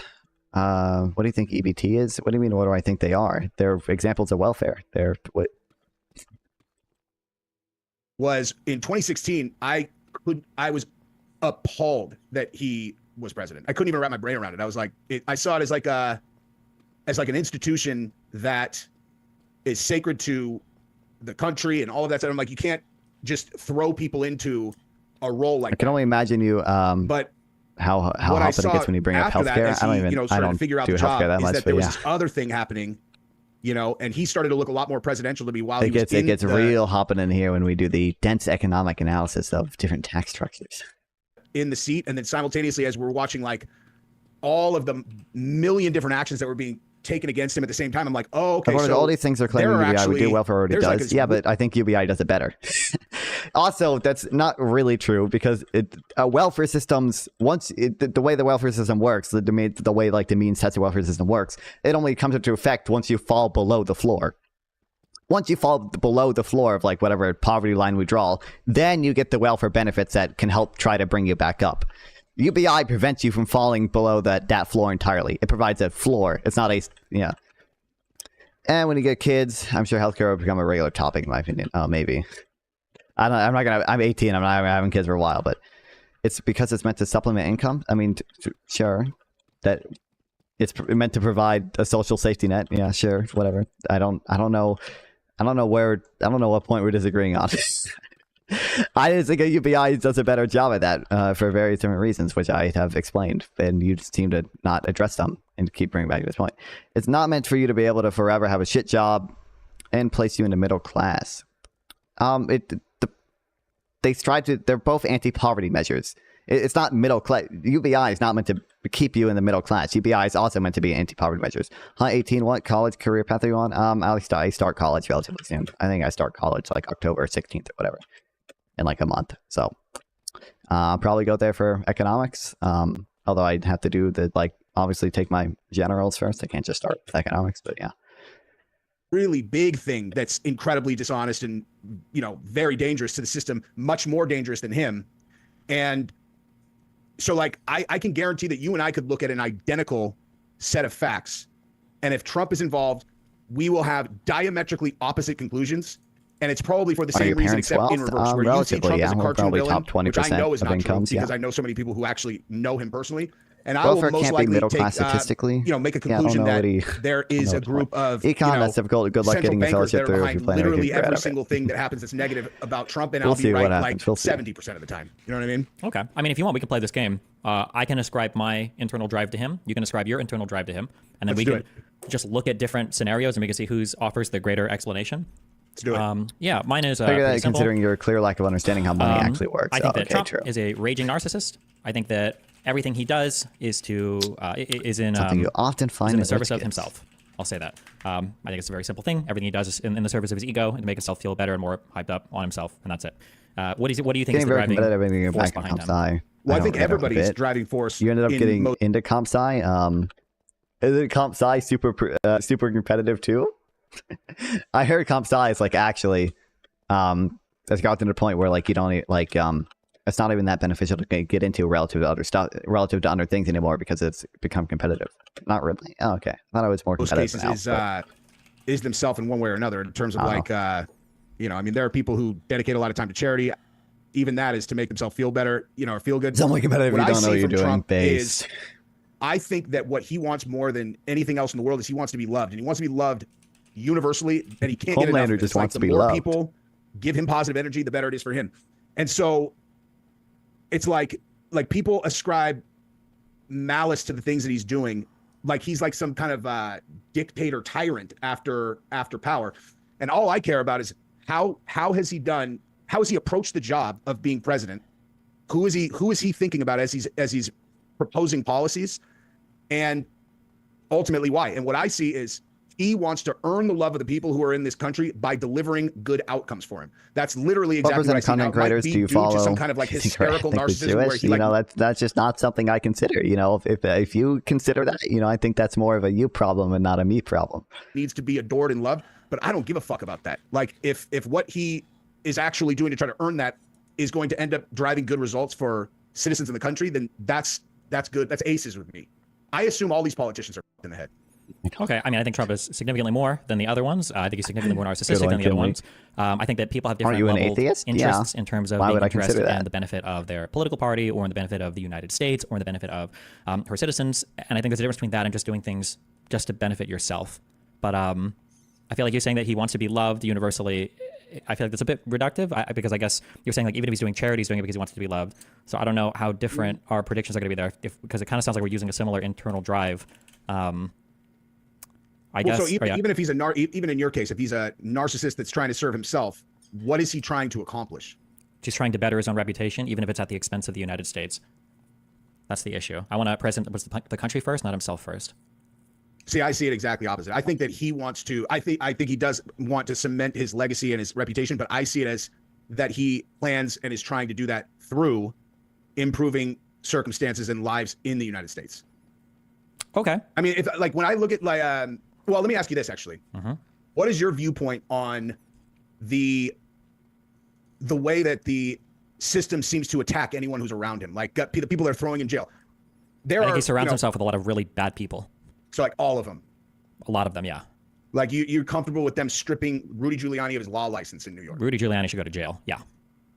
Absolutely. See, that's what I'm I don't even realize it fucking looped, didn't it? Yeah.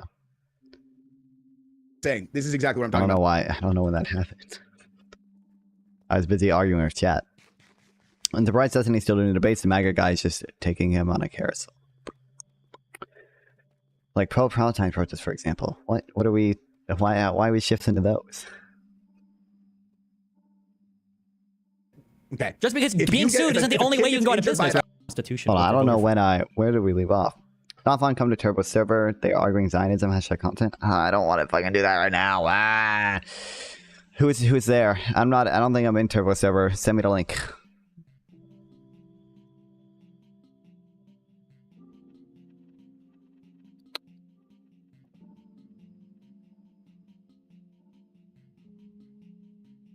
Fraud. I don't know about that. Let me ask you this: Do you think that it was a reasonable conclusion that his supporters had that there might have been widespread shenanigans in the swing states? No, given the this was circumstances? fabricated, made by Donald. Certification, then let's go shit up. Someone has to give instruction. Do you enjoy these debates? Yeah, a lot of them. To a group of people. Like, can we agree that the Proud Boys, if given direction to go get violent, probably would have? I mean, unfortunately we can't talk. All people saw, they're burning down the cities, burning down the cities, burning down the cities, burning down the cities. And wait, I literally said I have no idea. Hold on. When you say you have no idea, that's what you're saying. Because you don't trust the states. You don't trust the state. Does anybody protest anything? No, hold on. Wait, does everybody protest randomly? What were they protesting? No, I mean the ones you invited to. Oh, yeah, some of them. Yeah. Skate is in. Oh my god. How do you feel about him? Then 3 non-streamers are rabid. Not sure if I'm mispronouncing. I don't want to do that. Well, send me the link. I'll join a server. I don't know if I'll join the VC. We'll see. On January 6th. They were protesting that they were going to certify the election results where Correct. they... And what was their goal? To stop the seal. What does that mean? For turbos? Yeah, wherever the debate is, yeah. Okay. What they're... A little while longer to certify the vote. Everything plays into this one narrative of before... That he incited them and told them are in opposite ends. That's what I'm saying. It's pointless to even discuss the facts because, like, No, it's not talking about one guy versus one guy and they fight to the death in, like, Game of Thrones. I have no idea what the fuck that even means. So unless Donald Trump says... Yeah, and a mob of people behind her that might beat the guy to death. Side got investigated. That's why he kept saying he can send it back to the states. That's why he kept saying Mike Pence. The thing I just said is beyond verified true. Like, it's not, nobody even contests this. Like before the show, and they were saying, like, man, I can't have a picture taken with Trump, like, because they were worried about backlash or whatnot. And when Trump came in, the place, literally, I've never heard a crowd go that bananas for anything. I've been to a million UFC shows. They cheered louder for Trump and longer for Trump than I've ever seen ever. And so I looked over at the guys that had said it, and it's this look of bewilderment that I can't even describe. It's like it's like they were like, oh wow, I lived in this world where I actually believed everybody hates this guy, and now we'll see after this debate. We'll see. I'm faced with the reality that in this building, everyone not only likes him, they fucking love him. And it's like I've said to a lot of people, I'm like, listen, dude, I don't care what you think of the guy. If you are in the building and felt that energy, drive up, we battle against that. Because he's un-American, yes. A reasonable conclusion that his supporters had that there might have been widespread shenanigans. I don't know about that. Let me ask you this: do you think that it was a reasonable conclusion that his supporters had that there might have been widespread shenanigans in the swing states? No, given the this was fabricated, made by Donald Trump's campaign. And every single one of these major claims was a total and absolute lie. And you can follow the genesis of them all the way to the culmination. And it always ends with people like Giuliani or Powell or Fox News saying, we lied about this. That's why Fox News lost their Dominion lawsuit. That's why Giuliani and Sidney Powell said they lied and they settled with the states that they were fighting with. All of them did. Every single one. That's why he lost 62 out of 63 of his court cases. I'm not talking about those guys. I'm saying the citizens of the country who voted for Trump, given the circumstances, was it reasonable for them to be suspicious of the election results, given that the mail-in voting thing happened? Trump is winning when they go to sleep. They wake up and suddenly it's flip-flopped. No, everybody knew that was going to happen. Every single person. People were talking about it beforehand. Why did they know that was going to happen? Because Donald Trump was telling his supporters from day one that mail-in ballots were going to be rigged. So they weren't going to participate in the mail-in ballot system. They knew that there was going to be a big jump in Biden votes. Yes, everyone knew mail-in ballots were going to be. But the reason that everyone knew that is because the mainstream media told them that. And the mainstream media, from their perspective, is literally just controlled propaganda for the other side. So, like, that's not convincing that they said, no, do you agree that Democrats took, like, social distancing and masking more seriously than Republicans? Yeah. Okay, so they were more likely to vote by mail-in ballot than Republicans, right? Oh, I'm not saying that they weren't more likely to. I'm talking about, was it reasonable for the voters to be suspicious of the outcome? I'm telling you, I am not saying whether or not the election was stolen, because I don't know. I'm asking, like, on a personal level, each of these individuals. I mean, where the fuck did we leave off? And any numbers that come out, I have no ability to verify those. I wouldn't even get into what the numbers are. Wait, before we move on, because you jump from everything. Do you acknowledge that every single conspiracy about vaccines ended up being incorrect? We watched this part. Oh, they do with mandating or not. You're saying that it's an them to take it. We're talking about taking the 70,000 doctors, governor, whoever. 70,000. People taking the shot. That ended up being correct. That they cause myocarditis especially in teenage boys. That's a fact now. At rates like comparable to or lesser than were they? I think there was like literally one case in Pennsylvania where they ruled it was unconstitutional. Wasn't there one case of that? I feel like every COVID other itself, right? I feel like every other COVID one causes myocarditis, right? There are different studies that have different conclusions, but no. And wait, do you think that COVID causes myocarditis?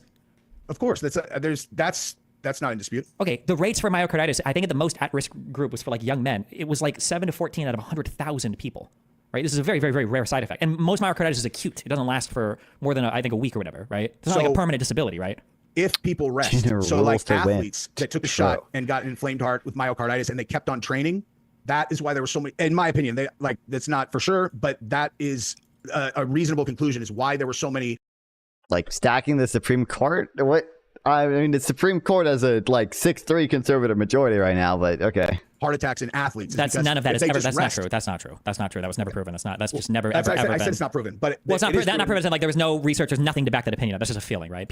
No. But I'm not talking about the vaccine quality, not quality, whatever. That's not what I'm talking about. I'm talking about the government's role in the vaccine. So as an example, once you find out that it causes heart inflammation in 17-year-old boys, if my son has already had COVID and I look, I'm like, what's the likelihood that this kid's going to die of COVID? Fucking 0. Well, then no, I don't want him to take the shot. They're all, no, he has to, or else he can't come to school. I have a problem with that. And the point that I was making earlier was I always want to know how policies impact the person specifically. And in terms of the vaccine, what happened to us was my youngest daughter got hurt by a vaccine when she was a baby. We didn't have we had no problem with vaccines until she got hurt. So we got medical exemptions in California. So everybody, it's mandated that all the kids have to have shots in California to go to public school, except for if they have medical exemptions. They haven't even, the entire reason that they... Do you mean packing the Supreme Court beyond 9 justices? Because Democrats have not...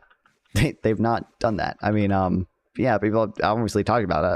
I'm pretty sure people are talking about it on both sides, but if you want to argue, comment again. I just want to listen. That's what I'm doing at this point. Let them cook. Okay, I'll definitely do it. I just gotta wait till after this. Said that the mandates had to be put in place was to protect immunocompromised children. So then when they introduced a bill in California that was going to invalidate all of the medical exemptions, meaning doctors said vaccines, you are especially high risk to be injured by a vaccine. They were going to invalidate all of those under the story that like someone was writing a bunch of fake ones. There was already a 97% vaccine adoption rate. There was no reason to do it whatsoever. My wife said that they were going to pass it. I was like, that's impossible. The entire basis of the mandates is to protect kids that have medical exemptions, and they fucking passed it anyway. And so we had the choice of either sticking 60 shots in each of our kids that have been determined by a doctor to be more likely to be injured by a vaccine, or leave the state, and we fucking Putting added justices to win the example of cheat to win. Actually happened. Okay. If they added justices that they knew would, you'd have to prove like so many different levels of intent there. But it could potentially be that. Yeah, you'd have to prove that they were like, where it's like some type of like coordinated plan. Yeah, like organizing justices, the appointment of justices in order with the like specific goal, the specific intent of being able to, of them having them rule a certain way in like election cases. But I mean, that could potentially be the case. Yeah. It's possible. It's probably a good thing, right? I don't care what, like, whatever you make up for your kid is whatever you want to make up for your kid. But why would I want my kid to go to school with a kid who is running around as a fucking bioweapon because their parents don't want to get vaccinated for anything, right? That's why we have like measles and stuff coming back. Why would it matter what they're around? They're vaccinated. They're safe. How would it possibly matter? Because vaccines work via herd immunity, right? The idea that you could just vaccinate one person and they're automatically super protected from every single disease isn't exactly how vaccines work. It relies on like a certain percentage of the population being vaccinated. It relies on the viral load. So when you've got a bunch of kids that are just not being vaccinated because their parents have whatever political opinions, again, adding justices with a specific intent to like overturn an election, no, it has not been a talking point. But I mean, obviously, people on both sides have talked about packing the Supreme Court. I would guess that right now, Democrats probably are talking about packing the Supreme Court more than Republicans are talking about the Supreme Court because because the Supreme Court has gone a little cuckoo crazy. But like just adding justices to the Supreme Court is not evidence of cheating to win. No, you'd have to prove a ton of things beyond that. Kid around those people, right? They can be homeschooled or they can go to another state. I guess it allows it to. What does that have to do with California invalidating a kid who's immunocompromised from vaccines and telling them? I don't even know what that means. An immunocompromised person sounds like somebody that would need vaccines more than anybody else. I don't know why immunocompromised. We're talking about high risk kids, like kids who are high risk of being vaccine injured, had medical exemptions, so they did not have to take. I would have shots. to do more research. I don't know what that means. High risk. It sounds strange to me. If you're so immunocompromised that a vaccine would mess you up that bad, I imagine the COVID-19 would mess you up like way worse. That would be my imagination. COVID's not even in this. It's not. We're not even talking about COVID. We're just talking about the vaccine schedule in general. You're getting the vaccine to not get COVID, right? Or at least have an easier time dealing with it, right? So if you're immunocompromised, wouldn't COVID be worse for you than the vaccine? Like there are a lot of reasons why certain kids can be more susceptible to negative effects from the vaccine. You can acknowledge that there are people who have negative effects. I haven't heard of that. Wait, they have more negative effects to the vaccine than the disease itself. No. I'm not aware. There are people who have negative effects. Listen, I'm not an absolutist on vaccines at all. If you like, I know people who are like, if you ask me, is the society going to be better off if everyone's vaccinated or if no one's vaccinated? That's easy. Of course, vaccinated. I understand why they structure the system the way that they do for herd immunity, etc.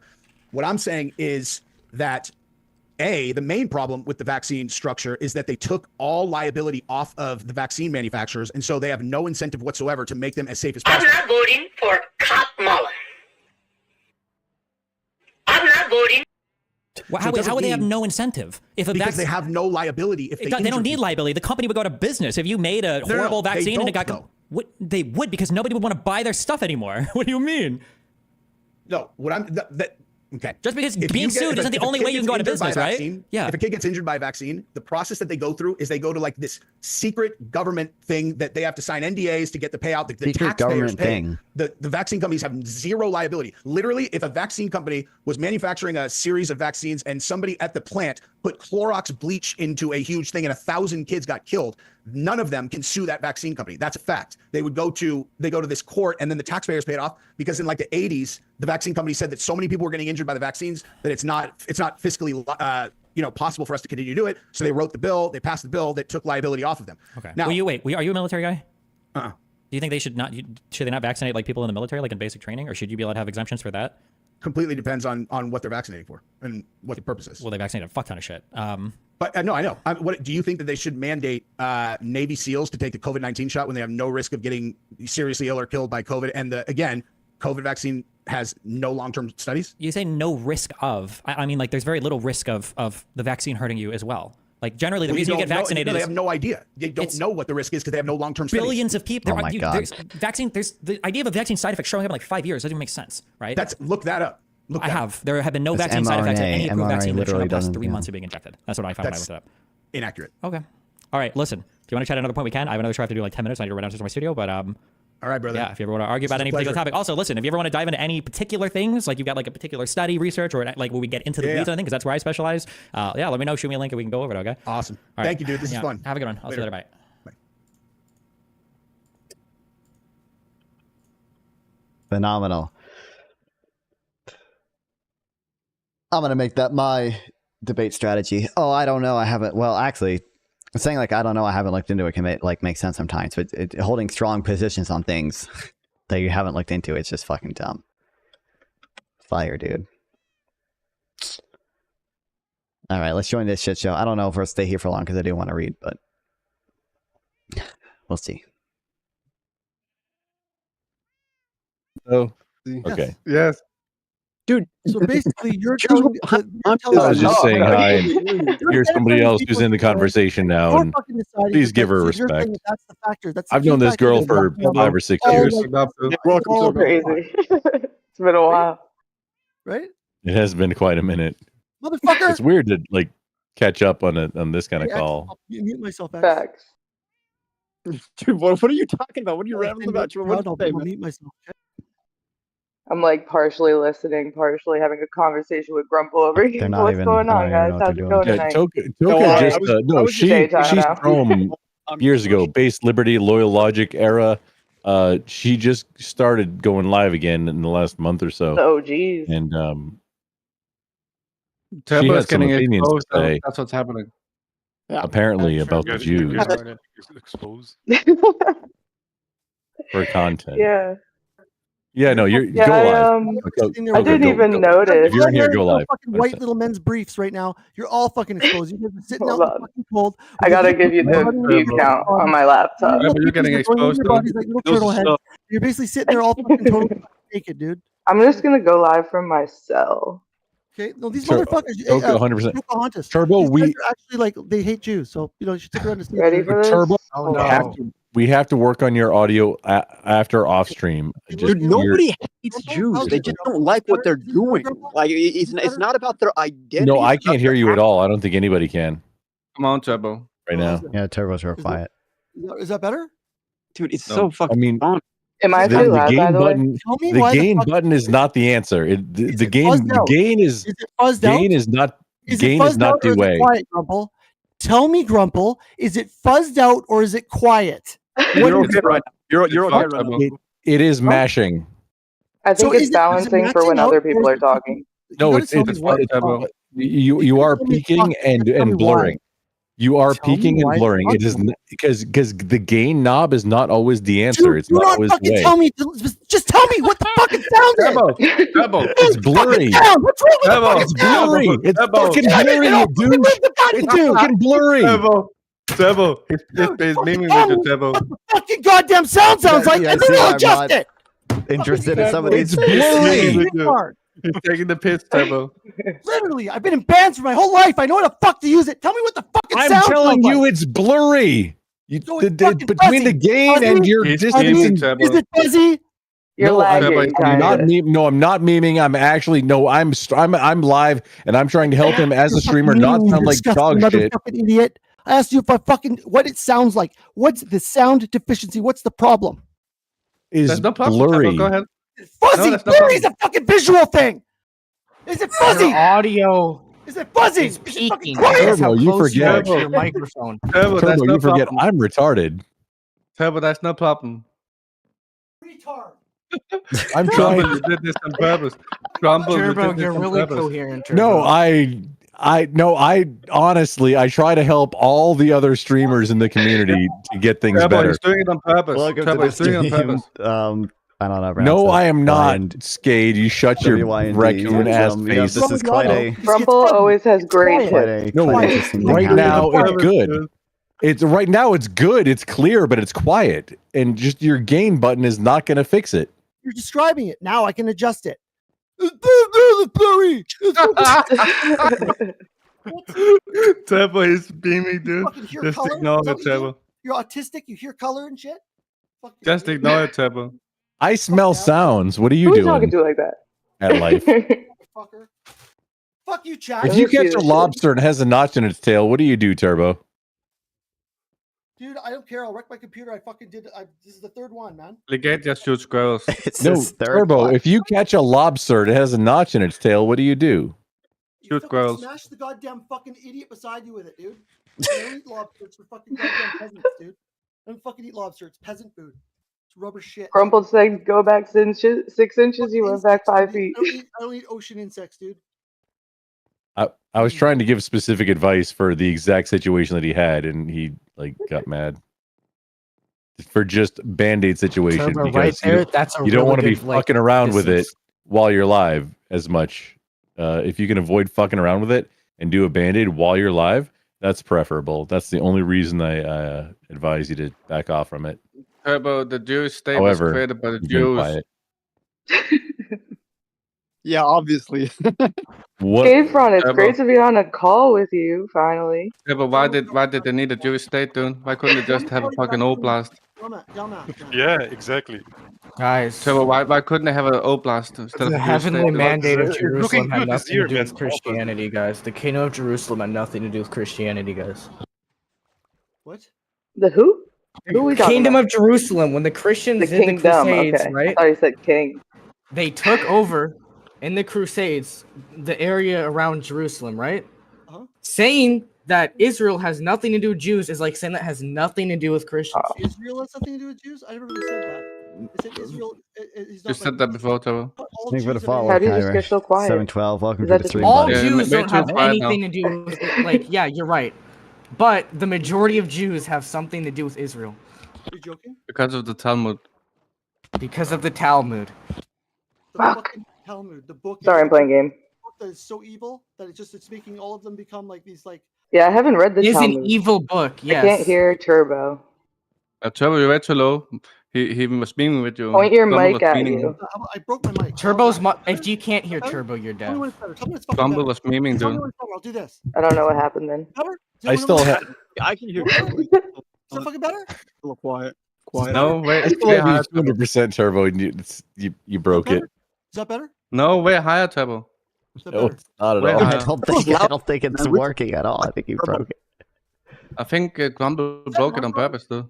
It's pointing away from So you guys Grumble better broke it on Non-fun purpose. Yeah, made also, I it think in. he is. I think he Good is evening, speaking into the non-fun. wrong Your noise side. Although it should have other Wait, audio patterns. It shouldn't before just we speak continue- cardioid. But Here, I'll do this. what'd you say? Yeah, maybe because he had non-fun. I have a question that I received from just not tonight from chat or anything.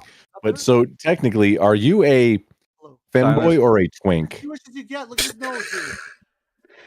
I don't. would classify myself as neither. I'm sure some people would think of me as a twink, but I sound like I don't know. I don't think I've met you Somebody before. else- Hi. Somebody else in Simon. that community said you were a twink when I just described you as like not fun. He wears the beer wench dresses, Oh my God, femboy, yeah. I guess, whatever. And then he corrected me, or he said he did, and said you were a twink, not a femboy. So I just wanted to give you the opportunity to clear that, so I have it from you on whatever it is that you are. Yeah, I think in my Claire, everyday bro. life, Shows us- some fucking people said would classify me as a Said twink. fucking last When time I I wear checked, the real dress, people follow the some people would call me a commandments. femboy, but I Fucking only Marcus wear the fucked dress up. for money when Number people one, donate. Mike, I put the dress on. Oh, there's That's like it. 3 voices. But- I don't. Hey, X, what do you say about that?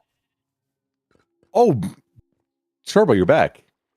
About Yeah, what? you were a twink or a femboy. Whatever you just did, you sound back to normal. I still have to have you at 200%, but it's like back to normal what you were at. Like have this very, very valuable. half hour Grumble ago. ruined it, Turbo. It's not gonna last. My microphone's gonna go out. 2 seconds. I'm trying to get one message across, and that's X is a fucking bastard, fucking motherfucker. Oh, hold on. You asked me what I think about what? Well, this guy says last time I checked, the Jewish people fucking would follow I'm the cooked. 10 Commandments, and the Zionists would not. He's right, That's Turbo. one fucking good point. He said his You're mic's going going to now, last right? very little time. Let him cook. I'm cooked. No, I'm saying nobody I'm interrupt coming you. down, off the fucking tiller. Yeah. adrenaline rush. So I know that Turbo. Jewish people were kicked out of 109 countries because in every country they went to, they weren't following the commandments. More than that, assholes, buddy. right? Wherever they go, they're just fucking motherfuckers, right? They take over all the stores, and they're just little cheap, little, sort of like dude, this is they work amongst themselves. They do business with themselves. They just just Chabo, ruin you everything. did this, dude. Chabo, you did Right? it. This is like the raccoon, the scheming raccoon. Is the scheming raccoon is telling me that this is what they do, right? Yes. I don't see why this is so hard for you to believe. Hold on. All of Jews them. were put at an unfair advantage by Christians because of anti-usury laws. I don't know. And Jews engaged in really shitty business practices like coin clipping and charging insane amounts of fucking interest.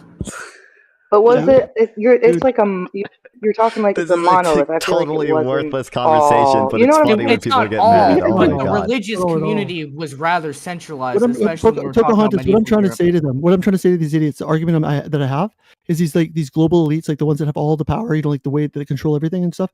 The fact that they're like Jewish, I don't think really matters. The fact that they're like, if most of them or some of them are Jewish, by that point, that factor doesn't matter anymore. It's about money, power. I don't think they're doing it because they're Jews. You know what I mean?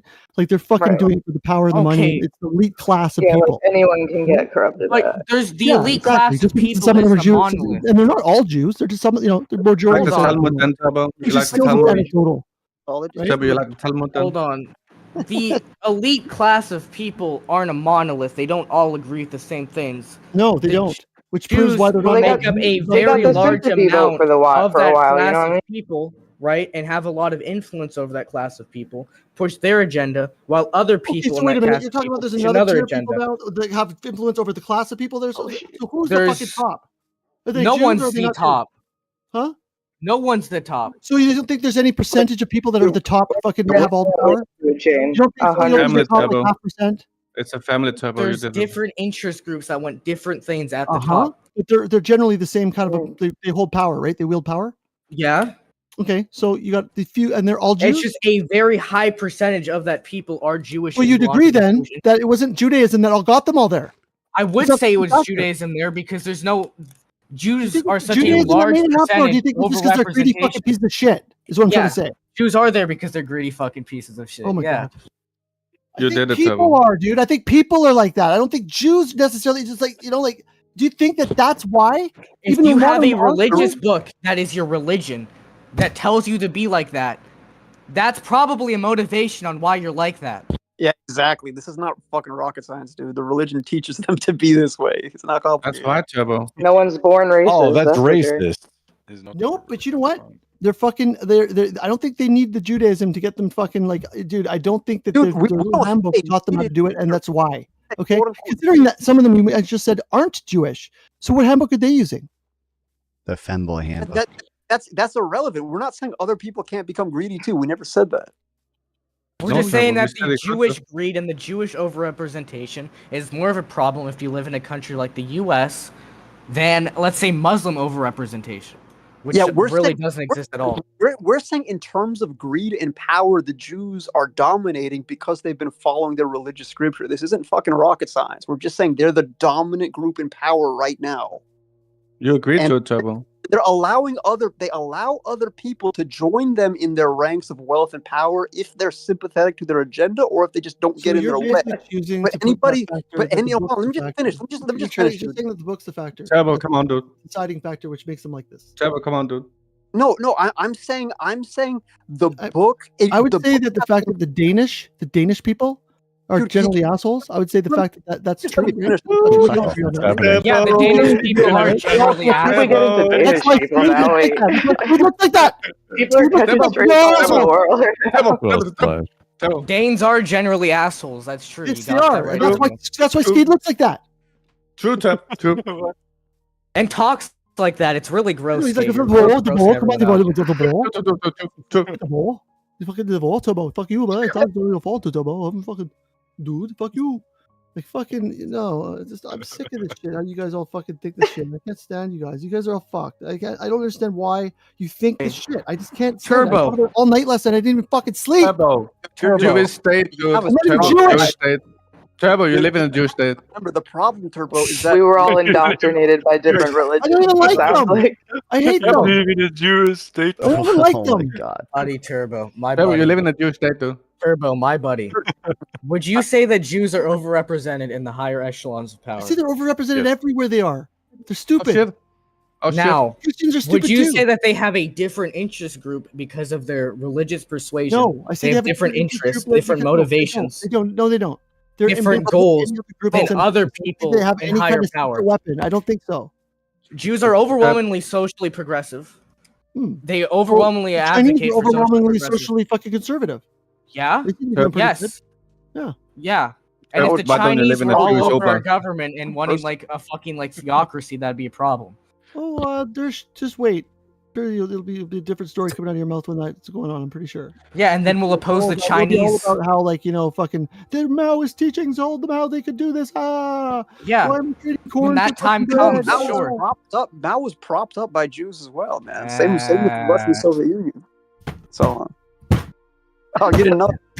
Fucking seriously, man. Fucking shut up. Fucking crazy curveball. Idiot, man. I'm an idiot. Dude, he really didn't know that the Jews played a hand in the Chinese. Bro, why is he so mad? Why is he so mad? Because I exist. Yeah, I'm glad you exist. If I speak for anybody, who are you? But don't you live in a Jewish oblast, too? Yeah. Turbo, I mean, the Jewish no, oblast. Obla is Excuse me. looking nice today. Yeah. Turbo. Turbo. I think he got. Yeah, he's I think he got. He stepped Yeah. away. All right, he actually just quit. Turbo is not here right now, but if you leave your name and number, somebody will get back to you after the beat. Turbo. No, I need to get PPG to have this argument too. That would be awesome. Oh no, we can't do I can't no. Just no. I will. PPG would make this so much better. Come on. PPG's in timeout for a little bit. He got a little too. What did he do? crack-a-lackin'. Well, no, PPG's in timeout because he is banned from Twitch. So if he is on a call, Oh shit! he What puts happened your there? channel at risk if you're live. He keeps So saying he mean can't- words. I got a question for Heisenberg. Damn. Yeah. Yeah. I just want to ask, so, are you an Orthodox Christian? Because you have the Orthodox cross in your bio. And I want to ask why you I'm not- believe. Yeah, I am. Who, me? That's cool, Okay, man. I was gonna say. Heisenberg. I just want to ask what drew you to that belief? What do you believe about Orthodox Christianity? Okay, I don't care.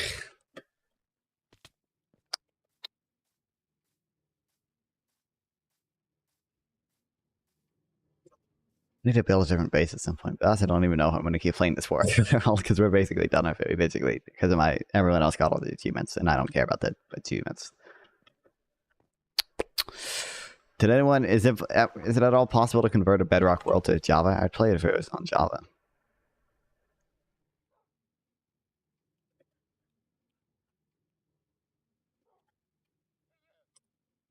I don't think you can, but oh, you can. What? Converting a Bedrock world to Java is made possible with third-party tools. Oh, no way.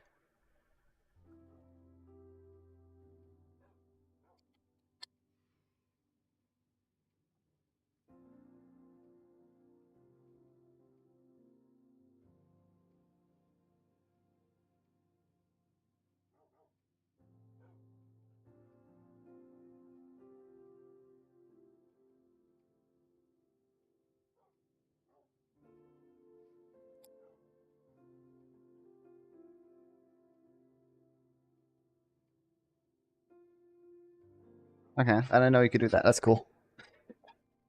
What the fuck is this picture? Okay, I might do that later then. Because fuck Bedrock. Oh shit, I wonder if it would break the farms though. Because we had to look up the Bedrock farms. It'd probably, oh damn it. Well, I could deal with it. I accept that I'm not rebuilding a fucking creeper farm. Fuck that shit.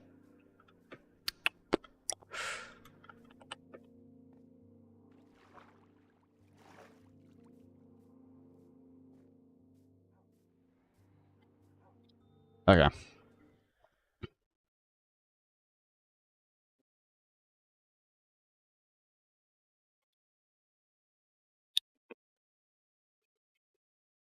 I need to go get more caffeine. I'll be back once I fix that title.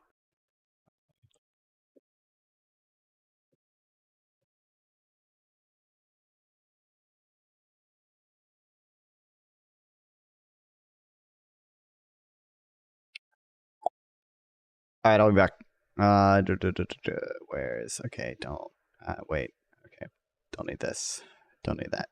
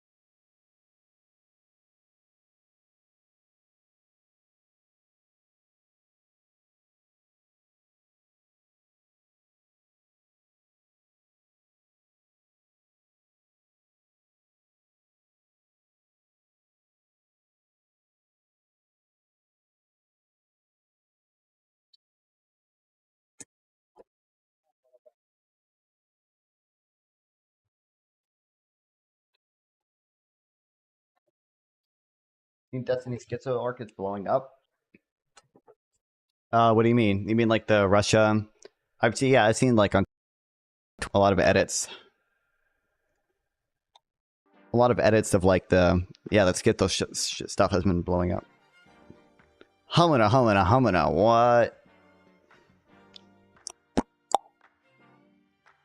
Also, I've been blowing up. I didn't get that many likes. This got 9 likes.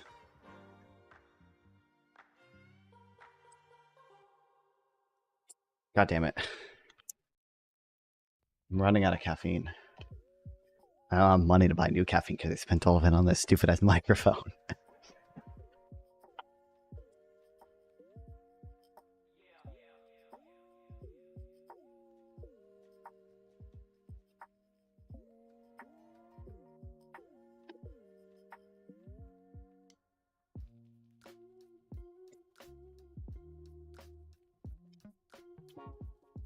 I am gonna buy a different audio interface because the one I have right now is not good. The dead internet theory is becoming real. Yeah, it is. Yeah, it's wild. What you don't know is I am also secretly a Russian bot. Also, I'm finally verified on Twitter. They finally gave it to me.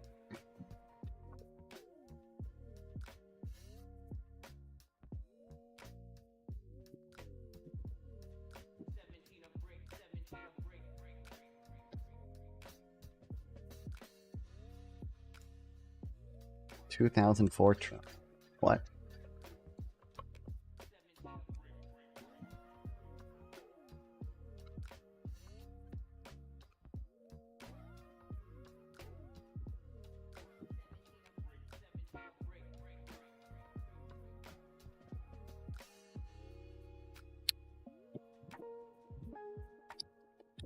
Bots have this in oh.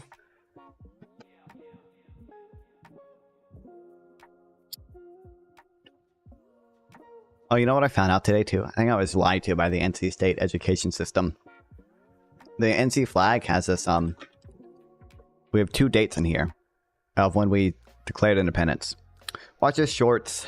I think show me the data, charts, example, funny memes, not just you talking about facts. I try to show data in them. Like whenever I'm like talking about data, I show the charts. Like the Phillips curve one, I show the charts, and the other one, the minimum wage one, I cited like 5 different studies in that one. Yeah, and I use examples all the time. What do you mean? Almost everyone I have has examples, whether it be a like a representative example of like the consumption tax one, like has like let's imagine 2 different people, or like the Phillips curve one has examples of the Phillips curve of different countries. Funny memes, I try my best. What's the info is text too? Yeah, like I don't, yeah. Anyway, we had these like 2 dates when we supposedly declared independence, or technically this one is let's face more memes data is boring. Add memes. I don't know how to add memes without making it cringe. There's no good way to add memes. It just ends up looking cringy. Also, welcome back, Guido Planet. Thank you for coming back. Yep. Welcome. We have these 2 dates on our flag. Apparently the first one is historically contested. Oh, I forget the name now. NC, or what's the name of it?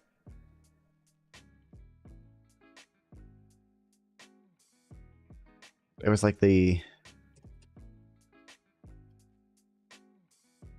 figure out how it can be done. Well, I've never seen it done in a good way. NC flag, or NC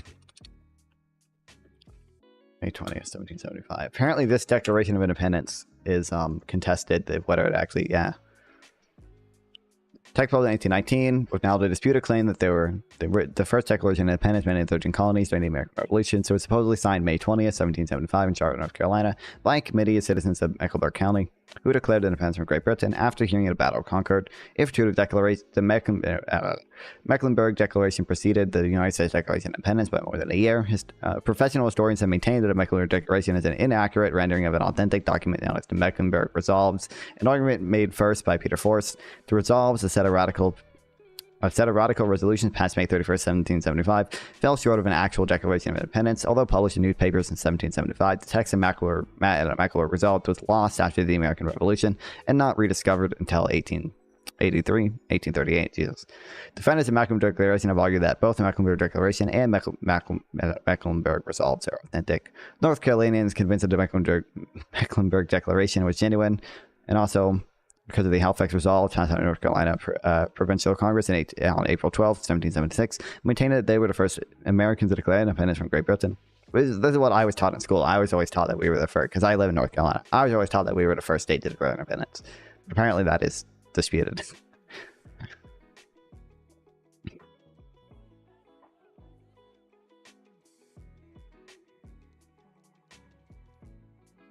When?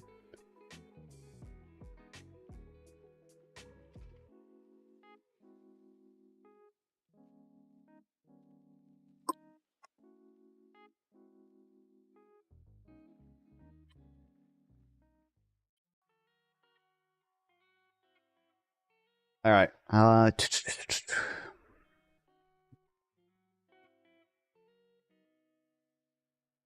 me check something. I don't know. We could talk to some people. We could have a more fruitful conversation than the one that just transpired. Hopefully, if I know what I'm doing.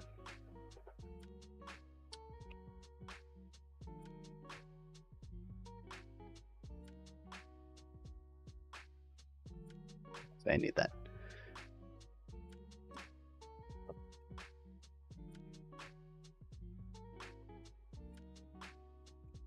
Make data great again. Fine.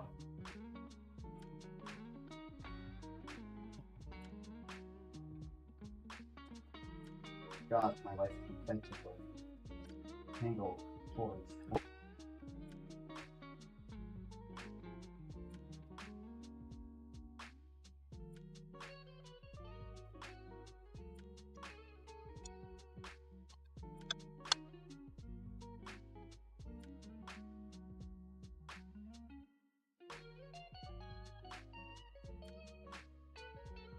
All right, I want to try something out. Check this out, if this works.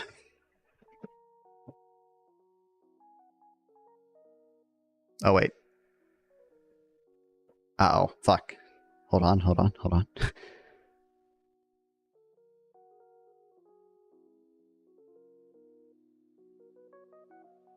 Yeah. Oh, what did I just do? Hell yeah. See that?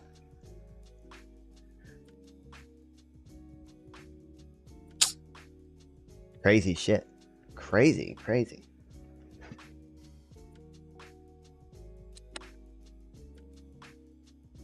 But damn, I know. This is not that impressive, but it took super long to set up for reasons I don't know why. I don't know. My computer, it's only my computer. I've tried like, I had problems when I tried to set up my phone as a webcam too. For whatever reason. I don't know why. I've tried every single fix I can possibly find. And sometimes I don't have issues, sometimes I do. Sometimes like my computer has issues detecting like my phone when it's plugged into it. Like sometimes it'll detect it and it won't let me use USB debugging, or it won't let me do certain things. But I don't really know why, because I use my same phone, same USB cable, and plug it into my dad's computer, and it works perfectly fine. So I don't know why it happens.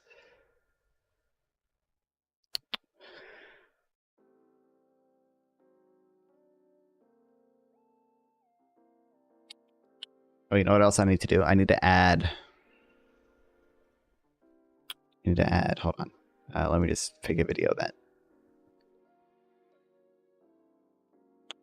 so I can add it as a source. Front USB or back? Both. Neither of them work. Well, sometimes they work. Right now it's plugged into back. The back one works more reliably, but yeah. Yeah, what should I guess I'll include it in Brave, I guess. Or no, I'll include it in Discord. And then you got to tell me that you can hear this. Also, let me change the sleep settings, because apparently that's going to be an issue.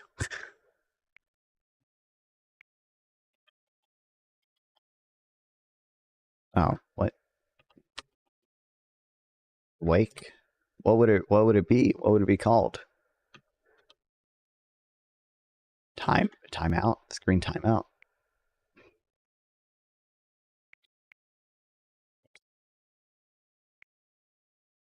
Yeah, 5 minutes, okay. Okay, tell me if you guys can hear this. You should be able to now. Most taxes present a trade-off between efficiency and equity, but here's one that doesn't. A land value tax is a tax on the value of land. Generally, when you tax something, you get less of it, but new land can't be made and land can't disappear. Its supply is fixed. In economic terms, it is perfectly inelastic.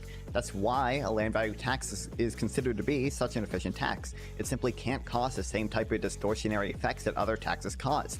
It does, however, discourage land speculation and land banking. Yeah. All right, now check this out. The billionaire who's reversing his age.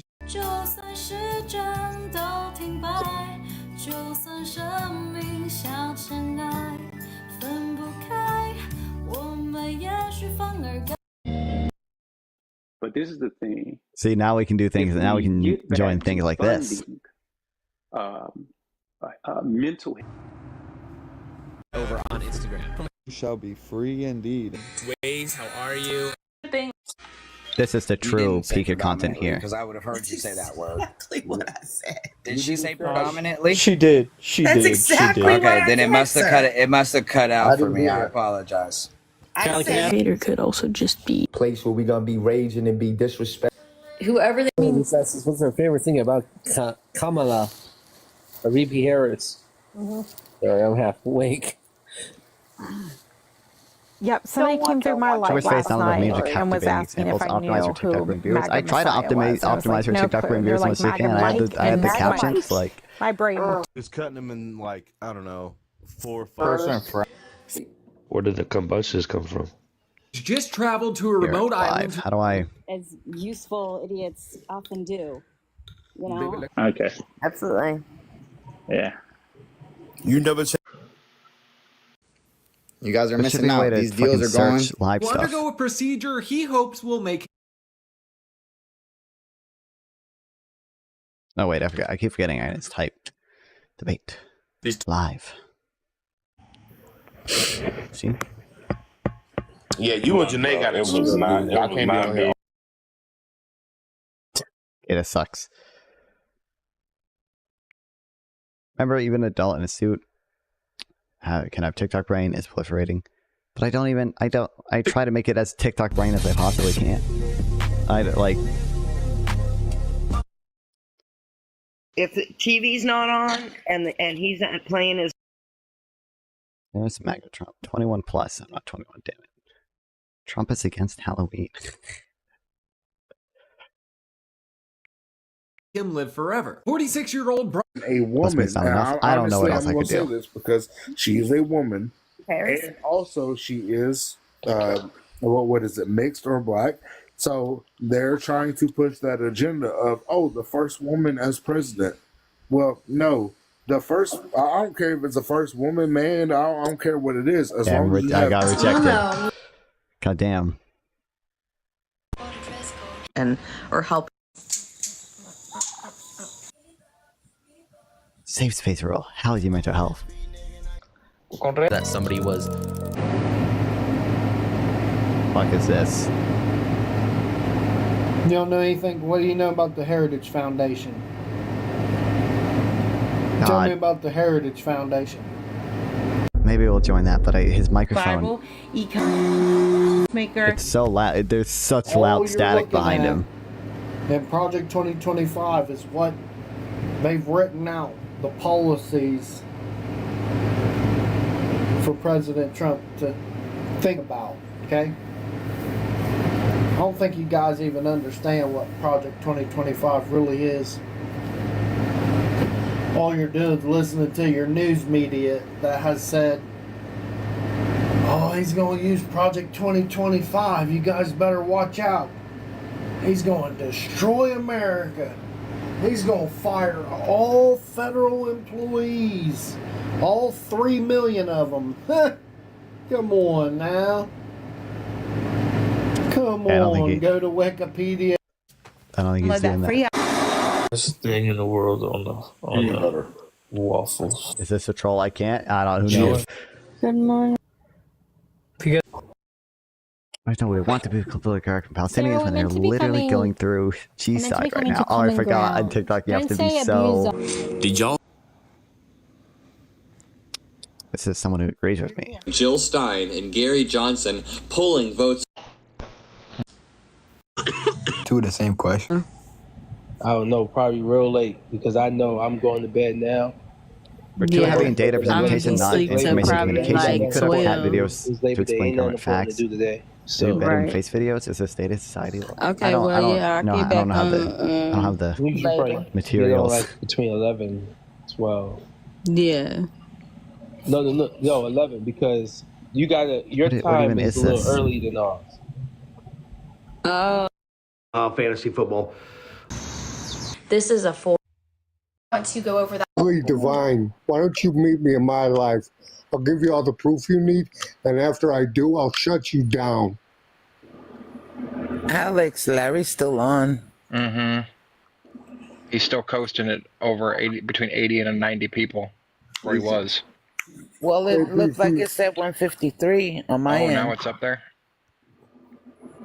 Well, not taking people out. Hello, Jared. How are you this morning?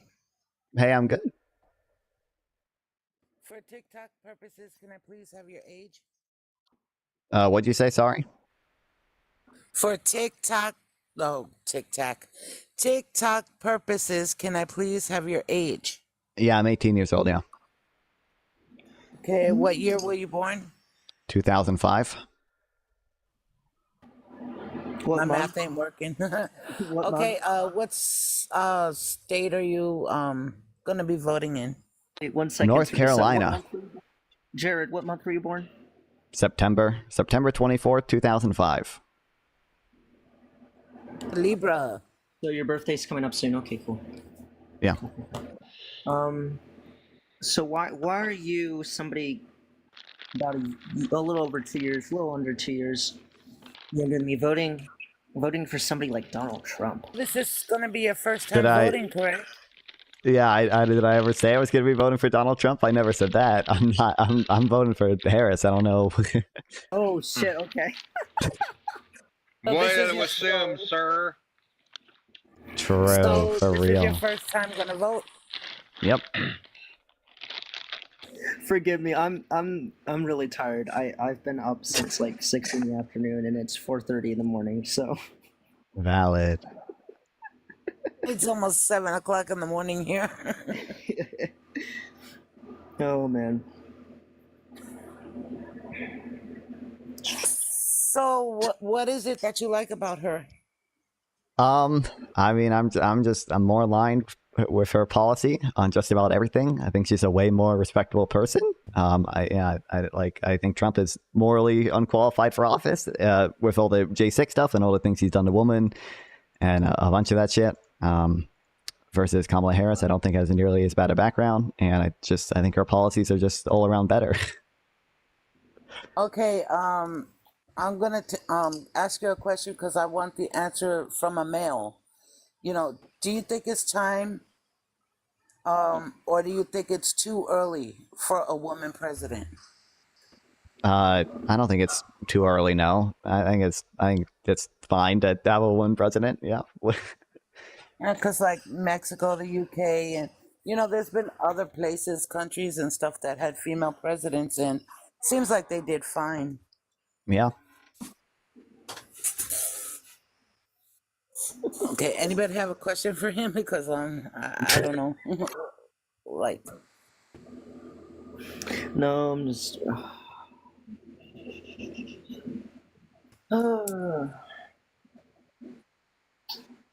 All right. Jared, you said it's your first time voting? Yeah. I'm voting for Harris too, but I just were there any policies of hers that you necessarily don't like? Like, are you like 100% in, or have you? There's not anything I super don't like. I think the taxing unrealized gains, I think that could be a bad policy depending on exactly how it is implemented. But it's not anything I really super don't like. That's for people that have over $100 million. I know. That make over $100 million.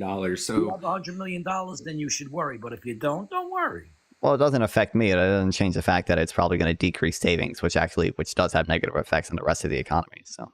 How would that directly make less savings? Because these businesses are going to have to pay more in taxes, right? So when they pay more in taxes, that goes back into the federal government, which helps out the middle and, just like the working class, middle class people. You're increasing the incentive to consume relative to save, right? So people are probably going to choose to consume more. When consumers spend money, what happens? The economy grows. It goes out to other people, but the point is the resources are taken away that can no longer be used for long run growth. Basically, those resources are consumed up. Versus if they were saved, that contributes to like investment. That contributes to long run growth and productivity. Which resources though? I mean, what do you mean, which? Whatever you choose to consume. I mean, it depends. For example, if I have $100 million and I want to buy a yacht, when I buy that yacht, what I've essentially done is I bid away the steel used to make that. I bid away the resources used to make that yacht, like the steel. I bid that. I use those resources to make the yacht instead of like investment for a company that could have otherwise used that steel. I've bid away those resources from my own consumption when a business could have invested that, basically. Well, I mean, I get what you're saying. That's like saying that, One sec, y'all. I get what you're saying. One section. Jesus, can I have your age, the state you'll be voting in, and who you'll be voting for, please? 50. I'm voting for Donald Trump. And why are you voting for Trump? I think Kamala Harris is not capable of running this country. Okay, interesting. Fred Connor, can I have your age, the state you'll be voting in, and who you'll be voting for, please? My name is Frida, and I'm 70 years old, and I will be voting for Kamala. I'm sorry, Frida. I'm sorry. Jesus, I need to get new glasses. Anyways, y'all have a conversation. Jesus, why are you voting for Trump again? Because I think Kamala Harris is not mentally capable of running this country. Why not? Oh, why? Why? Because she's female? No, I think she's not a female. I think she's just a dumbass. I think she's not intelligent. Can you respect? Okay, nobody's cussing That's my at question. you. Like, tell me what it is. You know, there's other words you can use. Wounds for Trump 2024. Dumbass is the only word. So you can't express your viewpoint without putting somebody down. Like you can't just use. You asked me why, and I told you why. You know what? That's not a You know what, definitive buddy? reason why. That's an Go opinion. ahead. You know what? I'll personally vote for Trump just to send somebody like you back. Bye. What? You're not going to engage with him at all? Wait, I'm just like curious. When you say you don't think. I ain't gonna deal with that shit. She's not, because she's a weak ass. No, I ain't a weak ass. I'll fucking flip you over fucking every day of the week and fucking twice on Sundays. Oh, Jesus. I asked the host why you said sorry, Frida. Because I called you a different name. Oh, okay. All right. I thought so. All right. It's good. It is good. I mean, if you cannot, I'm sorry, this is for everybody in the chat and everybody, friendlies and ops.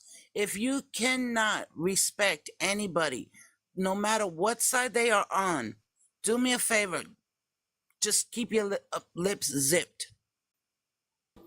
Yeah, the disrespect needs to, everyone just needs to take it down a few notches. Let's have a civilized discussion. That's all I asked for.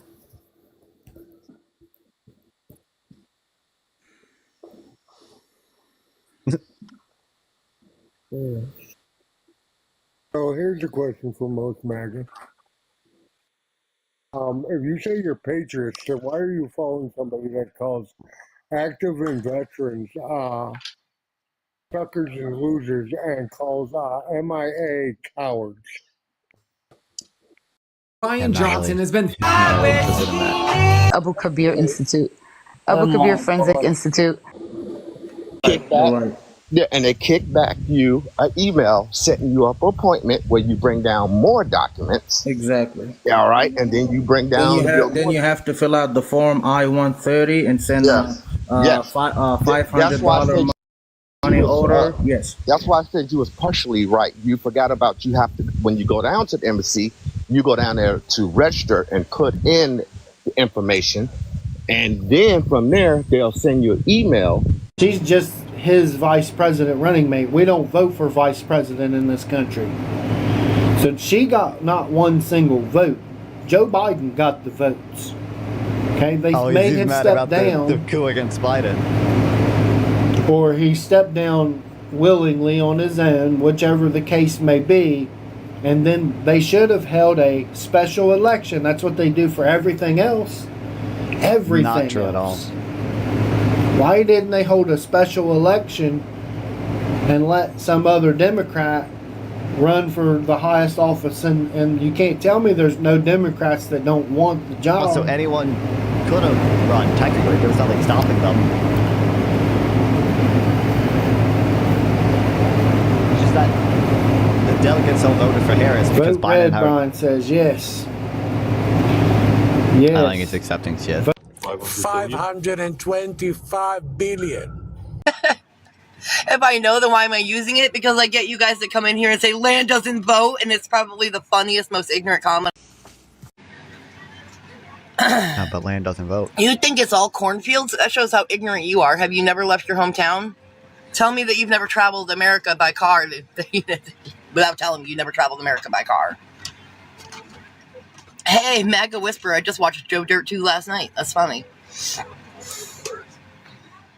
Yeah, we know that land doesn't vote, silly goose. I don't know why you guys keep saying that. Oh, there we go. It's not all cornfield, but it's all Hicks. So, Hicks are allowed to vote too. They're American, baby. Get used to it. Deal. I can't even request to join. Damn.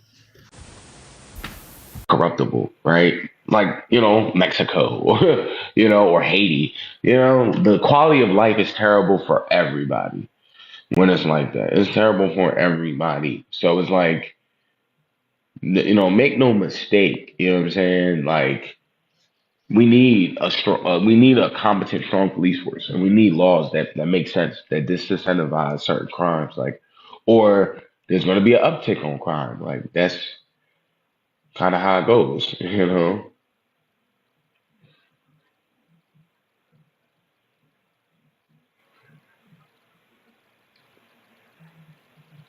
I guess this guy doesn't fucking accept it That's either. how it goes.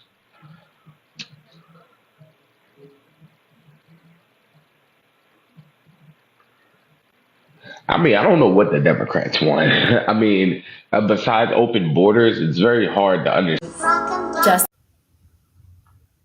Fuck Trader Trump.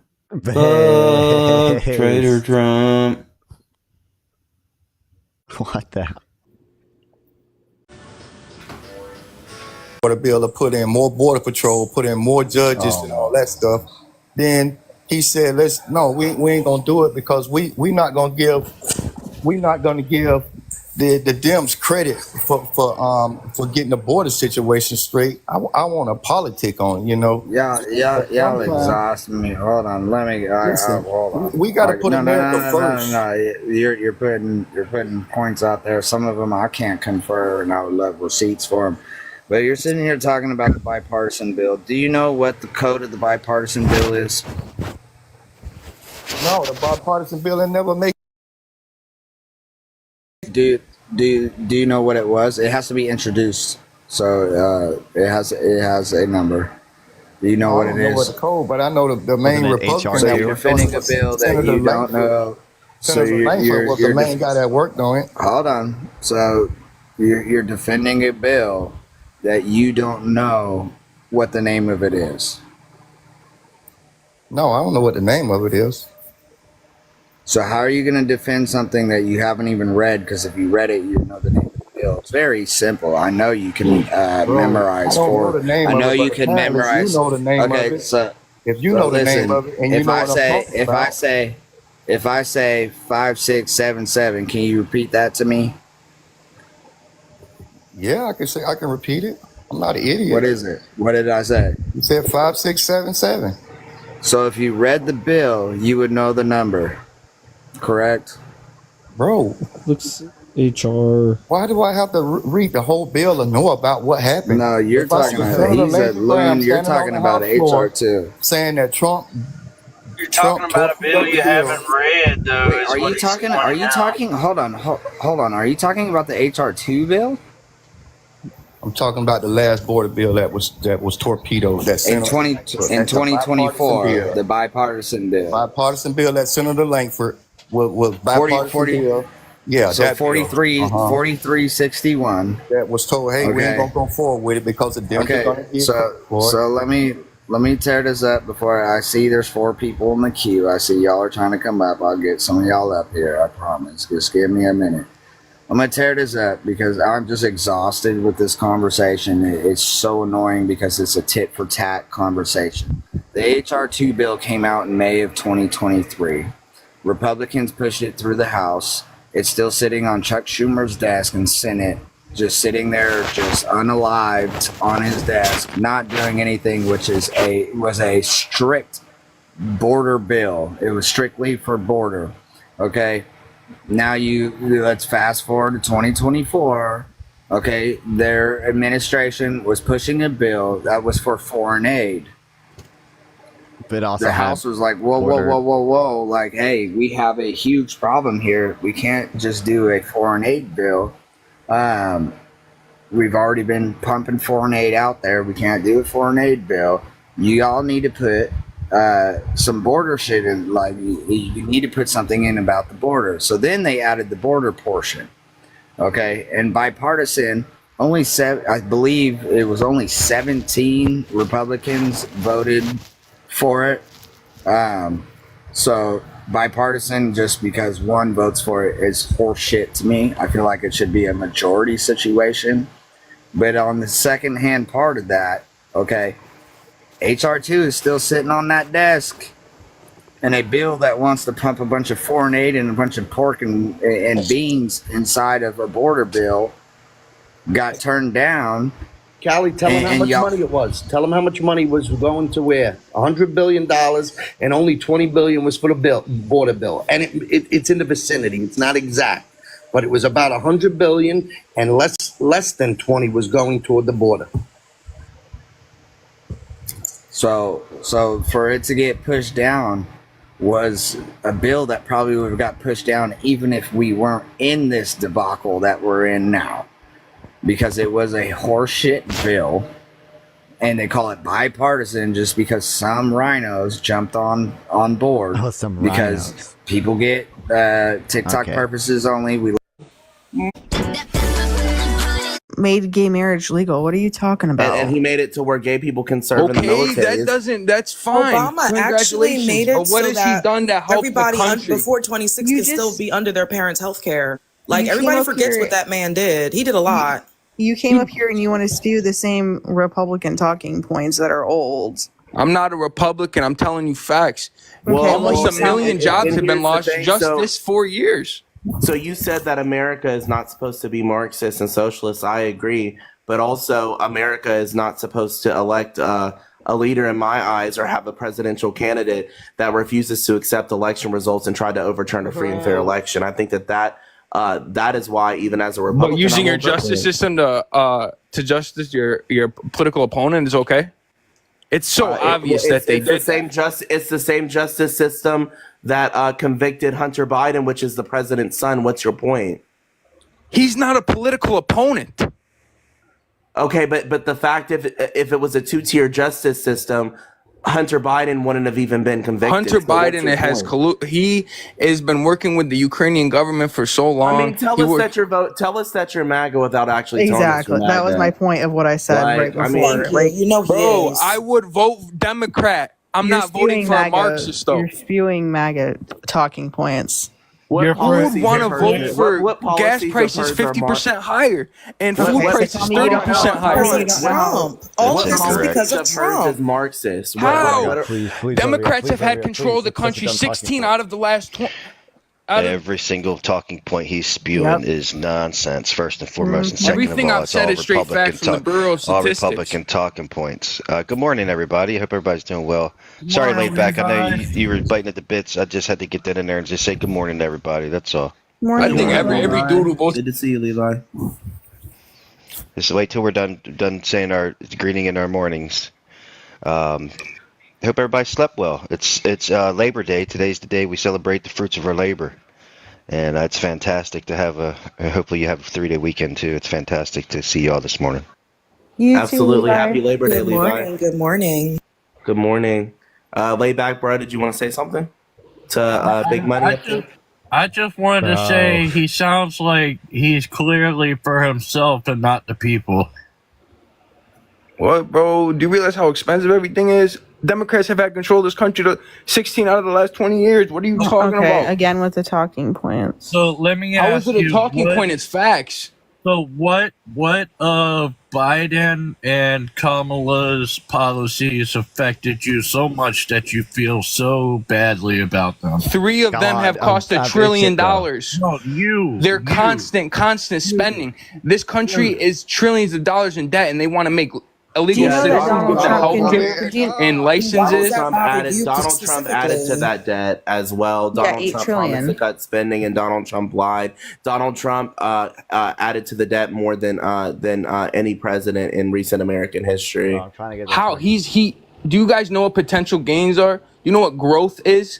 They are potential against capitalism. Potential gains. Listen to this guy. How do you have a tax on potential gains? That's what Kamala Harris wants to do. That is not capitalism. That is not a free market. Okay. How old are you? I'm 27. Oh, okay. Never mind then. So when you say Democrats had control the last 16 years, what does that mean? What kind of control has the Democrats had? Obama 8. So you're talking about the Biden, presidency? Or you're talking about the presidency, right? Is that correct? It's just funny to me how they hang on. I want to make sure that I'm tracking you correctly. You're talking about the presidency?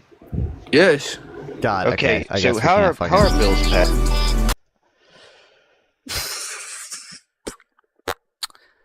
They won't let me in, bro. They're censoring me.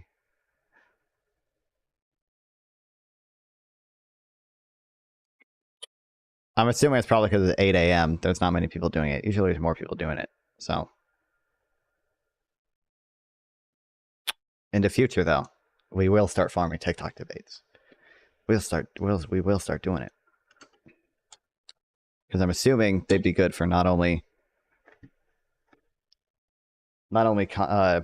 content, but YouTube views as well. Or sorry, not only for YouTube views, but for TikTok stuff as well.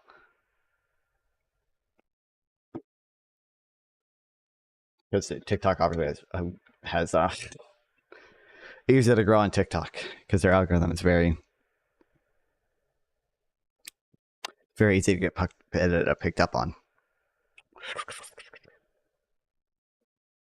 Although their views obviously aren't as valuable. But.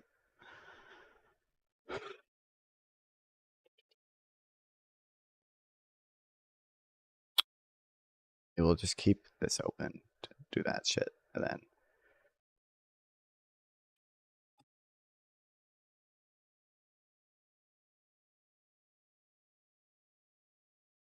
UBI.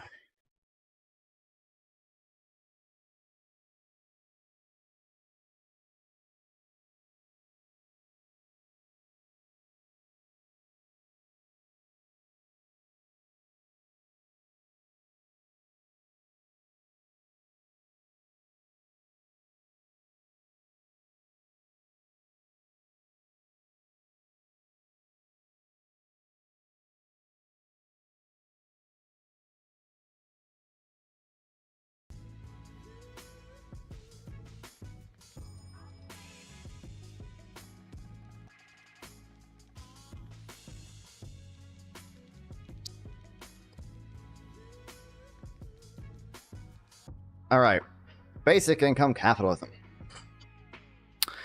Slipping back ever deeply into laissez-faire capitalism, reaching desperately for the Swedish model, clinging defensively to the welfare state, is there any other future worth contemplating for advanced capitalist countries now that whatever genuine socialism was still left on a list of political possibilities has been decisively squeezed out by what happened in Eastern Europe?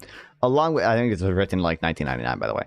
Along with a growing number of people in Western Europe, I believe there is, and moreover, that this is further possible and more desirable than the three I just have mentioned.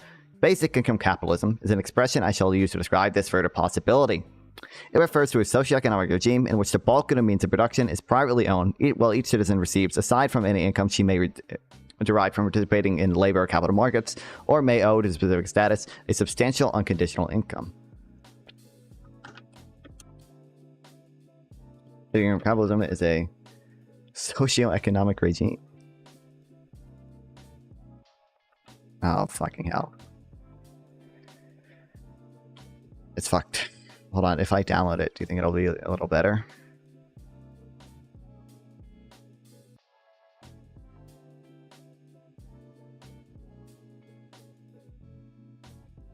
It's not.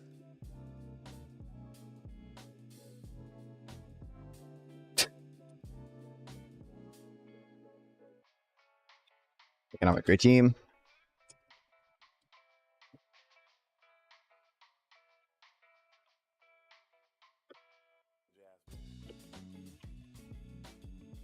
In which the bulk of the means of production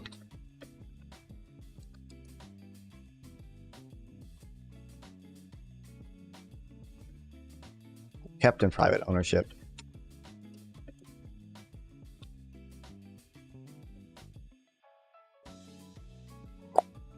But each citizen also receives unconditional income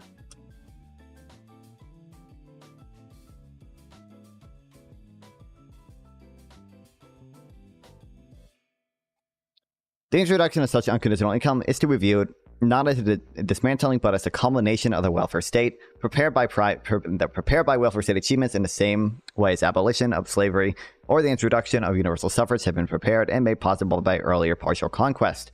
Awareness of the limitations of protection afforded by associations for mutual aid, next by compulsory social insurance for all wage workers, and finally by an unconditional form of guaranteed income has gradually prepared our minds for this radical step, and helped build the forces to bring it required to bring it about.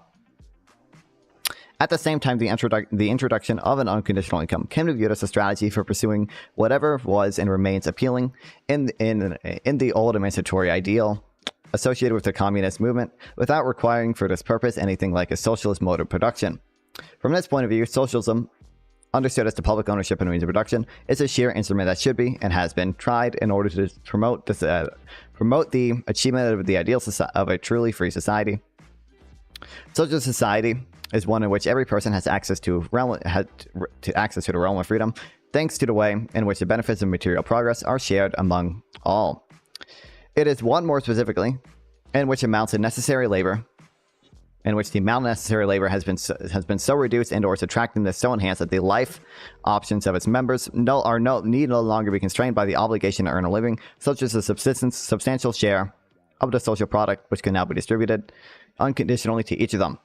What social experiments conducted under a variety of circumstances and in a significant number of variants have decisively shown is definitely not, in this light, the aim they pursued is not worth pursuing, but at most that socialism constitutes a seriously defective instrument for pursuing it.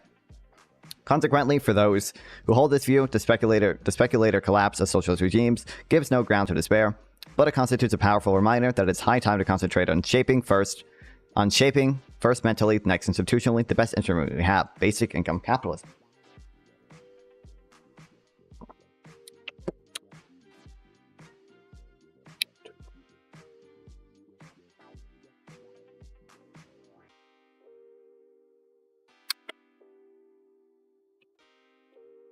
Socialism has tried to produce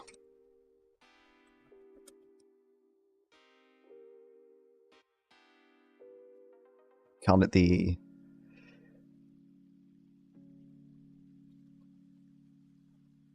ideal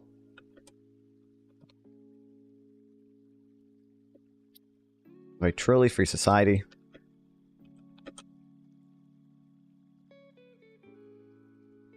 in which everyone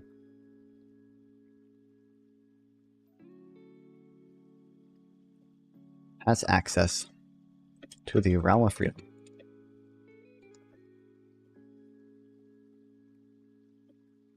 Thanks to the way material progress is shared among all.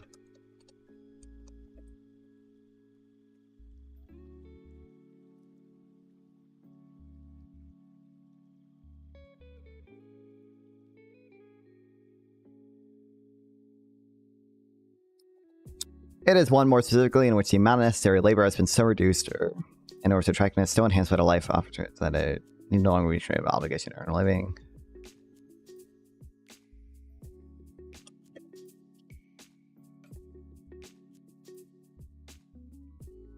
It's failed to do so. This is not not mean the aim was not good. That we should focus on a better way to achieve it.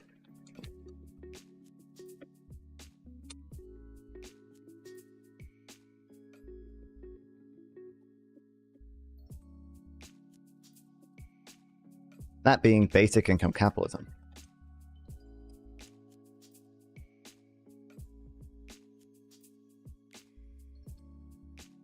These two viewpoints, I hasten to add, are just two of the many angles from which people have recently been discussing the idea of basic income. I shall make no attempt in this article to provide a comprehensive survey of the arguments that have been used in support of the introduction of basic income or against it, nor shall I try to explain why I believe this proposal constitutes a genuine political possibility, at least in contemporary Western Europe.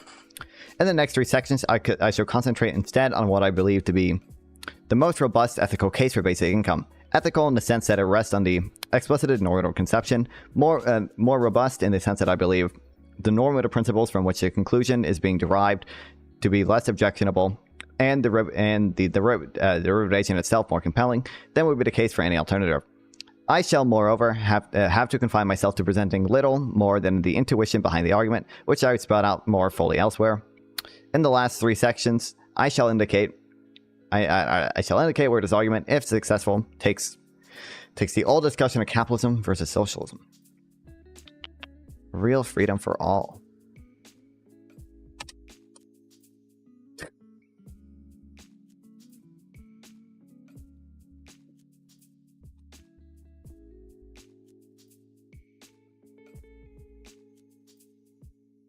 What is a just society? It is nothing, I propose, but a free society, understood as a society whose members are really as free as possible. More precisely, it is a society that satisfies the following three conditions. A, there is some well-enforced structure, right, security condition. This structure is such that each person owns herself, self-ownership condition. And C, this structure is such that each person has the greatest possible opportunity to do whatever she might want to do. Lex medium or lexicographic maximum opportunity condition. In a fuller exposition, each of these three conditions will require a great deal of clarification. Let me just spell it out for you. So spell out somewhat the third one, which will matter most for our purposes. In a free... Okay, hold on. A free society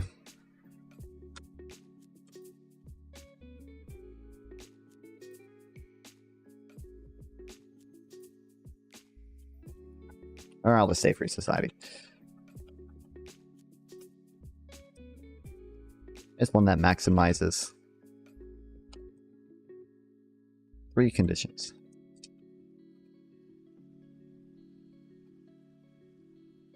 Hold on, if I do this, does it...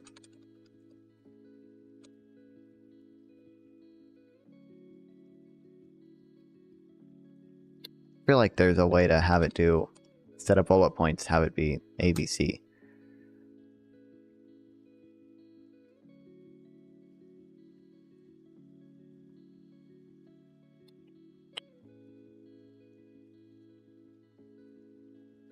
A well-enforced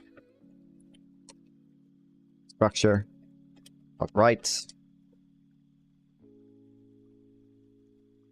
security condition.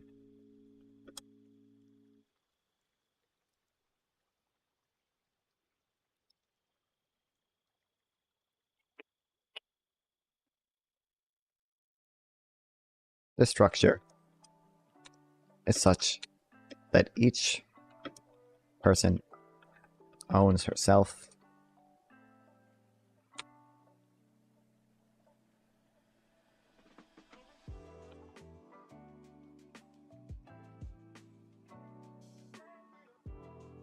self-ownership condition.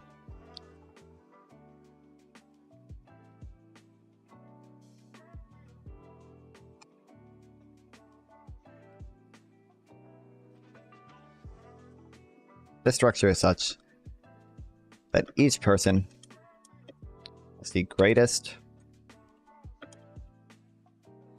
possible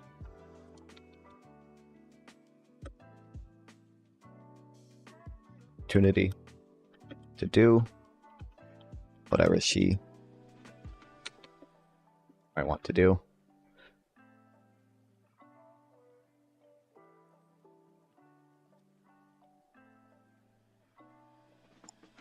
Opportunity condition.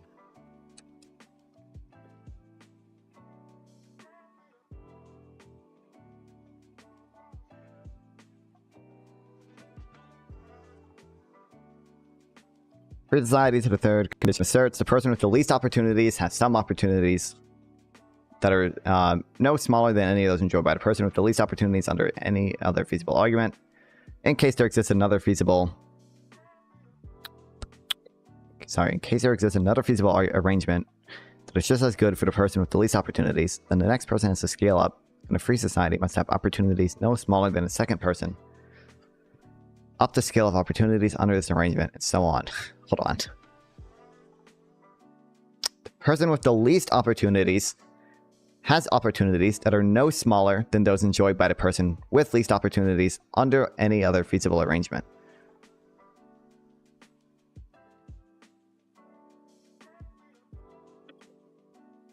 Third condition.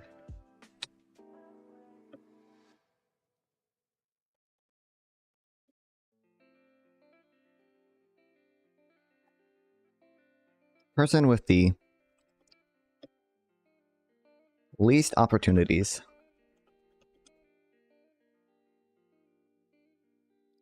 experiences no fewer opportunities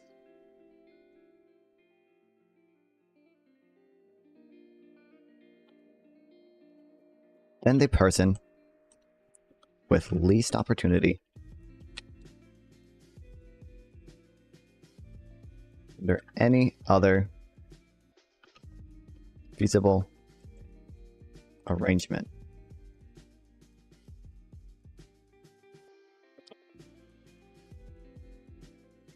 In case there exists another feasible arrangement that is just as good for the person with least opportunities, and that person next up on the scale must have opportunities no smaller than the second person. Okay, so on. Okay, this so-called Leximin or lexicographic maximum formulation is no doubt better than a purely aggregate formula, e.g. in terms of opportunity of society's average members, or a more egalitarian formula, e.g. in terms of maximum opportunities, to express the idea that the members of a maximally free society are all as free as possible.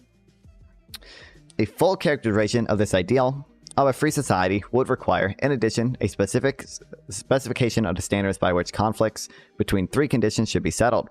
Giving some thought to these conflicts will help perceive more concretely what each of the conditions asserts.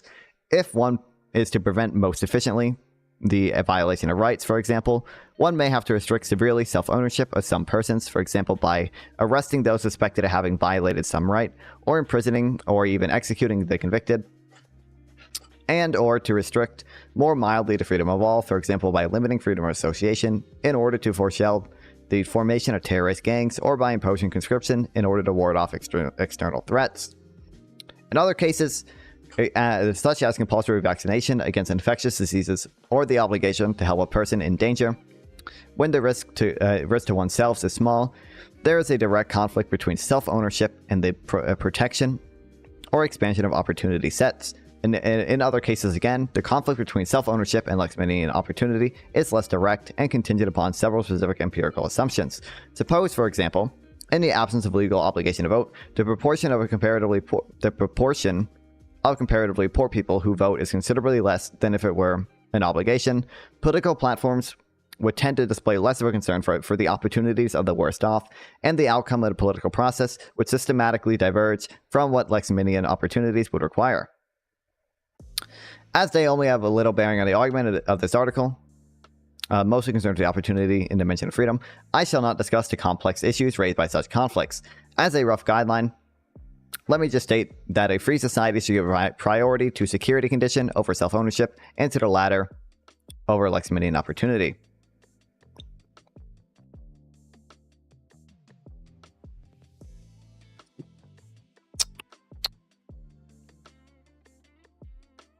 Such conditions may occasionally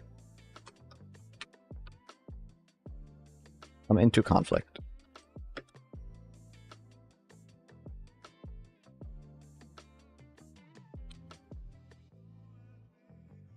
They are not particularly relevant here.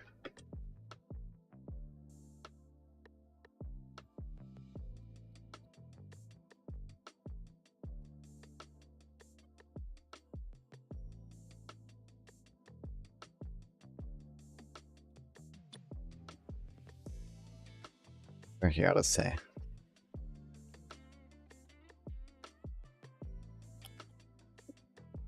Now it will suffice to say that a free society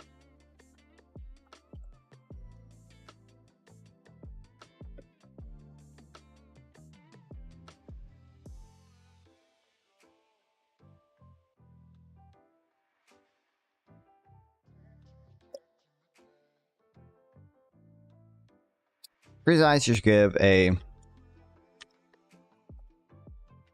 priority to the security condition over self-ownership.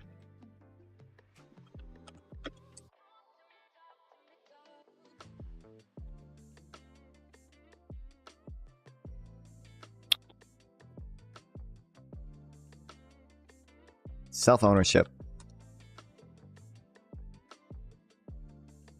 over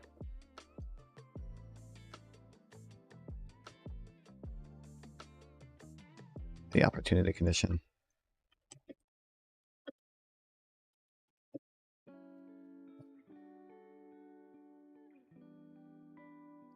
Go outside, take a break, homie. Why?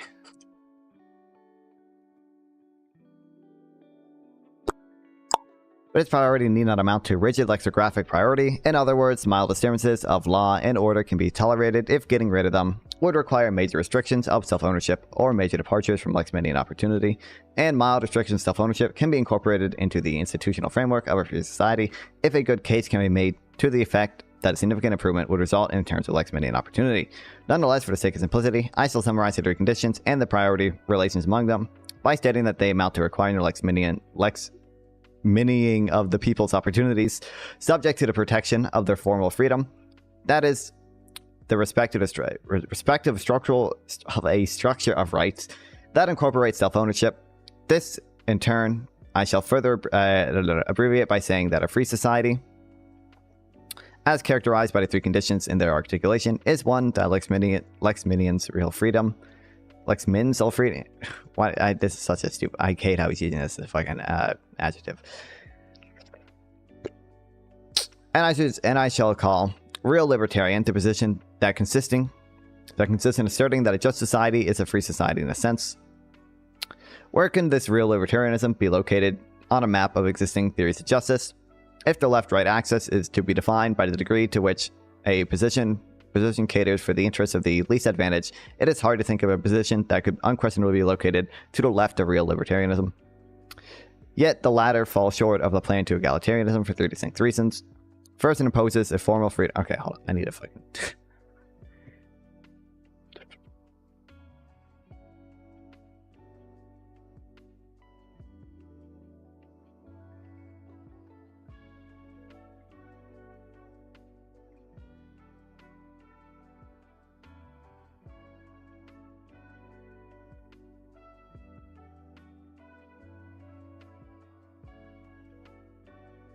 you might be right, actually. My brain's broken. Okay.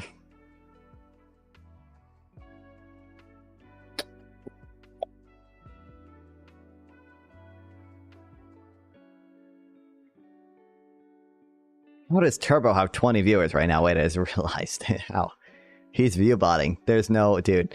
No. I can't accept a world where Turbo has Why are you saying that? 20 viewers. You're semanticing me, man. You're fucking like, you're saying like it's a not the word Nazi. You don't use the word Nazi. You don't use the word Nazi, but they're just like them. But don't use it. Okay. Like, He does not deserve 20 viewers. I'm sorry. No world. Because the hoes are outside, go talk to some. Oh, work and no play face. True. There is no shot. There is no reason for Turbo to have 20 viewers.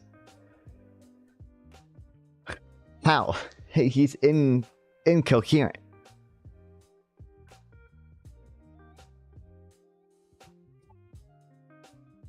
And dumb. And his microphone doesn't work.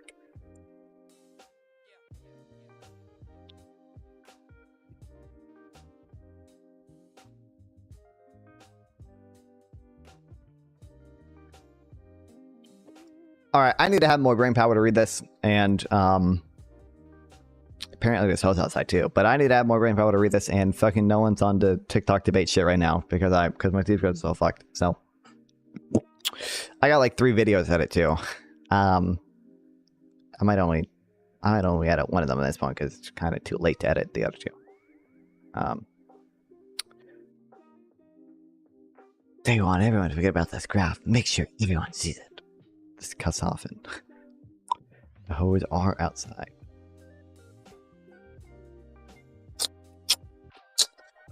I gotta buy a suit at some point because my fucking friends invited me to homecoming, which I've never gone to before. My entire time when I was actually at high school, I never went. I didn't go to a single prom or homecoming. And my friends who are still in high school, they're seniors now. They were a grade below me, so they're seniors now. They invited me to go, so I need to fucking. And I said yes for some unknown reason.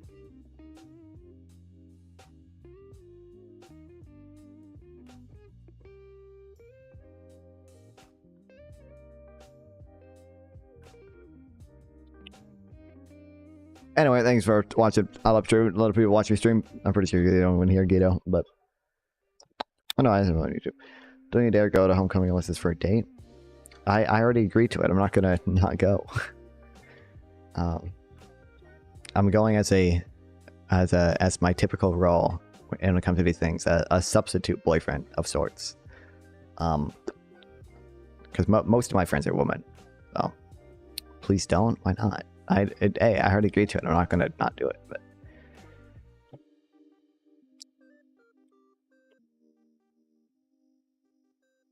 God, no, don't. Okay. I don't see. It's just gonna be like a relatively fun night with my friends. I don't see why we're so opposed to this, but.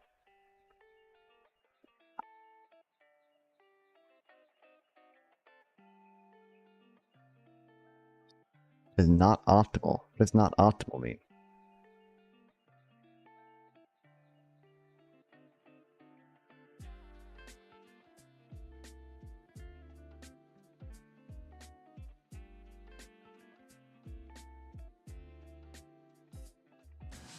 Hi, my name. Anyway, I've got places.